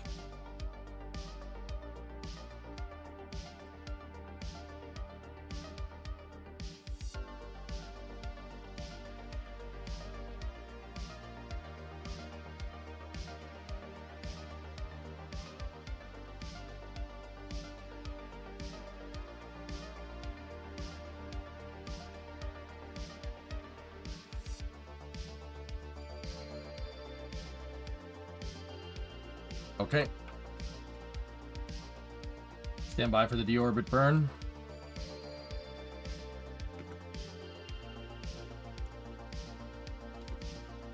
Orbiter, we go for section 303 of entry, descent, and landing. 303, EDL confirmed.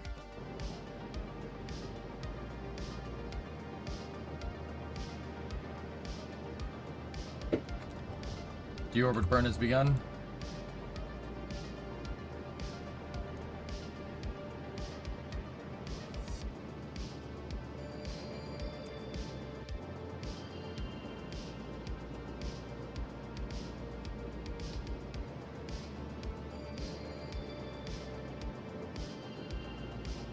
Ohm shutdown.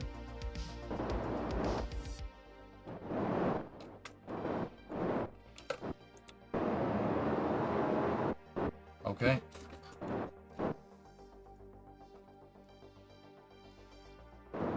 Reorienting the vehicle for entry. For the next step is 304.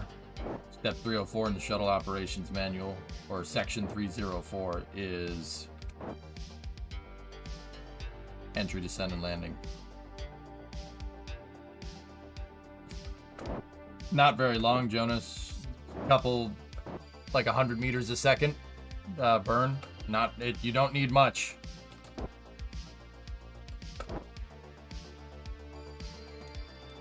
It doesn't take much to get you out of orbit, but it takes a lot to get you there, which is the duality of this.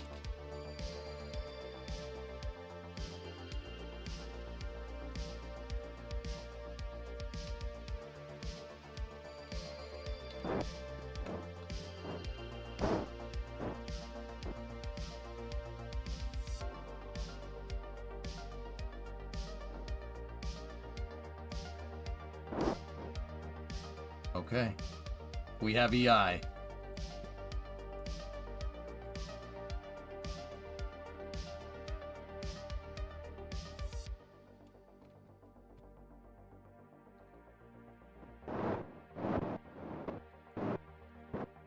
There is time warp under acceleration, Dwarshak. That was confirmed in the video, dude. Do you enjoy the slow pace of landings? Fizz warp in KSP 1 makes it okay. Dwarshak, think of Fizz warp like this. You're juggling, right? Juggling one ball is very easy. Just throw it up, comes back down, throw it up, comes back down. 2, throw it up, comes back down. And then you have to do 3, right? You have to do this with your hands and basically juggle 3. Okay, so what happens if you're juggling 10? 1, 2, 3, 4, 5, 6, 8. 1 falls away. Okay, just keep going. 1 falls away. Just keep going. Juggling 10 balls is like Fizz warp. What it does is it's trying to go faster, and instead of trying to render every physics frame, it'll just drop one. You'll drop a frame in the physics simulation. You'll get a lower fidelity simulation. Unless you were bringing down a capsule or something, I would very much say do not do that during re-entry. Don't do that. You're gonna miss. You'll miss. You have to fly this thing down.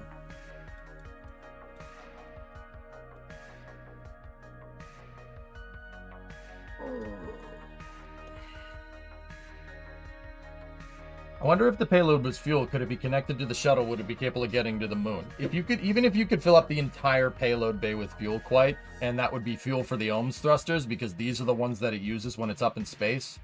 If there's no external tank attached to it, these 3 engines aren't going to do anything. Those are plumbed to the external tank. The orange tank, or in our case, the white tank, which doesn't exist anymore. It would have to be the orbiter maneuvering engines. Even if you filled the entire tank with fuel, it would not even get close. No, not even close. The Delta V just isn't there, dude. Now, what the shuttle can do is bring up a stage, bring up a lander, and then bring up a pod, conjoin them all together, and then send that out to the moon. That's what it was designed to do. That's what it was supposed to do, but they never did it because angry space nerd noises, right? That's what it was supposed to do. It was never supposed to go straight out to the moon.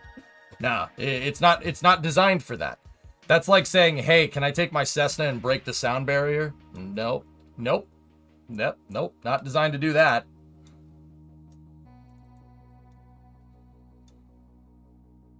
The shuttle's orbiter maneuvering system, guys, has maybe 200 to 300 meters a second delta V in it. That's it.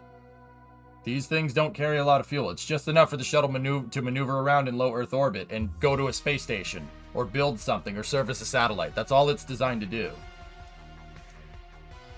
And even if you could get the shuttle out there, like maybe if you had a bigger external tank, even if it could go all the way out to the moon, there's no way the shuttle's thermal protection system would be able to handle an Apollo-style re-entry. It would rip the vehicle to shreds. Like trying to make a Cessna go faster than an SR-71. It's just not really designed to do that, man.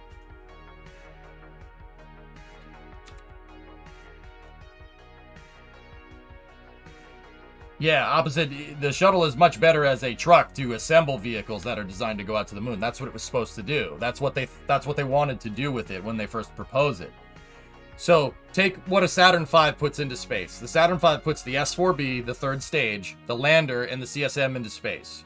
So the idea that they had was you take the shuttle, you put a Centaur stage in it, an upgraded Centaur stage, right?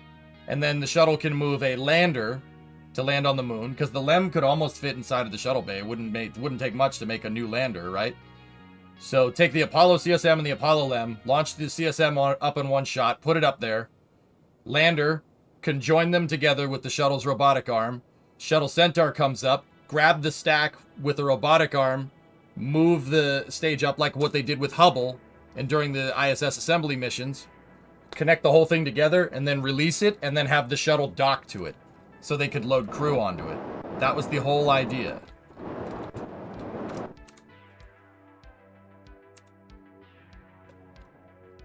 And then eventually the shuttle would have switched to a nuclear-powered tug.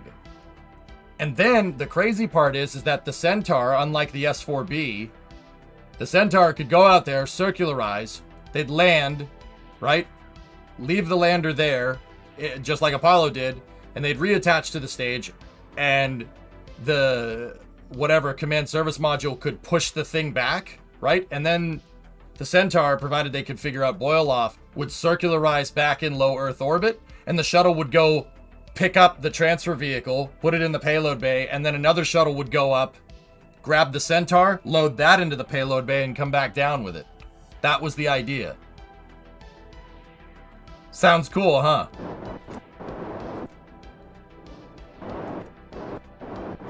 We're on an undershoot. I braked too much. Hey Fred, what's going on? Just watched the launch. How did you fix the roll problems? I modded the SRBs to get them to work like the real ones. Descent profile any different? No, it flies pretty much the same. It's a combination of the SSTO and past Collins hip. We actually brake a little bit too much. We're gonna have to squeeze every bit out to get back to the runway. We might land in the grass near KSC here. Hey 12 Bravo, what's going on? The size of the payload bay inside of the shuttle Kiranov was denoted by the size of a spy satellite, particularly the Department of Defense's Keyhole series of satellites. Why? That would take so many launches when you can just do it in one shot with the Saturn V. Is that really going to be that complicated, Goalie, if you're launching a shuttle a week?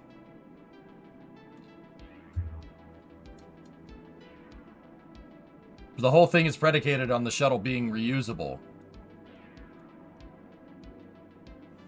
Not a lot, man. Just waiting to hear back from the city, job at the airport. Right on, dude.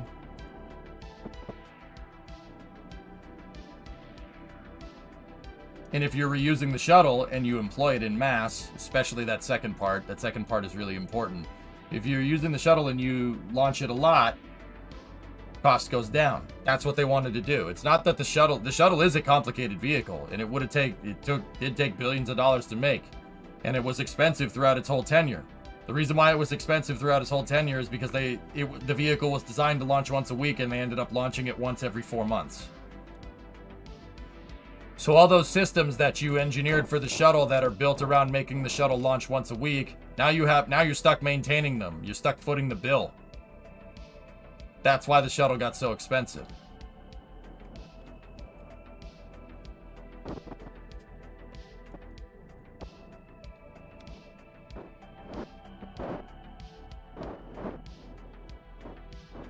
Okay. Flip on our control surfaces here. Turn on the speed brake control here. Set yaw there. Body flap control is keyed. Turn on our roll control the roll control trim. Set that to 15. Deploy angle should be set to nothing. There we go.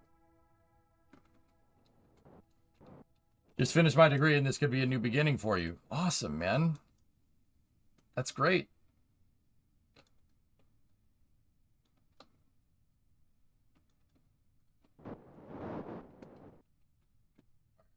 Open up that speed brake.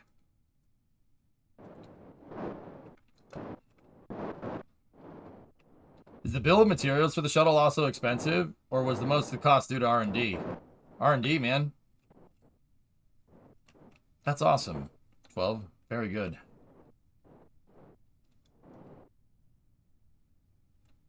There you go, public. Neat. Congratulations, dude. So, Alleviate, I don't know if you're still here, but look, I didn't really S-turn that time because we were on an undershoot, but same idea, just slew the shuttle back and forth like this, just like a capsule. It's the same principle. Hey, Reindeer. Long time. Or not long time. Long time since we've done this. Mod list? Wheat beat me to it. Thanks, Wheat.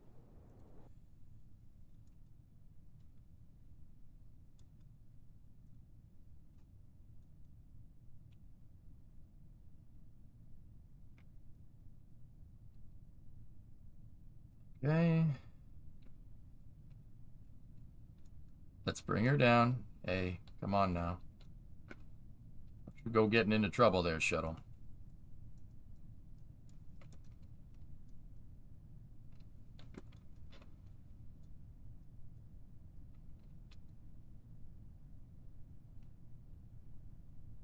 Discovery, go at throttle up. There we go. All right, bring her around. 12. Hey, 32-month resub. 32 months, also 3-year sub, but longer follower. Thanks for the entertainment. My pleasure, man. Okay, let's just dial in some negative trim here on the body flap. There we go. Come on, you. Excellent. Have you ever had a desire to get into RSS or whatever it's called to do a real recreation of a real launch? No.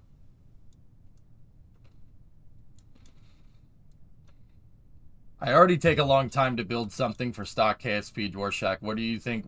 What do you think RSS is gonna get me? Boulder Buffalo continuing the sub they got from Hokey. Thanks. All right, let's bring her down. That is the Dwarshak. That's honestly the reason why I don't play RSS RO, because it's the engineering process is the same, but it takes way longer because it's way more difficult to get something into space. I play stock KSP to keep this simple for you guys to understand, or else I'd be sitting here tweaking with vehicles for literally months, as long as they do in real life. Probably longer. Right? You don't want to do that. Just curious what the descent rate on the real shuttle is. It's about equivalent to a brick.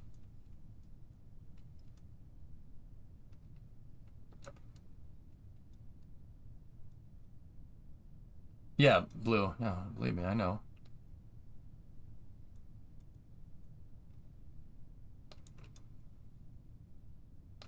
Effects of going Mach 0.92 in a Spitfire. Yeah, there you go, 62, right? Yeah. Overspeed. Ogre speed. Ogre speed. Alright, shuttle is circling around to complete its heading alignment for runway 27 at KSC. Whoop, whoop. Terrain. Whoop, whoop. Pull up. Whoop, whoop. Pull up. Whoop, whoop. Pull up. And you thought you'd be short. Yeah, I mean, it just shows this thing has gnarly cross-range capability.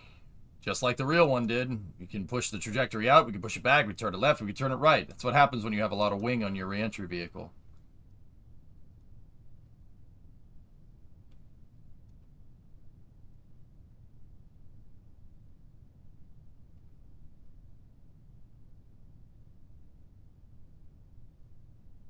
Orbiter's completing final heading alignment turn here momentarily. Thanks, Rothran. Yeah, I really wanted to make sure we get those right. Chase reports no problem. We're flying in chase right now.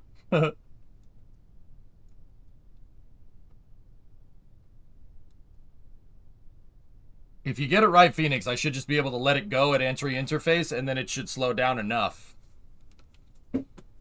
But yeah, if I had kept it going for that long, we would have undershot.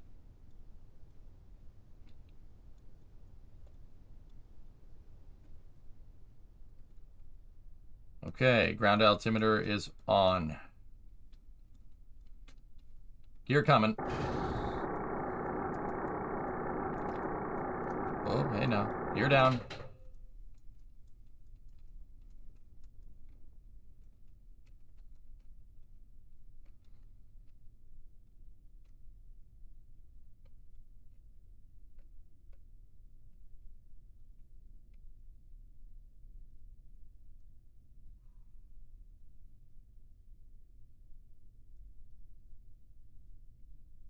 She's good, man. This thing flies pretty good, man. That was about as buttery smooth as I can do. That was about as smooth as I can do. It doesn't get better than that.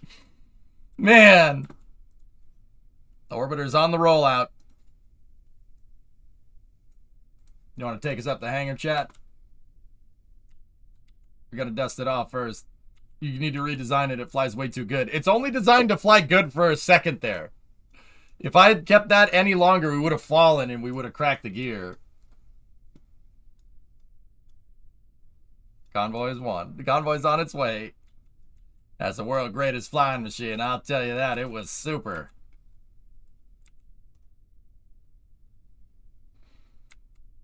Convoy 1. We'll stop on the orbiter. We'll stop. Where's the pen flip?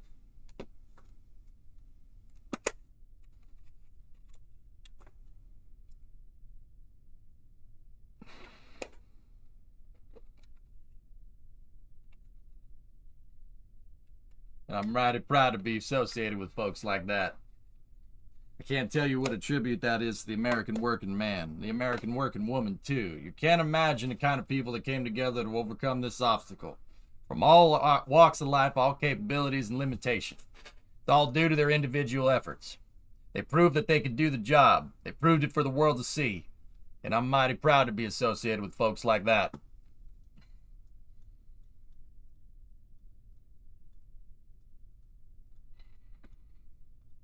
What an S-tier vehicle this is. I love it. I love it so much. I'm gonna swoon over it, and it's never. That's never gonna not do that. It's S-tier. Shuttle's the best. What a beast. We need a ladder truck, an 8-bit Top Gun. We need the recovery convoy. Convoy 1. We'll stop. We'll stop.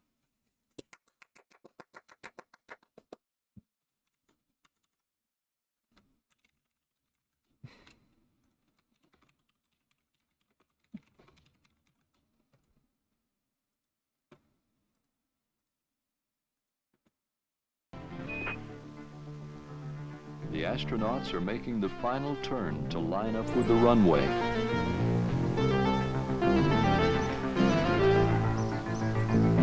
Columbia, you're really looking good. Right on the money. Right on the money. And turning on the final, your winds on the surface are calm. My kind of wind. My kind of winds. Oh, cool. The replay. You're right on the glide slope, Columbia. Clear, John. See, I even put a film grain filter over it for Insta. Looks real good underneath. Or something. Everything looks real good. Everything looks real good. Chase reports no tile or other damage is evident underneath the shuttle. Columbia's altitude is now just over 5,000 feet. Watch how quick the runway comes up. I know, 95, right? Watch how quick this runway pops up.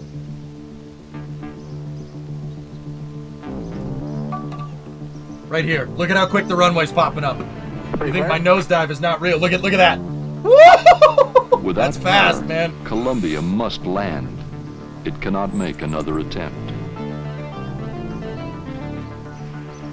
This next shot, though, is my favorite.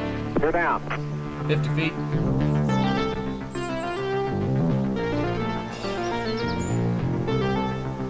Oh, it's so good. Why do I love it so much? It's so cool. Look at that thing. Damn, that thing is cool. 50 feet. 40. 30. 20. 10. 5. 4. 3. 2. 1. Touchdown. Those gears come. Greased, just like my hero, John. 5. 4. 3. Touchdown. Hook 'em off, skipper. Which shuttle is your favorite? Challenger. Houston, Columbia's on the roll. Welcome home, Columbia. Beautiful, beautiful.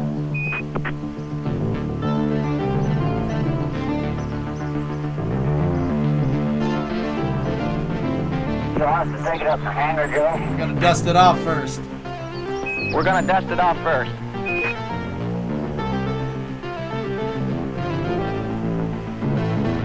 With This sticks. is the world's greatest all-electric flying machine, I'll tell you that. It was super. Oh. What a freaking monster.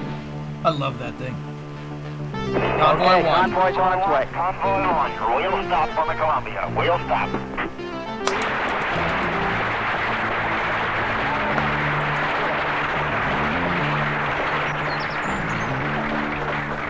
Something like that, Tape. The maiden voyage of Columbia has been a success. The astronauts and the vehicle have met or exceeded all 144 flight test objectives. All right, we're showing the pen flip. We're showing the pen flip. Okay, guys, watch John Young when he comes out of this. All right, so this is STS-1.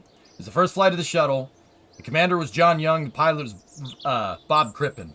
Watch John Young when he comes out of this. Like they don't show it, but here, just watch. Just watch.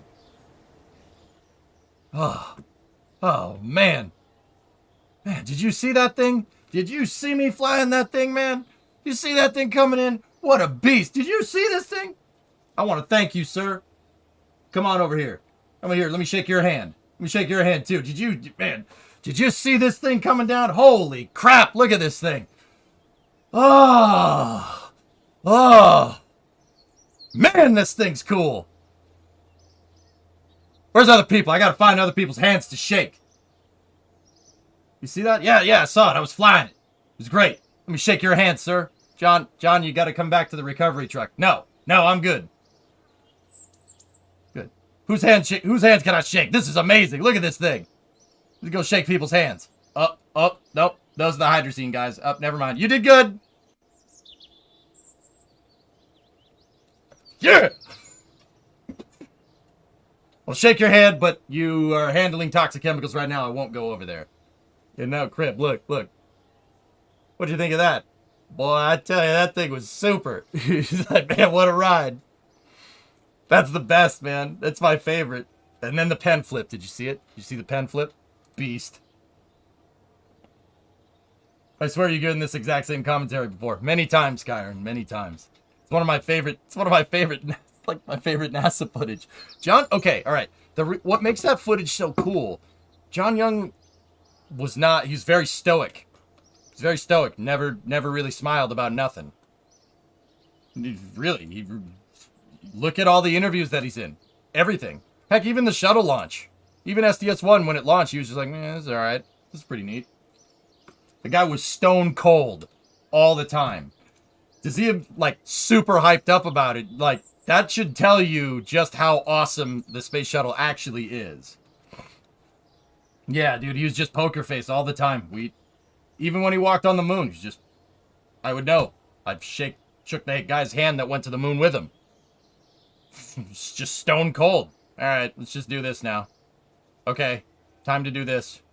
Okay, that's done. Let's do this. Right?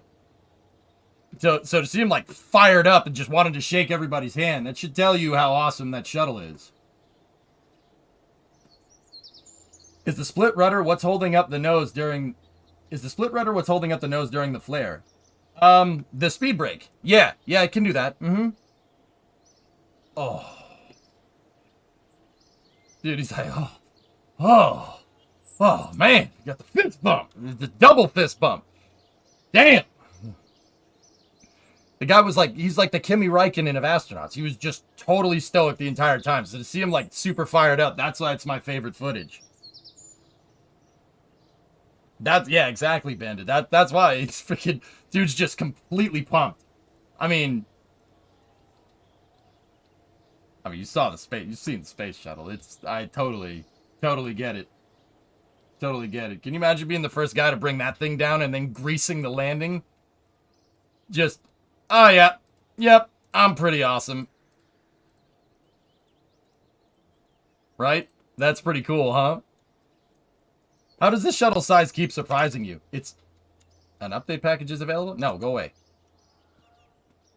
Dude, that's the reason why I like... The other reason why I like this footage so much. You see John walking around the shuttle.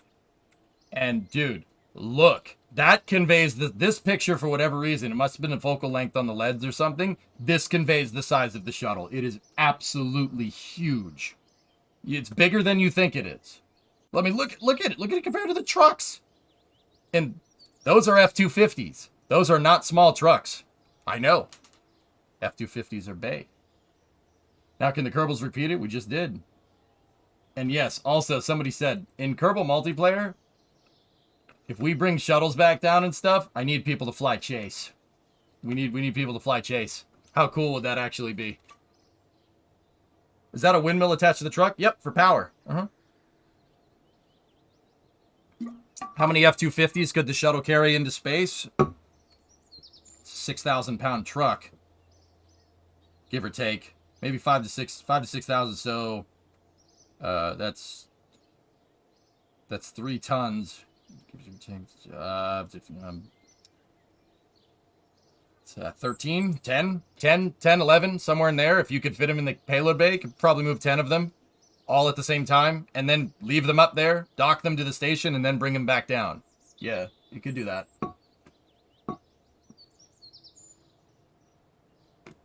Yeah, dude, see how big that thing is? It's a freaking monster. You don't know how big it is until you go and see one. Because, I mean, I could show you this footage, and that does get it, that does drive the point home pretty well, but this is a monster of a vehicle. 25,000 kilos to low Earth orbit, Thailand. 25,000. So it's 25 tons. So that's 52,000 pounds. 52,000 pounds. That's nothing to scoff at. That is a insane payload capability. Yeah, Phoenix, we'll do that. We'll do that in our space program because we can. All right, so let's go back to messing with the stack. So, guys, what I did was I gave the Clydesdale 8 degrees of gimbal, and the shuttle flies insane. It flies great. It flies just like the real one. We dialed it the frick in. We dialed it in. Yeah, oh no, that's the coolest thing. Yeah, Charlie Duke and John Young were on the moon in in late 1972 on Apollo 16 when the shuttle got approved. What does the dial go to 11? Shoots on the SRBs now? Let's test it with a bigger payload first. All right, guys, here's the big test. This is the key. Let's do this. So, I want this thing, so the real shuttle can move 25,000 into space, 25,000 kilos. So 25 metric tons. We're going to times that by 0.62, which is the scale, the running scale for Kerbal. So this thing should be able to move 15. But what I'm going to do is I'm going to put this in there. We're going to put 18 tons of payload. That means the shuttle could potentially move anything here, right? And it could move a robotic arm or anything else that we need in here. 18 tons should be the end-all, be-all of what we need to be able to fit in this payload bay, right? So I'm going to take that. We're going to lock it out. I'm going to go in here like this. I'm going to strut it. And then it should be able to move this back down. But I'll put a fuel drain on this thing. I'll put a fuel drain on it and have it drain part right there so we can get this down to half, because that's what it should be able to bring down. Now, the real shuttle could bring down 12,000. It could bring down about half. It has 12,000 kilograms down mass, which is 25,000 pound down mass, which is absurd. That it could literally bring a Greyhound bus back down. Well, not exactly, but close. So we need about let's just say 9 tons, half of that tank. All right, so let's put that in there, make sure the tank is closed out. Close the payload bay. Let's see if she does it. How's the entry? Just fine, Jason. I actually did the burn a little bit off, and I corrected, and yeah, came right back down. greased the landing. One of the best shuttle landings I've ever done, dude. It's 25. 2020, yeah. It's 25. At least I'm pretty sure it was. I don't know, man. You guys probably know better than me. Capacity to LEO, 20, well, we're both wrong. 27,500. Payload to the ISS is 16. Geostationary is 10. The geostationary transfer. Payload to straight geo is 2,200 with an IUS. And then down mass is 14, which is 14,000 kilograms. So times that by 2, and that gets you your pounds.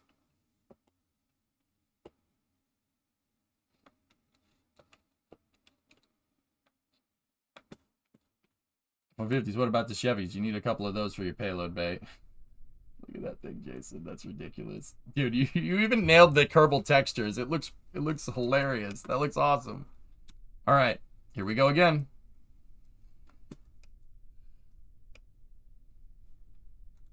Okay. We're going to try this again. Let's see what it does. T minus 10, 9, 8, 7, 6, 5, 4, 3, 2, 1. Oh, she would have broken off the clamps there.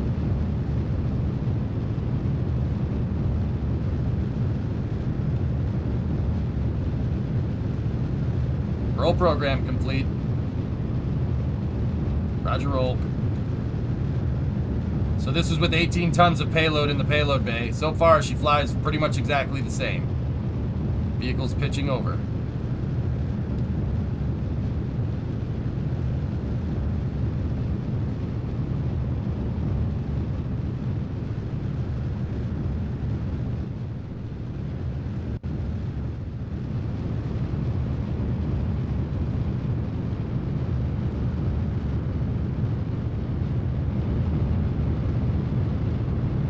Yeah, Bleed, it doesn't like starting the engines up at 100. It breaks off the clamps. So, Dragon, I gave the SRBs, the Clydesdales, the gimbal range that they have in real life, and the thing flies exactly like the real one.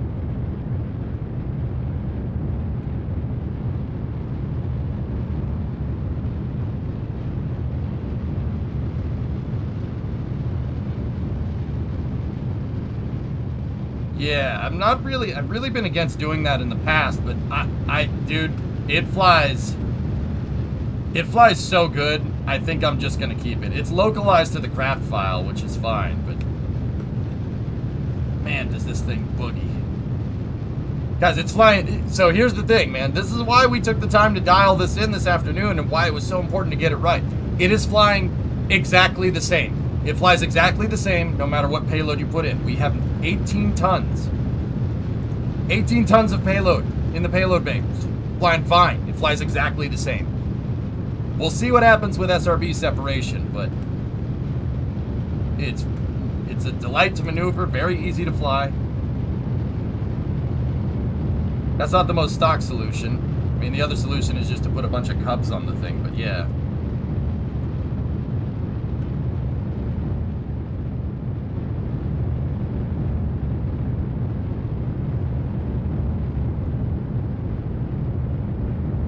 Why is the shuttle engines on an angle?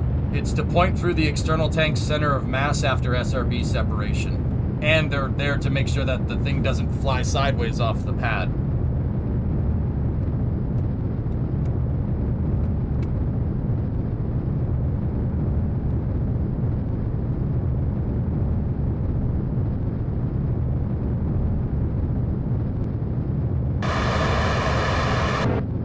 Haji, see how she flies perfectly straight, even though I just jettisoned like probably 40 tons of spent SRB off the vehicle. See how she still flies straight? That's why you got to get the shuttles, the angle of the engines correct.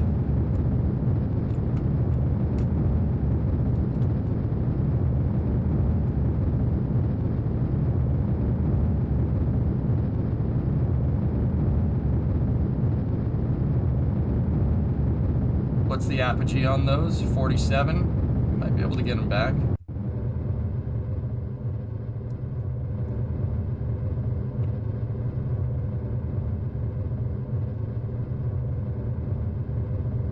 And yeah, dude, somebody...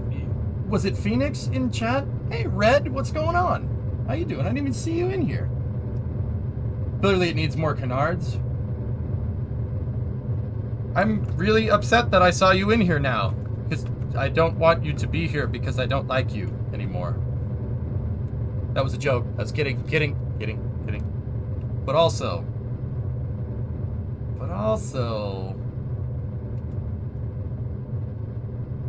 Better watch your back. Jokingly. Don't you dare talk about putting canards on my beautiful shuttle. No, I'm just kidding. Red, how you doing? No, it was Luby. I was about to say what I think you are. Alright, cool.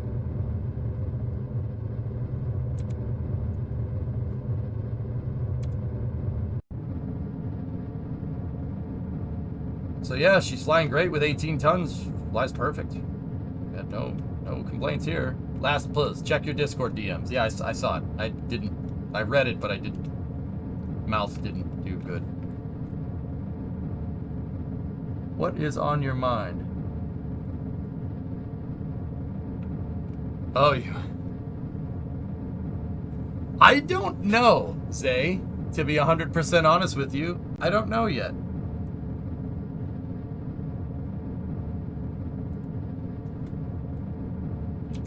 You could always put canards on it. I just spent the entire day trying to get 2 scripts filled. Oh, boy.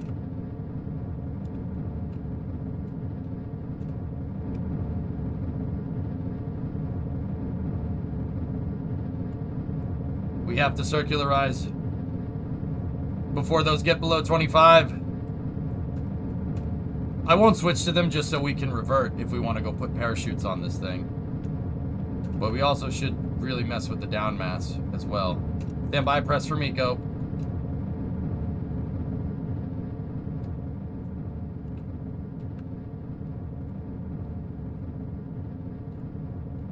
We have Miko confirmed.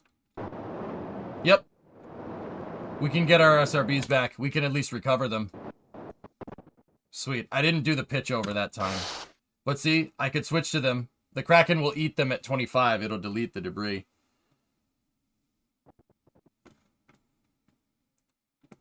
Did you leave the more gimbal? Yep. Well, Red, watching you rebuild the shuttle off and on, it's been a pleasure to watch. Right on, man. Well, it's good to see you, buddy. I hope you're feeling okay.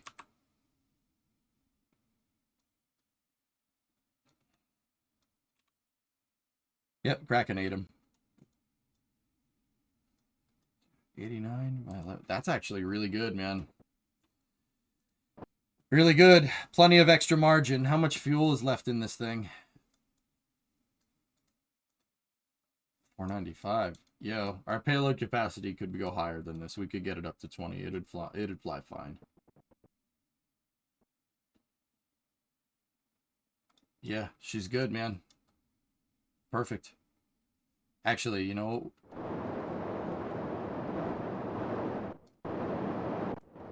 Yeah, it's Novus, it's close. It's close.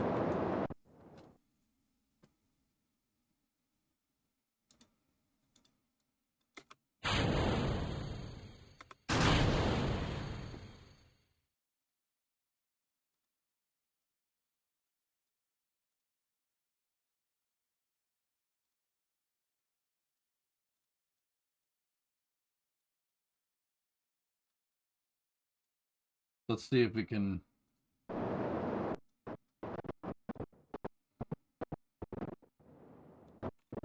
See if we can do a little bit of this. Hold on. Nah, Loopy, we'll revert this. I just wanted... I want to see something, if you don't mind.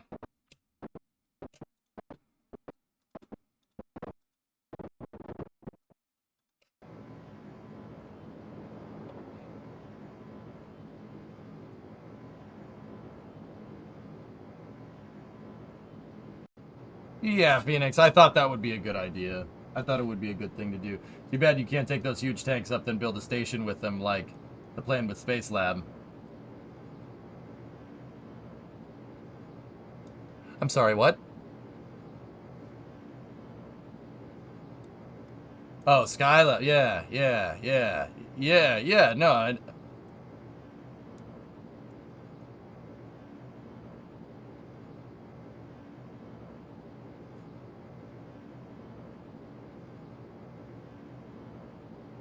like to be able to do that. Red, and I also made it so we could put an aft cargo carrier on it because I hate myself, but also aft cargo carrier. But also aft cargo carrier. Did they do the ohms burns with the ET attached? Actually, Dragon, on some missions, they fired the ohms while the 3 main engines were firing. Some shuttle missions required a high enough energy transfer orbit where you would have all 5 engines on the back of the shuttle yeeting at full blast. Yeah, pretty crazy, right?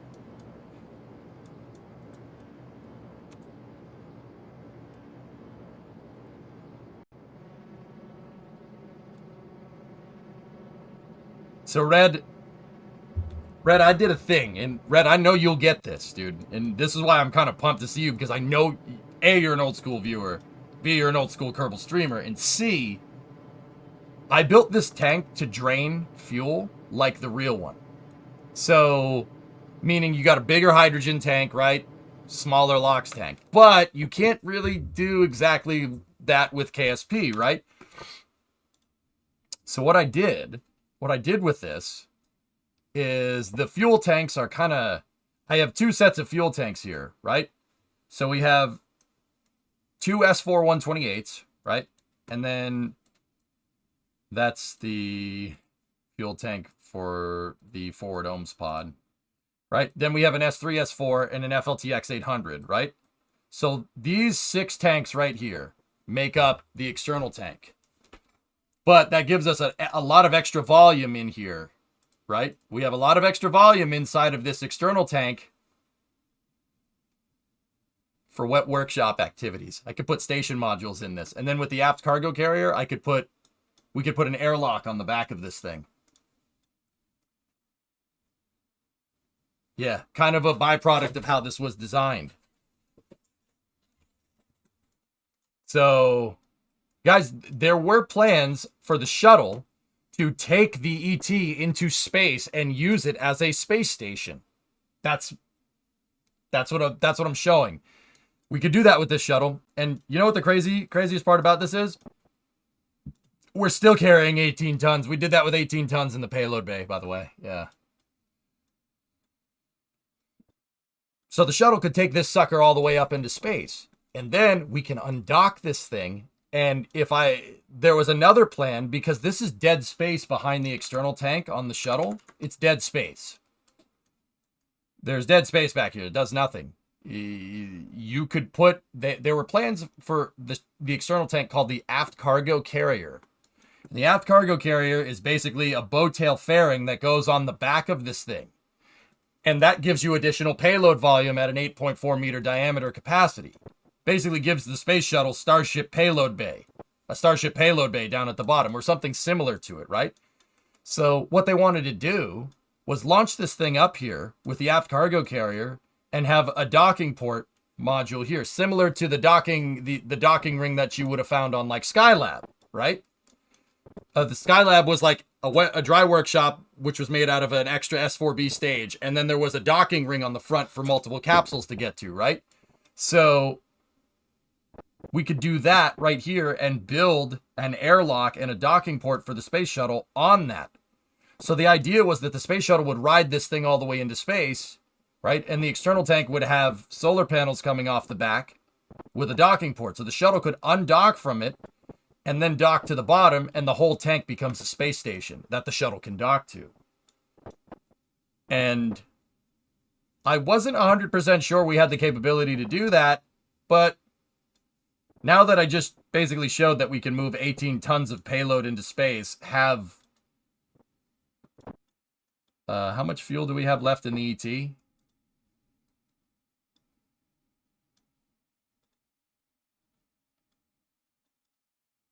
We have 900 units of liquid fuel left in the external tank. And we used the ohms pods to move the external tank into almost 100 by 100 orbit. Yeah, that's on the table. We can do that. Why didn't they just put the engines on the ET and a payload fairing on top of it so they don't need the orbiter? Because they don't believe in making trash designs where you don't get your upper stage back with a reusable vehicle.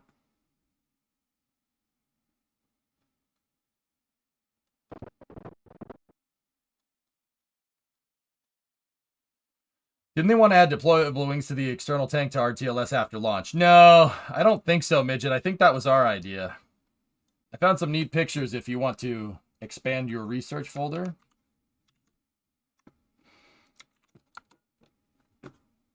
What's this? All right, so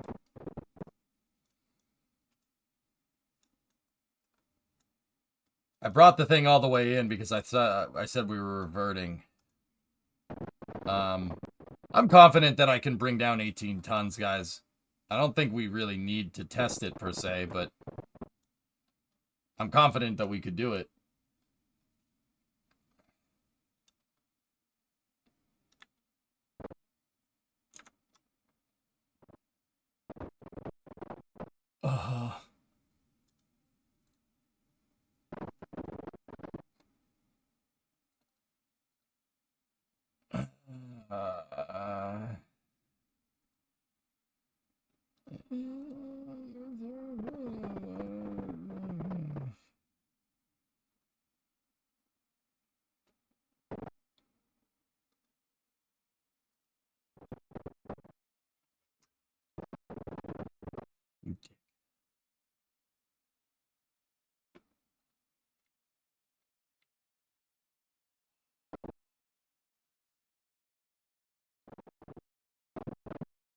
Very nice, very nice, very nice, very nice.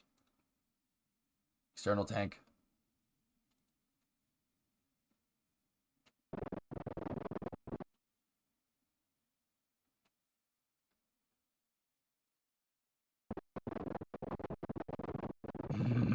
All right. Oh, this, okay. All right, this is gonna go over here, off, come on, mouse. It's gonna go over here, off there, so we can just go download more research pictures later. All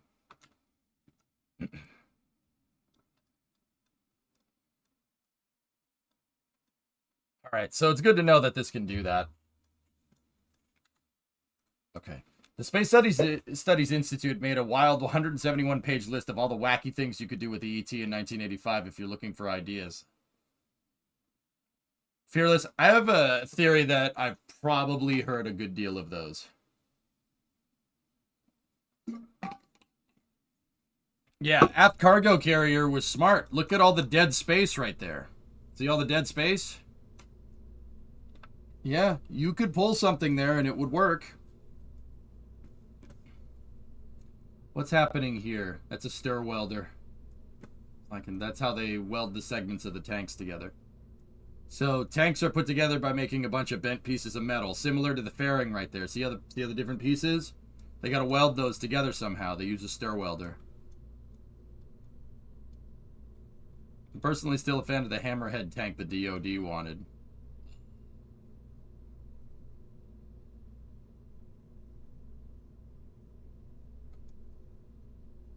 This isn't shuttle related, but do you want to feel as much pain as an incorrectly aligned switch could ever possibly make you feel?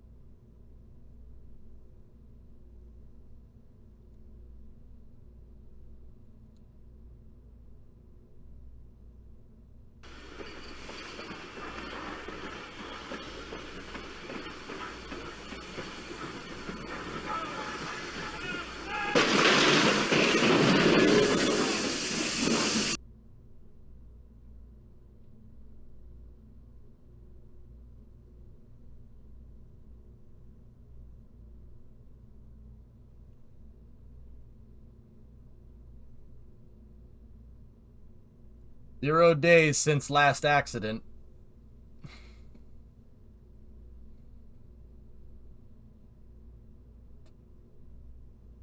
Loopy, I didn't really want to see that, but hey, it is what it is. Man, what a train wreck.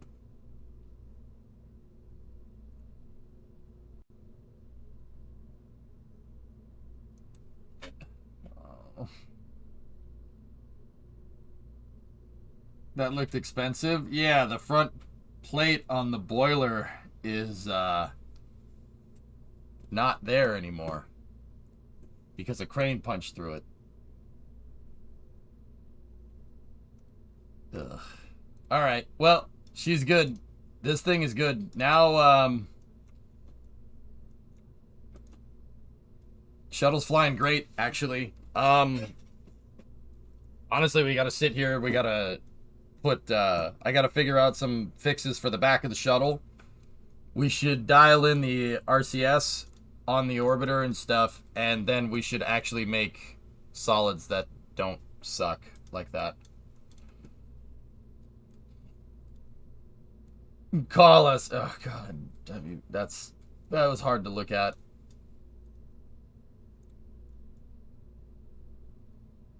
All right.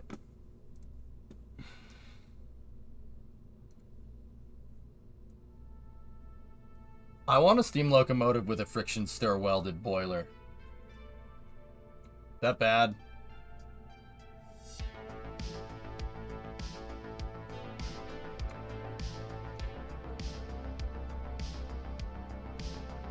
Because it didn't make the boiler blow up. Yeah. Yeah.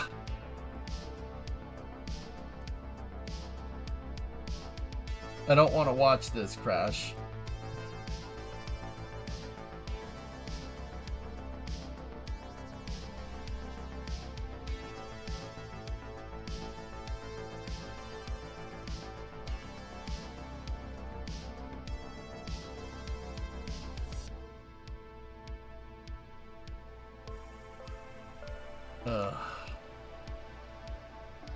All right. So what's the plan now that we know she's underrated? Actually, it's perfect, Wheat. That's exactly what I wanted.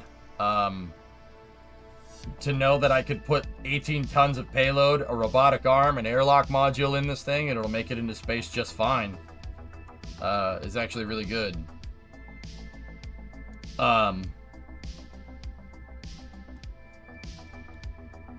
We made a reference on this series of commercials. Cool.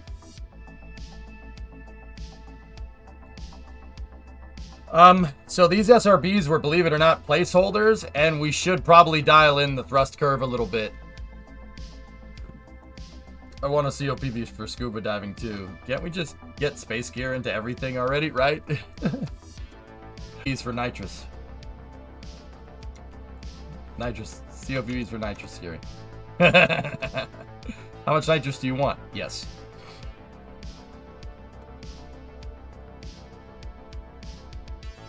Hell yeah. Look at that thing. Holy balls.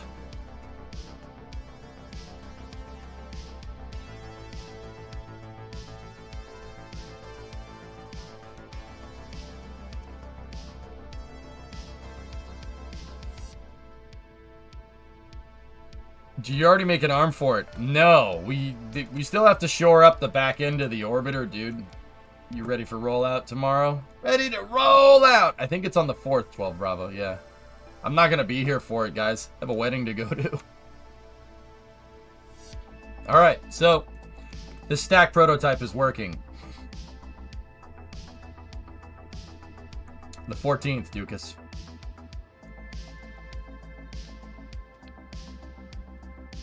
But yeah, Red, if you're still here, you can see how I put this all together. See? It's for better fuel drain, and we align the engine. So we still gotta mess with the RCS and get the RCS perfectly balanced. And then we gotta mess with the ohms. We gotta get the ohms perfectly balanced.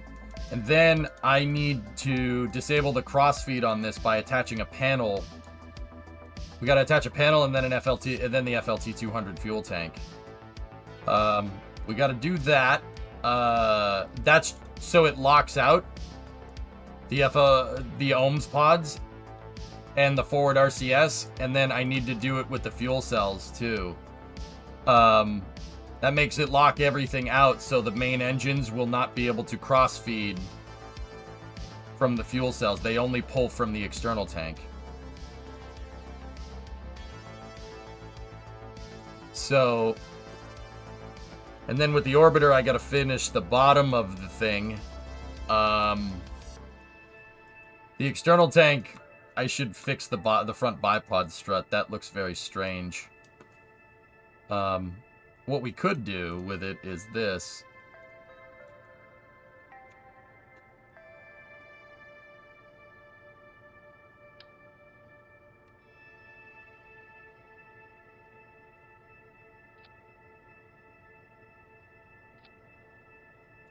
And then set them to a gray fuel line. The fuel is already flowing in that direction anyway, so it doesn't really make that big of a difference. I just wanted something thicker than the strut, but we'll keep the strut inside of the fuel line to make it look good.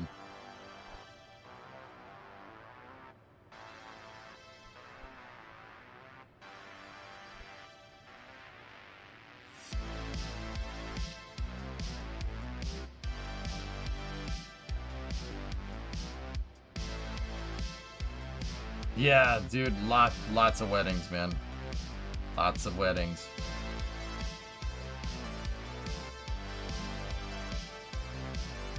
Yeah, Aquilux, yeah, I know. That'd be pretty good.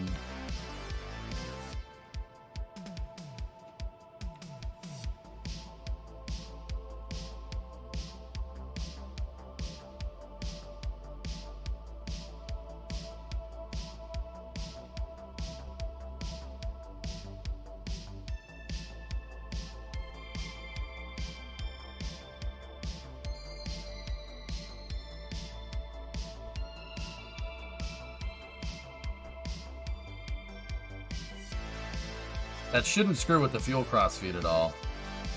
Yeah, it's fine. Okay, cool. Yeah, that already happened, Jason. That was the last wedding that I went to. Sorry, man. Although the guy she married is a freaking Chevy guy.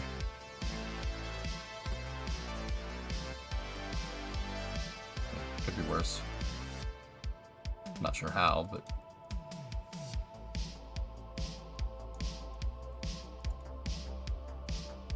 Nobody's perfect. Yeah. Hey! Yeah, that's the man. It could be worse. And you allowed it to happen? I couldn't help it, man. Just confirmed.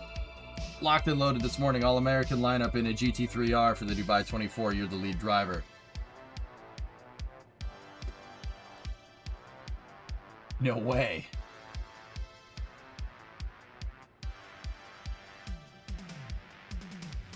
That's freaking sick, dude. Scary. We need to find a way to live stream this so I can restream it so we can watch. You know, like we got how do we do this? How can we get broadcasting rights for this? Is there a way that we can do that? That's awesome, man. Congratulations. That's really good. That's really freaking cool.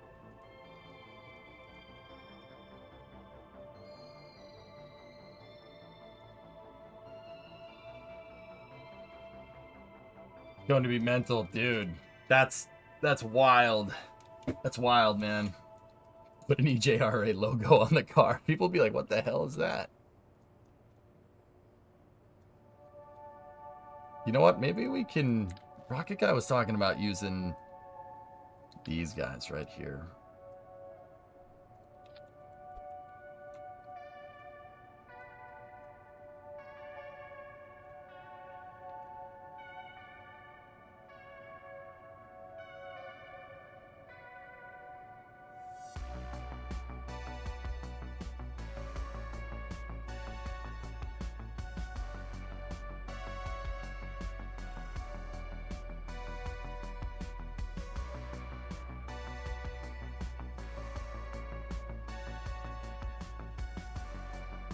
Yeah, T-Man, there you go. I'll start working on that. All right. Let's get broadcasting rights, dude, so we can watch, man. That would be amazing. But anyway, dude, congratulations. That's really freaking cool. All right. Okay, so... we got to redo the SRBs just a little bit. I don't want a structural tube there and a fuel tank. We can make fairings out of this and make them look a lot nicer.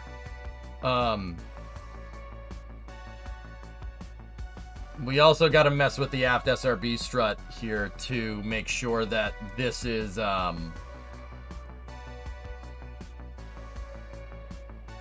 make sure that that's not reintegratable but attachable. See last.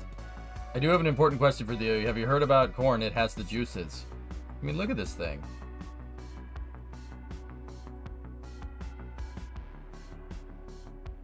Yeah, if like the reason why Scary is really good at Friday night racing is because you could say that he races Friday night racing like it's his job.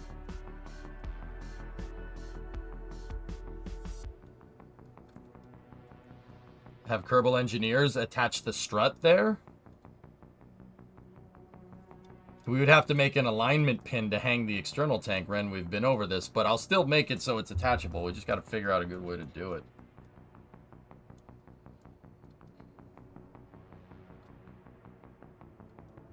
But the thing that we got to do is mess with the orbiter.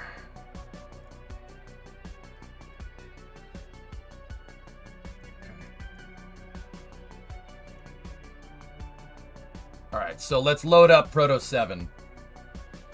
Which is the version that we want to mess with here.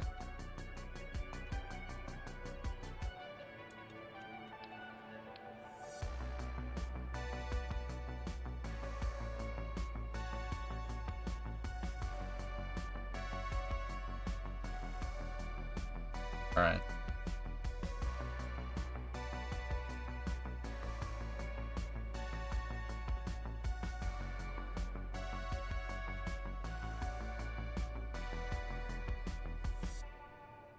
Yep, that's where that needs to be.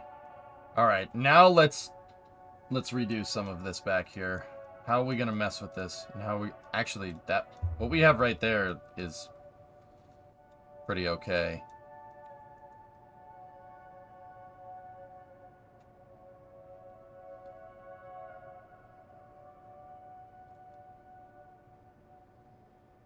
I don't like the panels right there. That doesn't look right.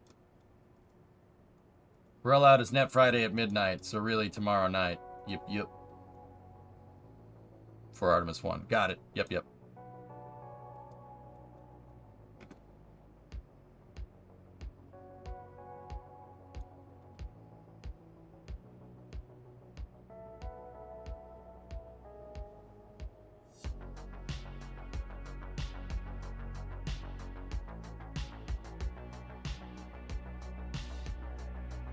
More wings or all panels? I'm not sure.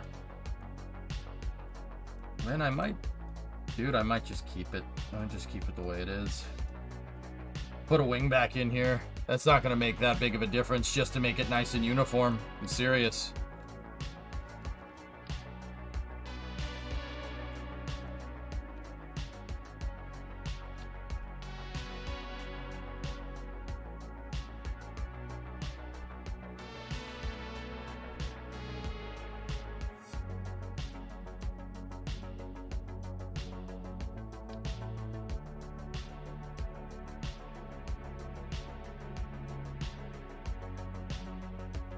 Discovery, go at throttle up.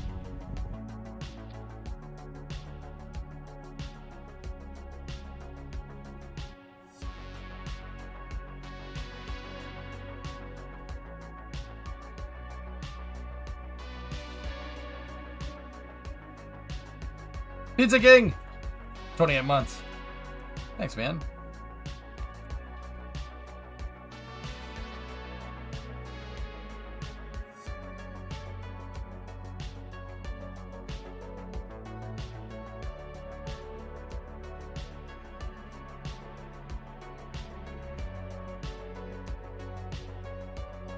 There's an Artemis 1 conference tomorrow afternoon at 12. Okay? Yeah, we'll cover that. Mm-hmm.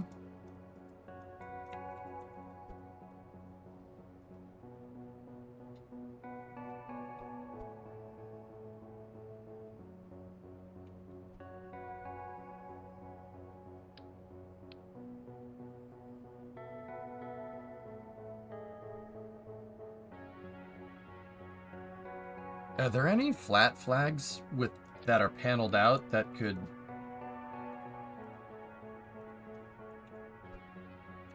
cover this gap sufficiently. Yay.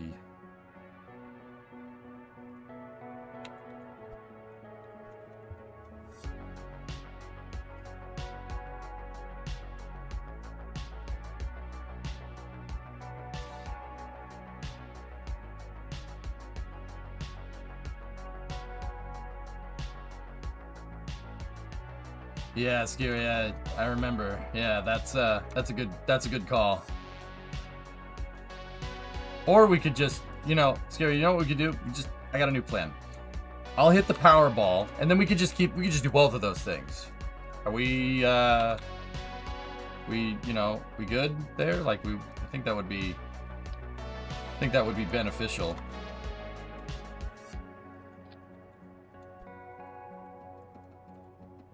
Yeah, I'll just hit the Powerball 5 head. That goes for anybody here. If anybody here hits the Powerball, yep. You want to start an aerospace company, yo, hit up your boy. Hit up your boy.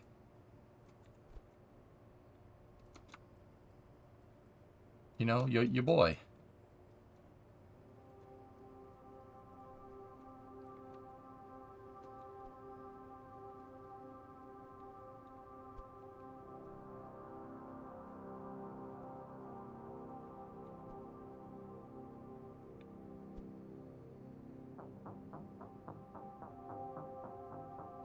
Or an F1 team, nudge, nudge. I don't think I have the money to do that.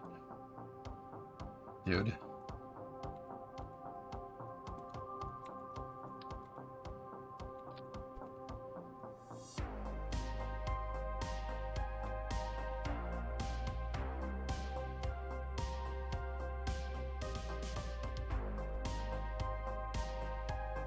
I think starting an aerospace company actually might be a little bit less expensive. If you ever do a NASCAR, let you know. All right, Bandit.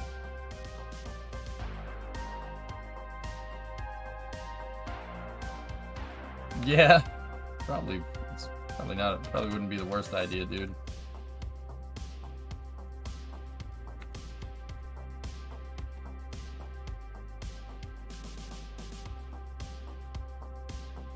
Oh, okay, Sniper. I got you. Imagine if you secretly had a billionaire watching and he took you up on that offer. I'm not sure I have the temperament to run an aerospace company.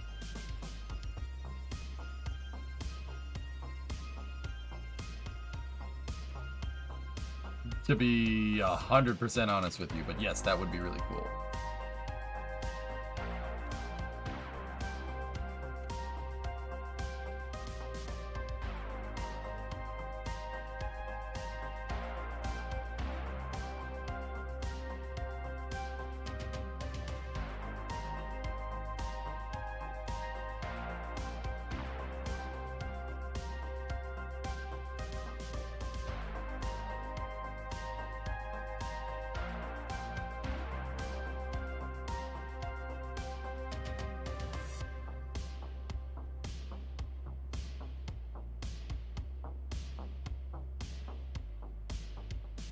That's neat.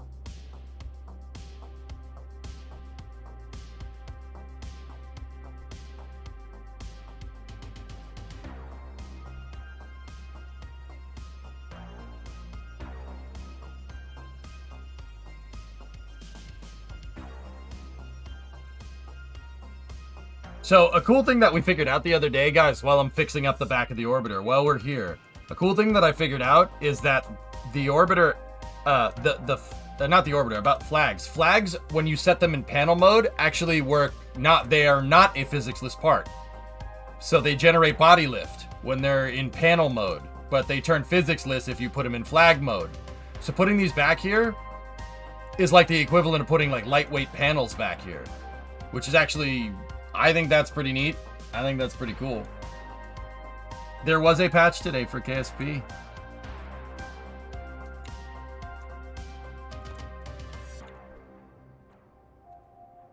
Can you believe that? You didn't even know they had a toggle? Oh, well.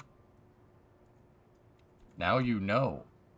And knowing is half the battle. G.I. Joe.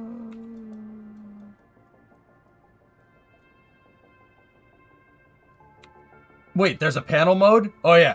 Yeah. You have transparent background and then different flags, and then you have panel mode. Panel mode are they're physical parts. You can use those as panels.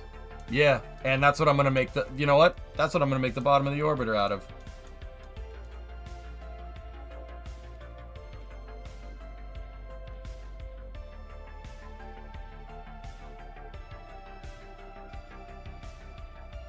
Actually, can we go?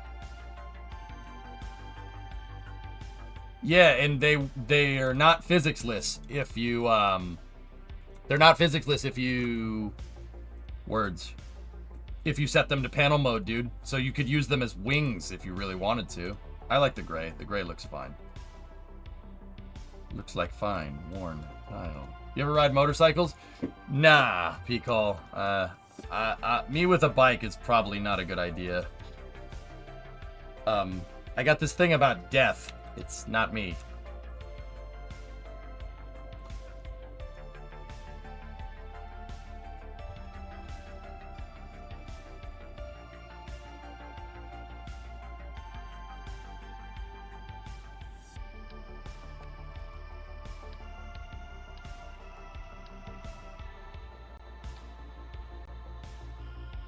Yeah, I didn't know that these flags would be not physicsless. I didn't know that until we messed with them the other day.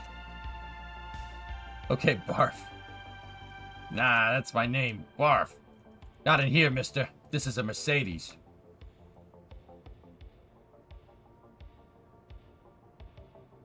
I'm a Mog. Half man, half dog. I'm my own best friend.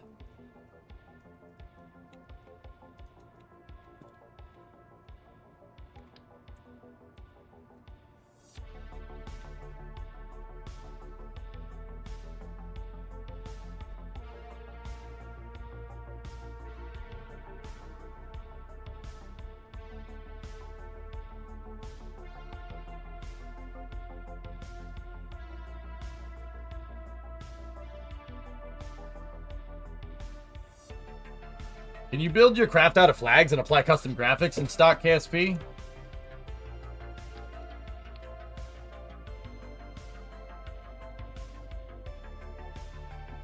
No.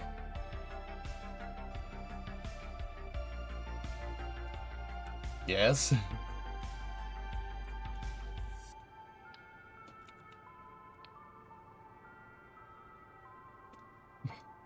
Yeah, yes. Yes, you can.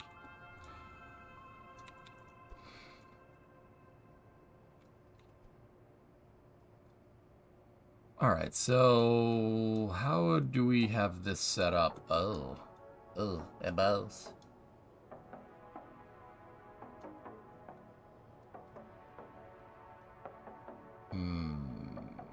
Those center pieces are attached up there.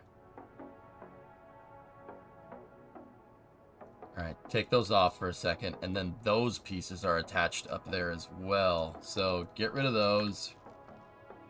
Get rid of the panels.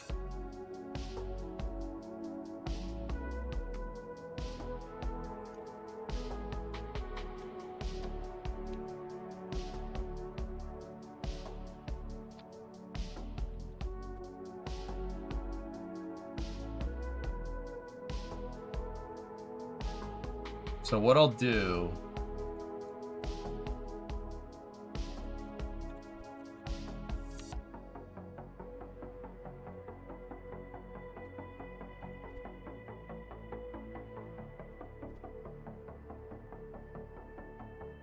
is we'll move these back into position.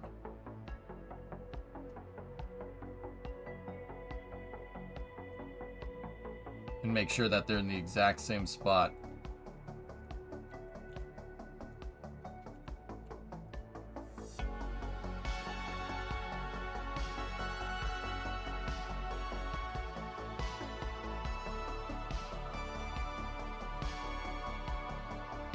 and then get rid of these.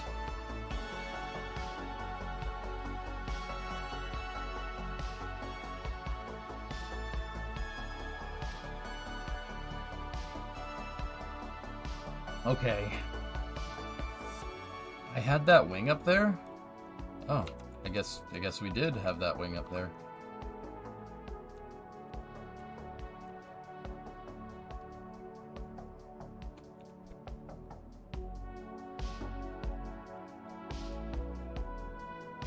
There we go. Good. Good. Good. Good.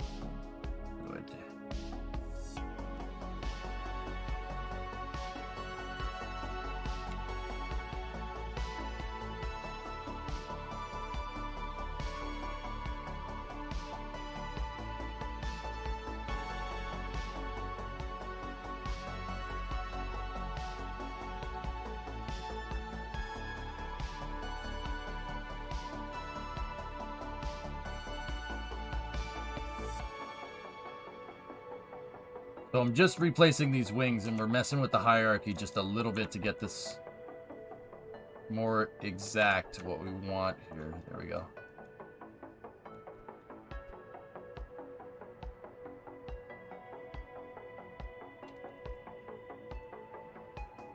Oh, we got a little bit of dark lines up at the front. I don't want those.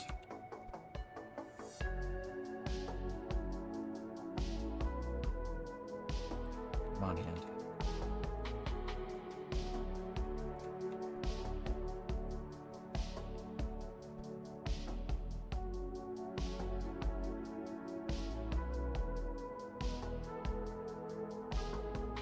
There we go.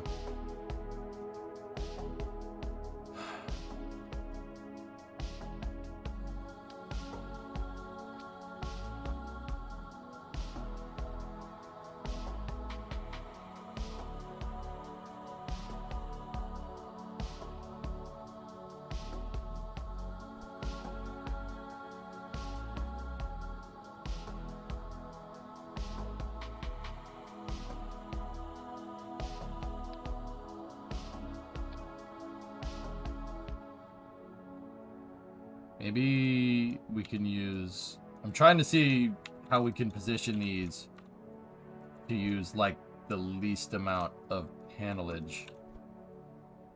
See if we can make the bottom of the cover here for this thing.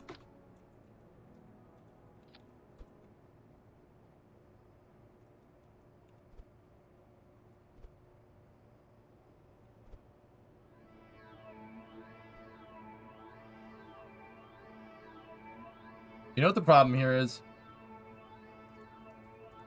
Now the whole bottom of the damn thing needs to be gray.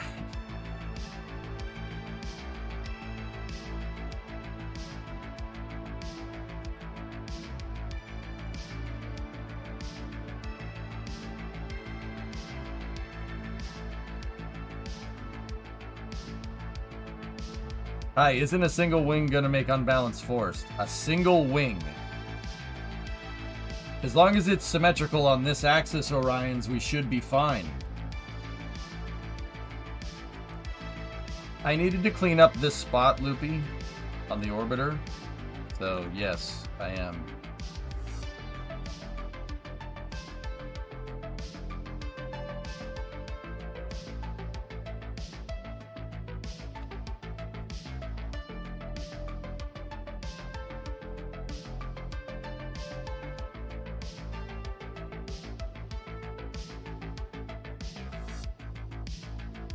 This is pretty much where I was going with this, Jason. Is.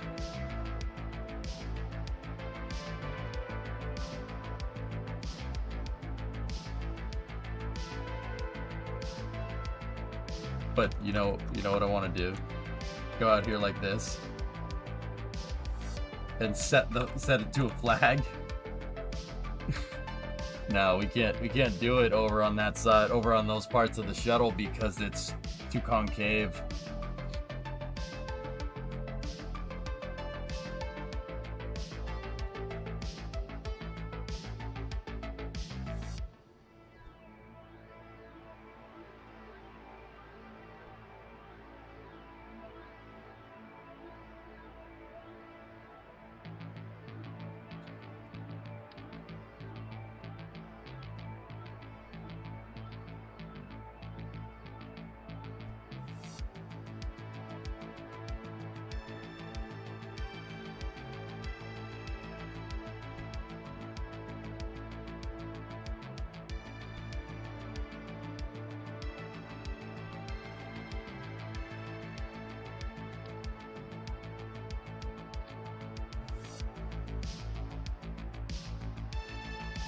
dude.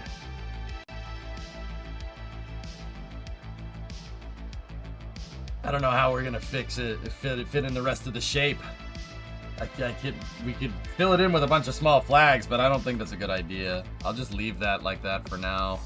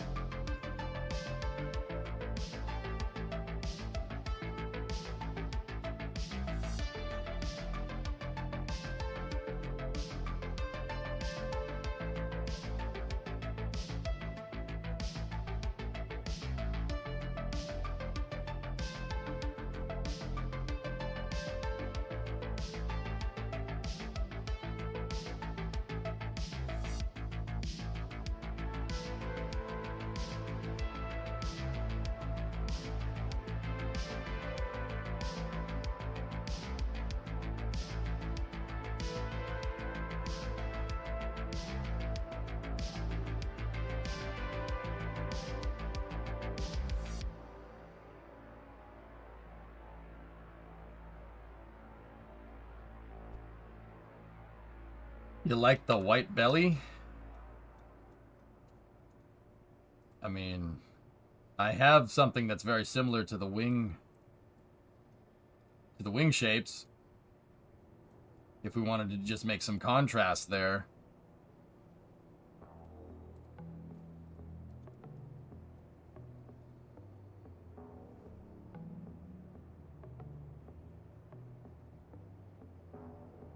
I think that looks a little bit strange. Do you have a contact email? I got a short write-up and diagrams. It's on my Twitter, in my Twitter bio, dude. Yeah. I've been backlogged on the email lately because, yeah, busy. And that's not an excuse. And I need to get out of a habit of making that an excuse. But yeah, that's what's going on lately.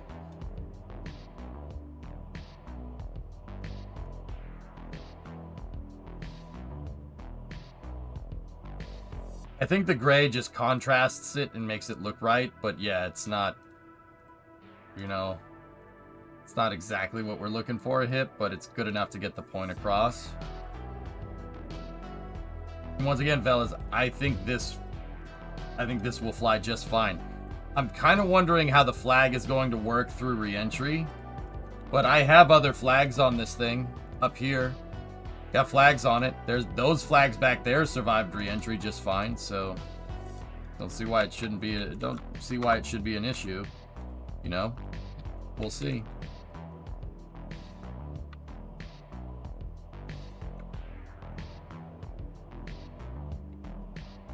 Is there a tile texture you could put on the flag? Yeah. Of course there is. I don't want to though. Because the flags overlap. You'd never get it to look right. There would be seams everywhere.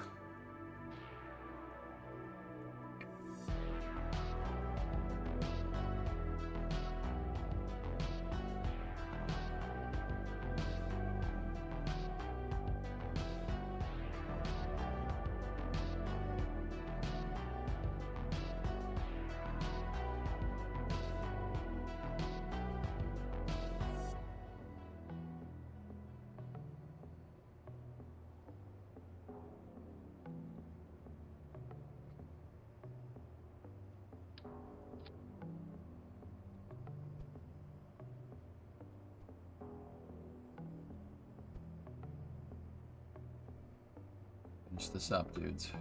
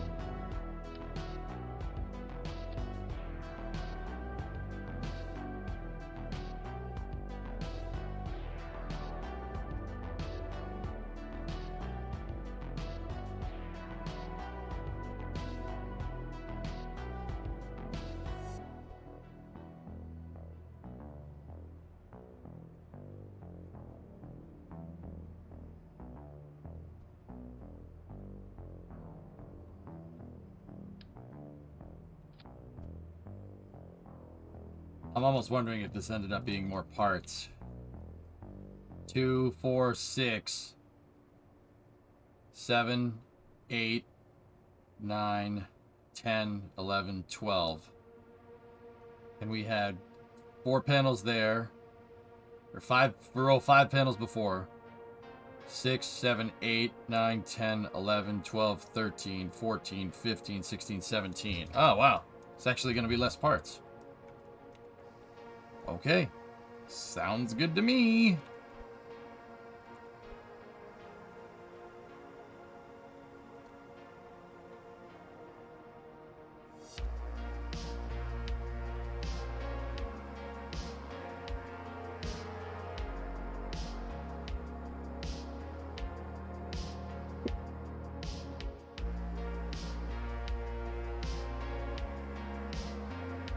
No problem, Phoenix. It's okay.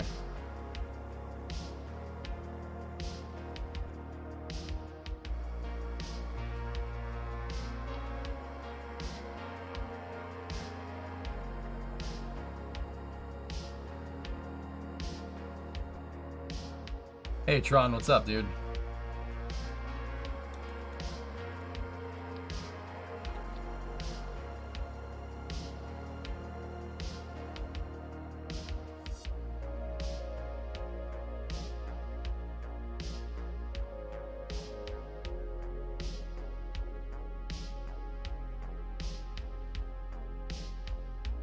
Well, that doesn't look too bad, now does it?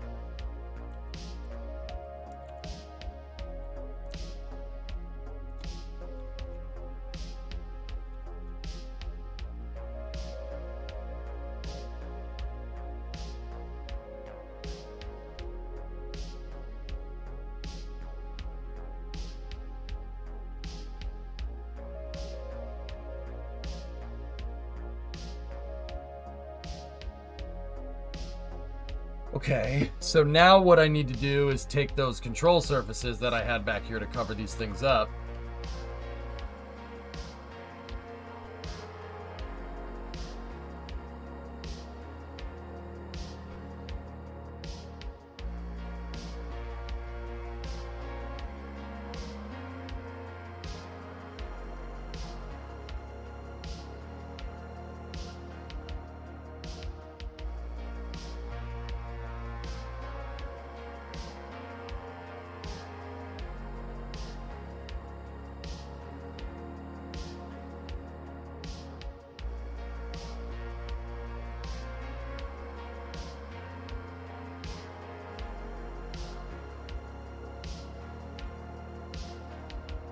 Hi, you're awesome.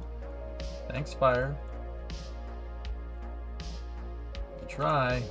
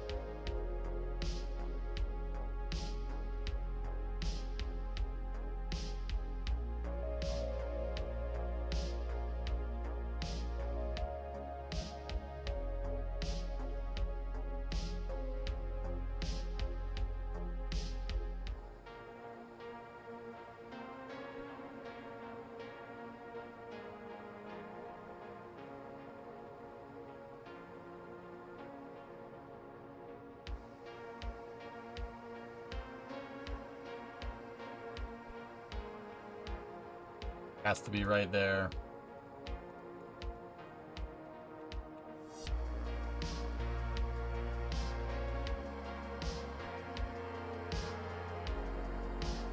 Or does it? We can get away with it right there. Elwood, I got the email, dude. I just saw it.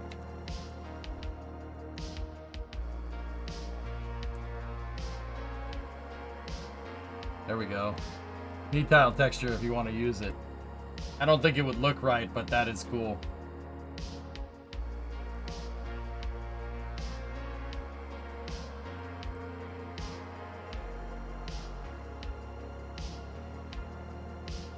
Tommy likey. Tommy want wingy.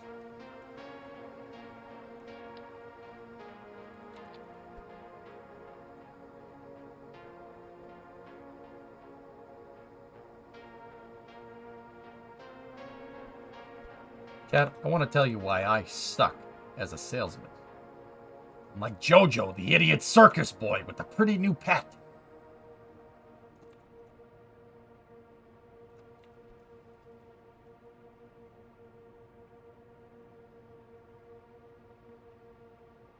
Now, what the hell are we going to do about this?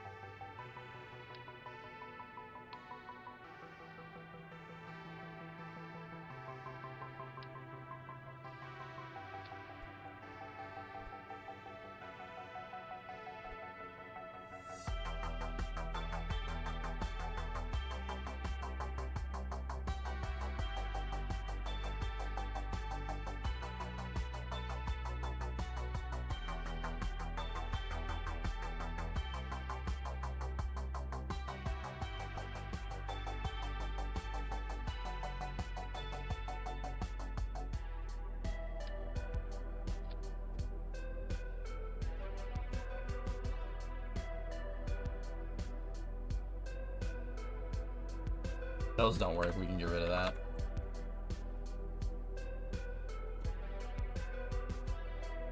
How am I gonna do this?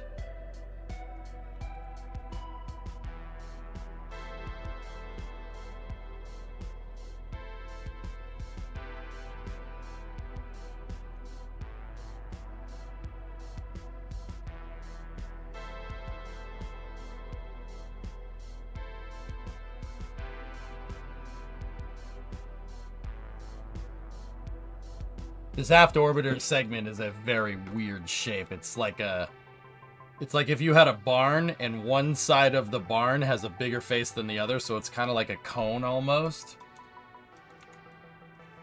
It's a weird shape.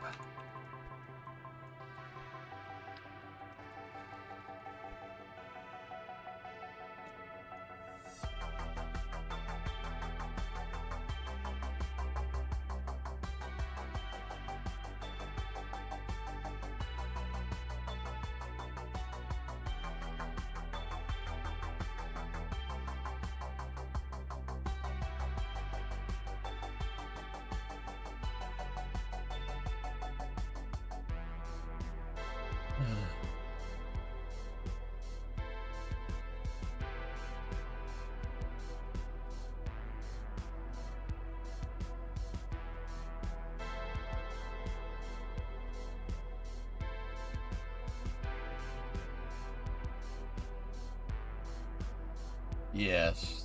Yeah, see what I mean? Look. Yeah, Aqualex, thank you for the picture. Look. Yeah, it's a very strange shape. I'm trying to get this little lip thing going up here. Hard to do.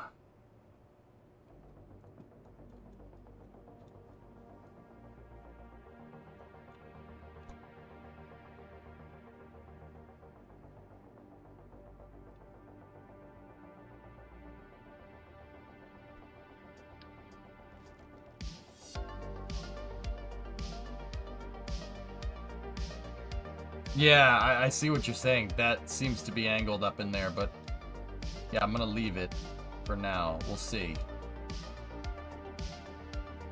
It does look good if you look at it from this way, though. Looks nice.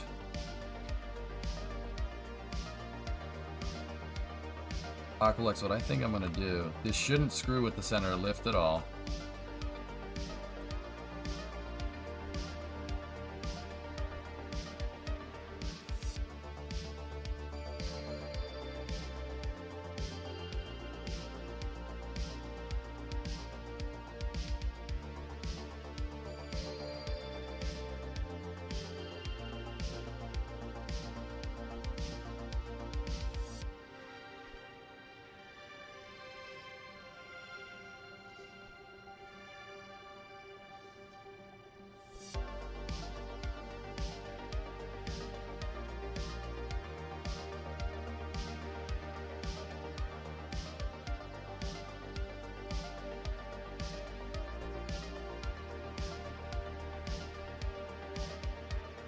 That's no, that's not enough to justify covering up that little frickin' thing.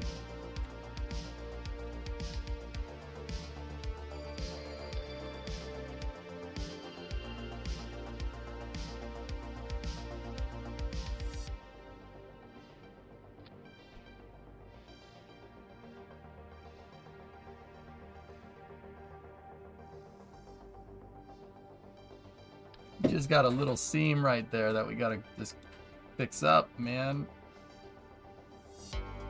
There's a hole in the ship.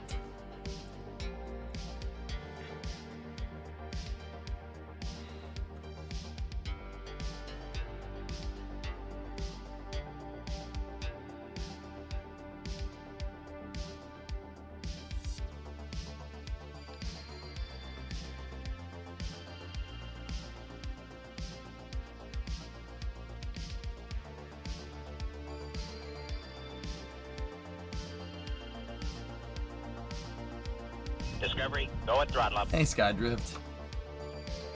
Hit it with some Flex Seal.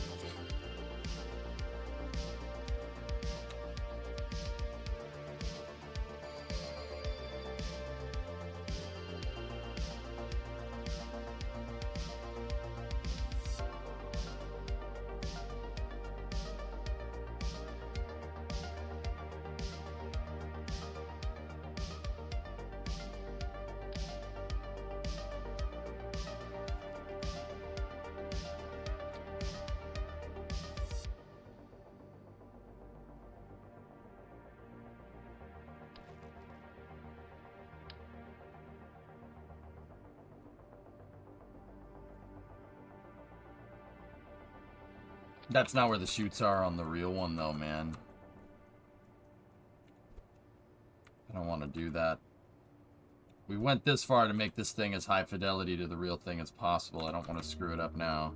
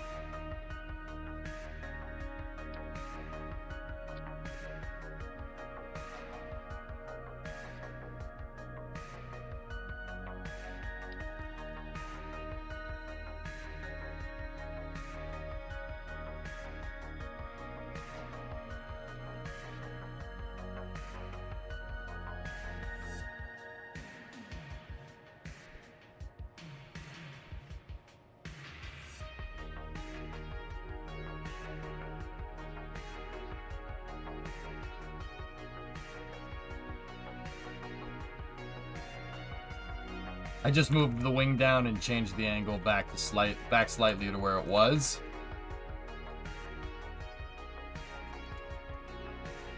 Looks like we might be clipping just a little bit, so just let me move it up.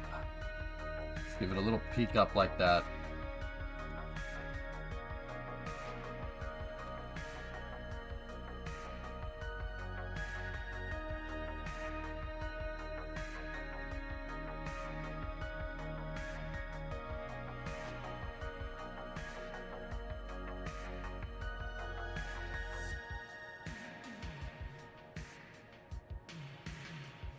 Done. There we go. There it is. Heck, we don't even need... We could probably move this a little bit. Oh, no, that has to be... Kind of has to be right there. I don't want to move the body flap. That's an aero control component. We don't want to mess with it.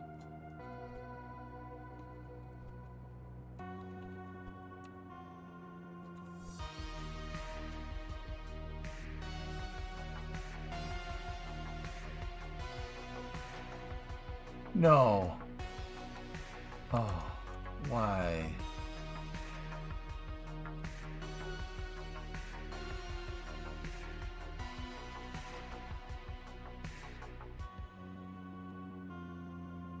Oh, I've almost got this right. It's so close to being correct. We just gotta keep digging.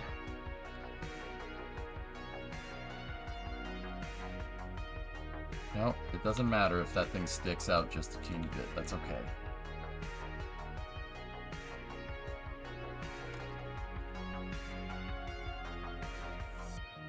No one's gonna notice that. It's fine. Chat, you saw nothing. You see nothing, you know nothing, okay?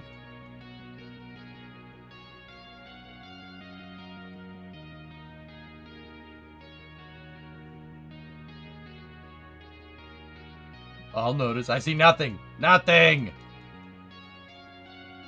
I know nothing. You'll notice it. Honestly, no, I won't. Because look at what we made.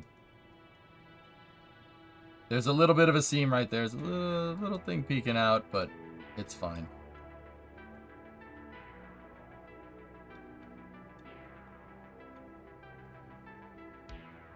Wait till Kerbal Clink hears of this. I know nothing! Sorry, my streamer told me to pay attention to details. Ah, crap. I did say that, didn't I?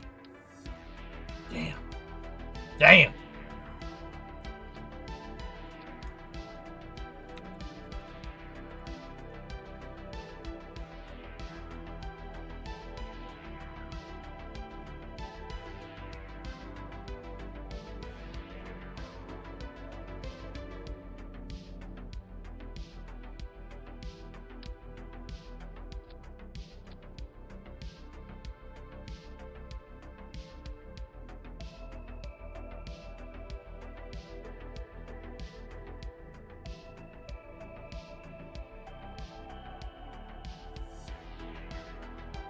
There's a couple more things that I need to do, Hip. That's fine. I'm actually pretty happy. That looks good.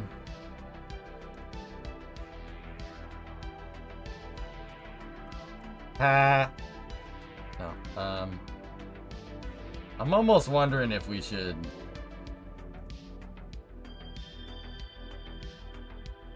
go with the wing color, because the entire rest of the bottom of the orbiter is the same, is that color, so... I'm gonna switch them to wing color and see if it does what I want it to do. Like, in terms of the optical illusion. I mean, seriously, how often do you look at a man's shoes?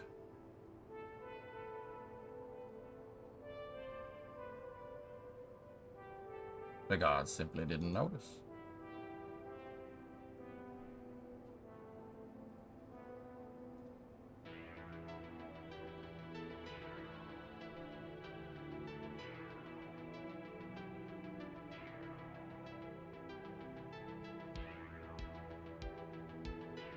You have this.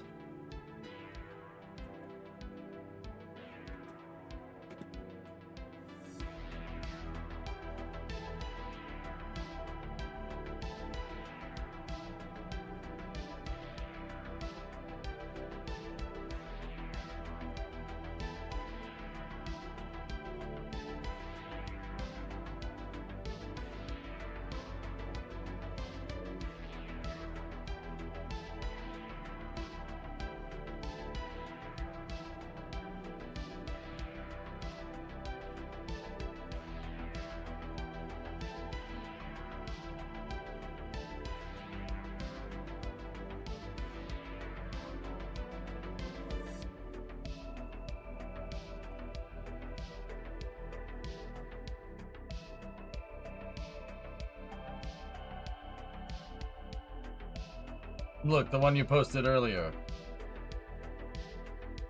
If it's not covering the whole bottom, Louise, I don't really care. Yeah, but it's funny because SpaceX, because this is the original. It's the original chassis. It's not that different. It just has.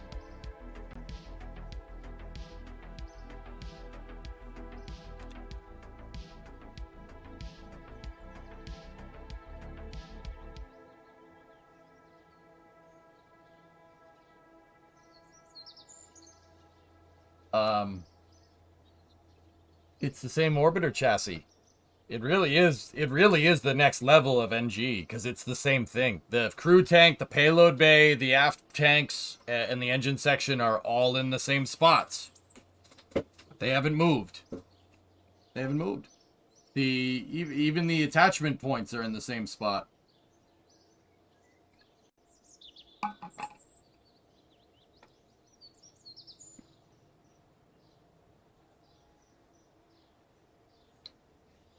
I'm talking about to the last generation of orbiter, Phoenix, not to every single Collins. So the first generation Collins was the one with the Kraken Tech doors with landing gear to open them up. Okay, we used that for a good amount of time. Then there was CTS-2. CTS-2 was the same exact design. Hey, Bree. I'm on a mission from God. Okay. It was the same exact design, but with the Mark III parts. 3 was CTS-X, which is the one that you saw the most use of. 4 was CTS-NG, which is the one that I built for the pad. That didn't ever happen. And then, actually, 4 was CTS-NG. Yeah, and then 5 is this one. Hello. How you doing? Good. I need you to stop the stream for 10 minutes so we can do something. Not that, you weirdos. Chat. He knows what I mean. And then you can stream again.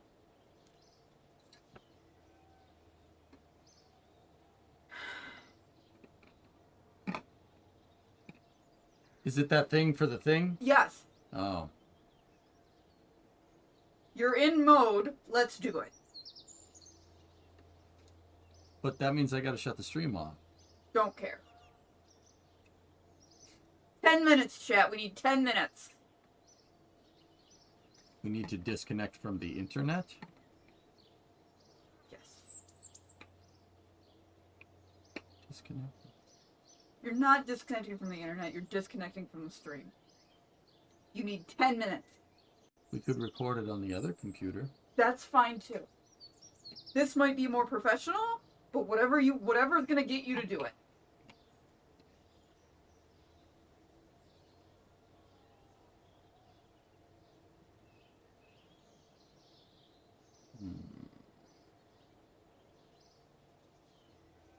Okay. Give me 1 second. Okay. Give me 1 moment.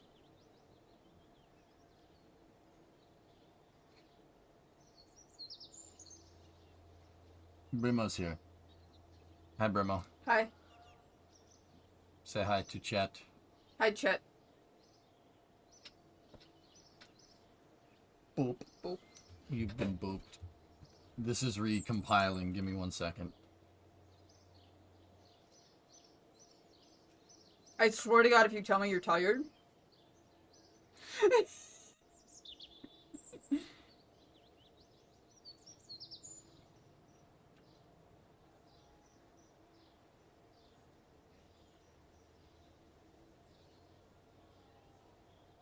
Yeah, we need to use this computer for something. Why? Why are you taking so long?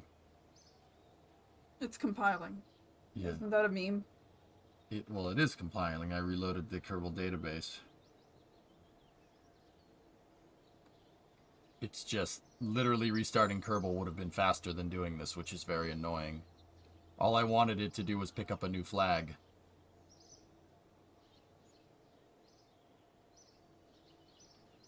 Mods data? The mods? Yeah.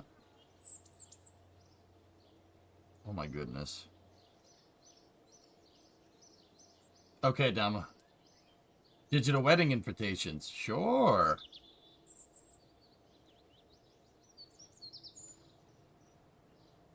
This is horrible. This takes way less time in the stock game, but obviously. Isn't streaming PC still running? We need the streaming PC make. Oh yeah, you do. Or I mean, we could just record it in the other thing, but yeah. Whatever you want to do, it's your thing. Yeah. Well, all right. Let's.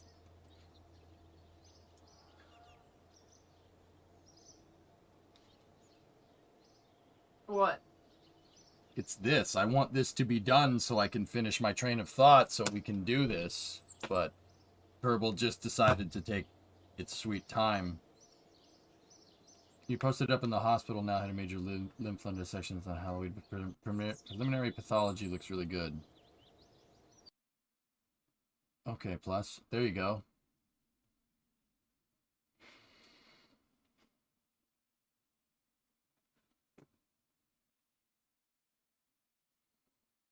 It's your thing.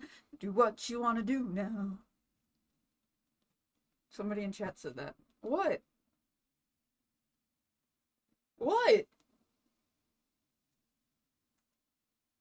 Audrey said that.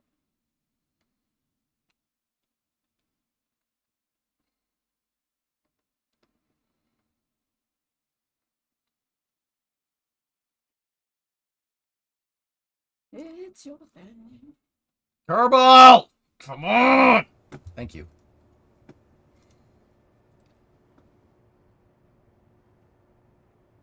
Wing. Jason, that's awesome. Dude, we are going to confuse so many people. Oh my goodness, we are going to confuse so many people.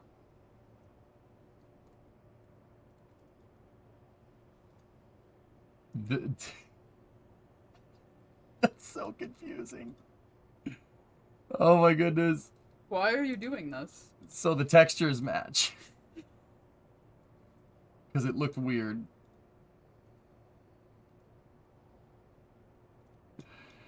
Look, I get so confused. Oh my goodness, that's awesome.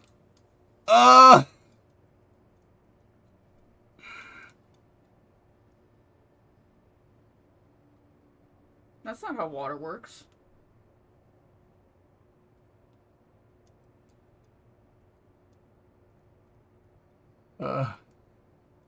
Okay. All right, let's just I'm just gonna X out of Kerbal. All right, guys, I gotta shut the computers off for a second. I will be back in 10 minutes, okay? Or maybe a little bit longer. Yeah, this is quick. We just gotta, we need to take the, I gotta use the streaming rig for something. Meteorologists are predicting a tsunami in the coming days. Citizens are advised to stay indoors. All right.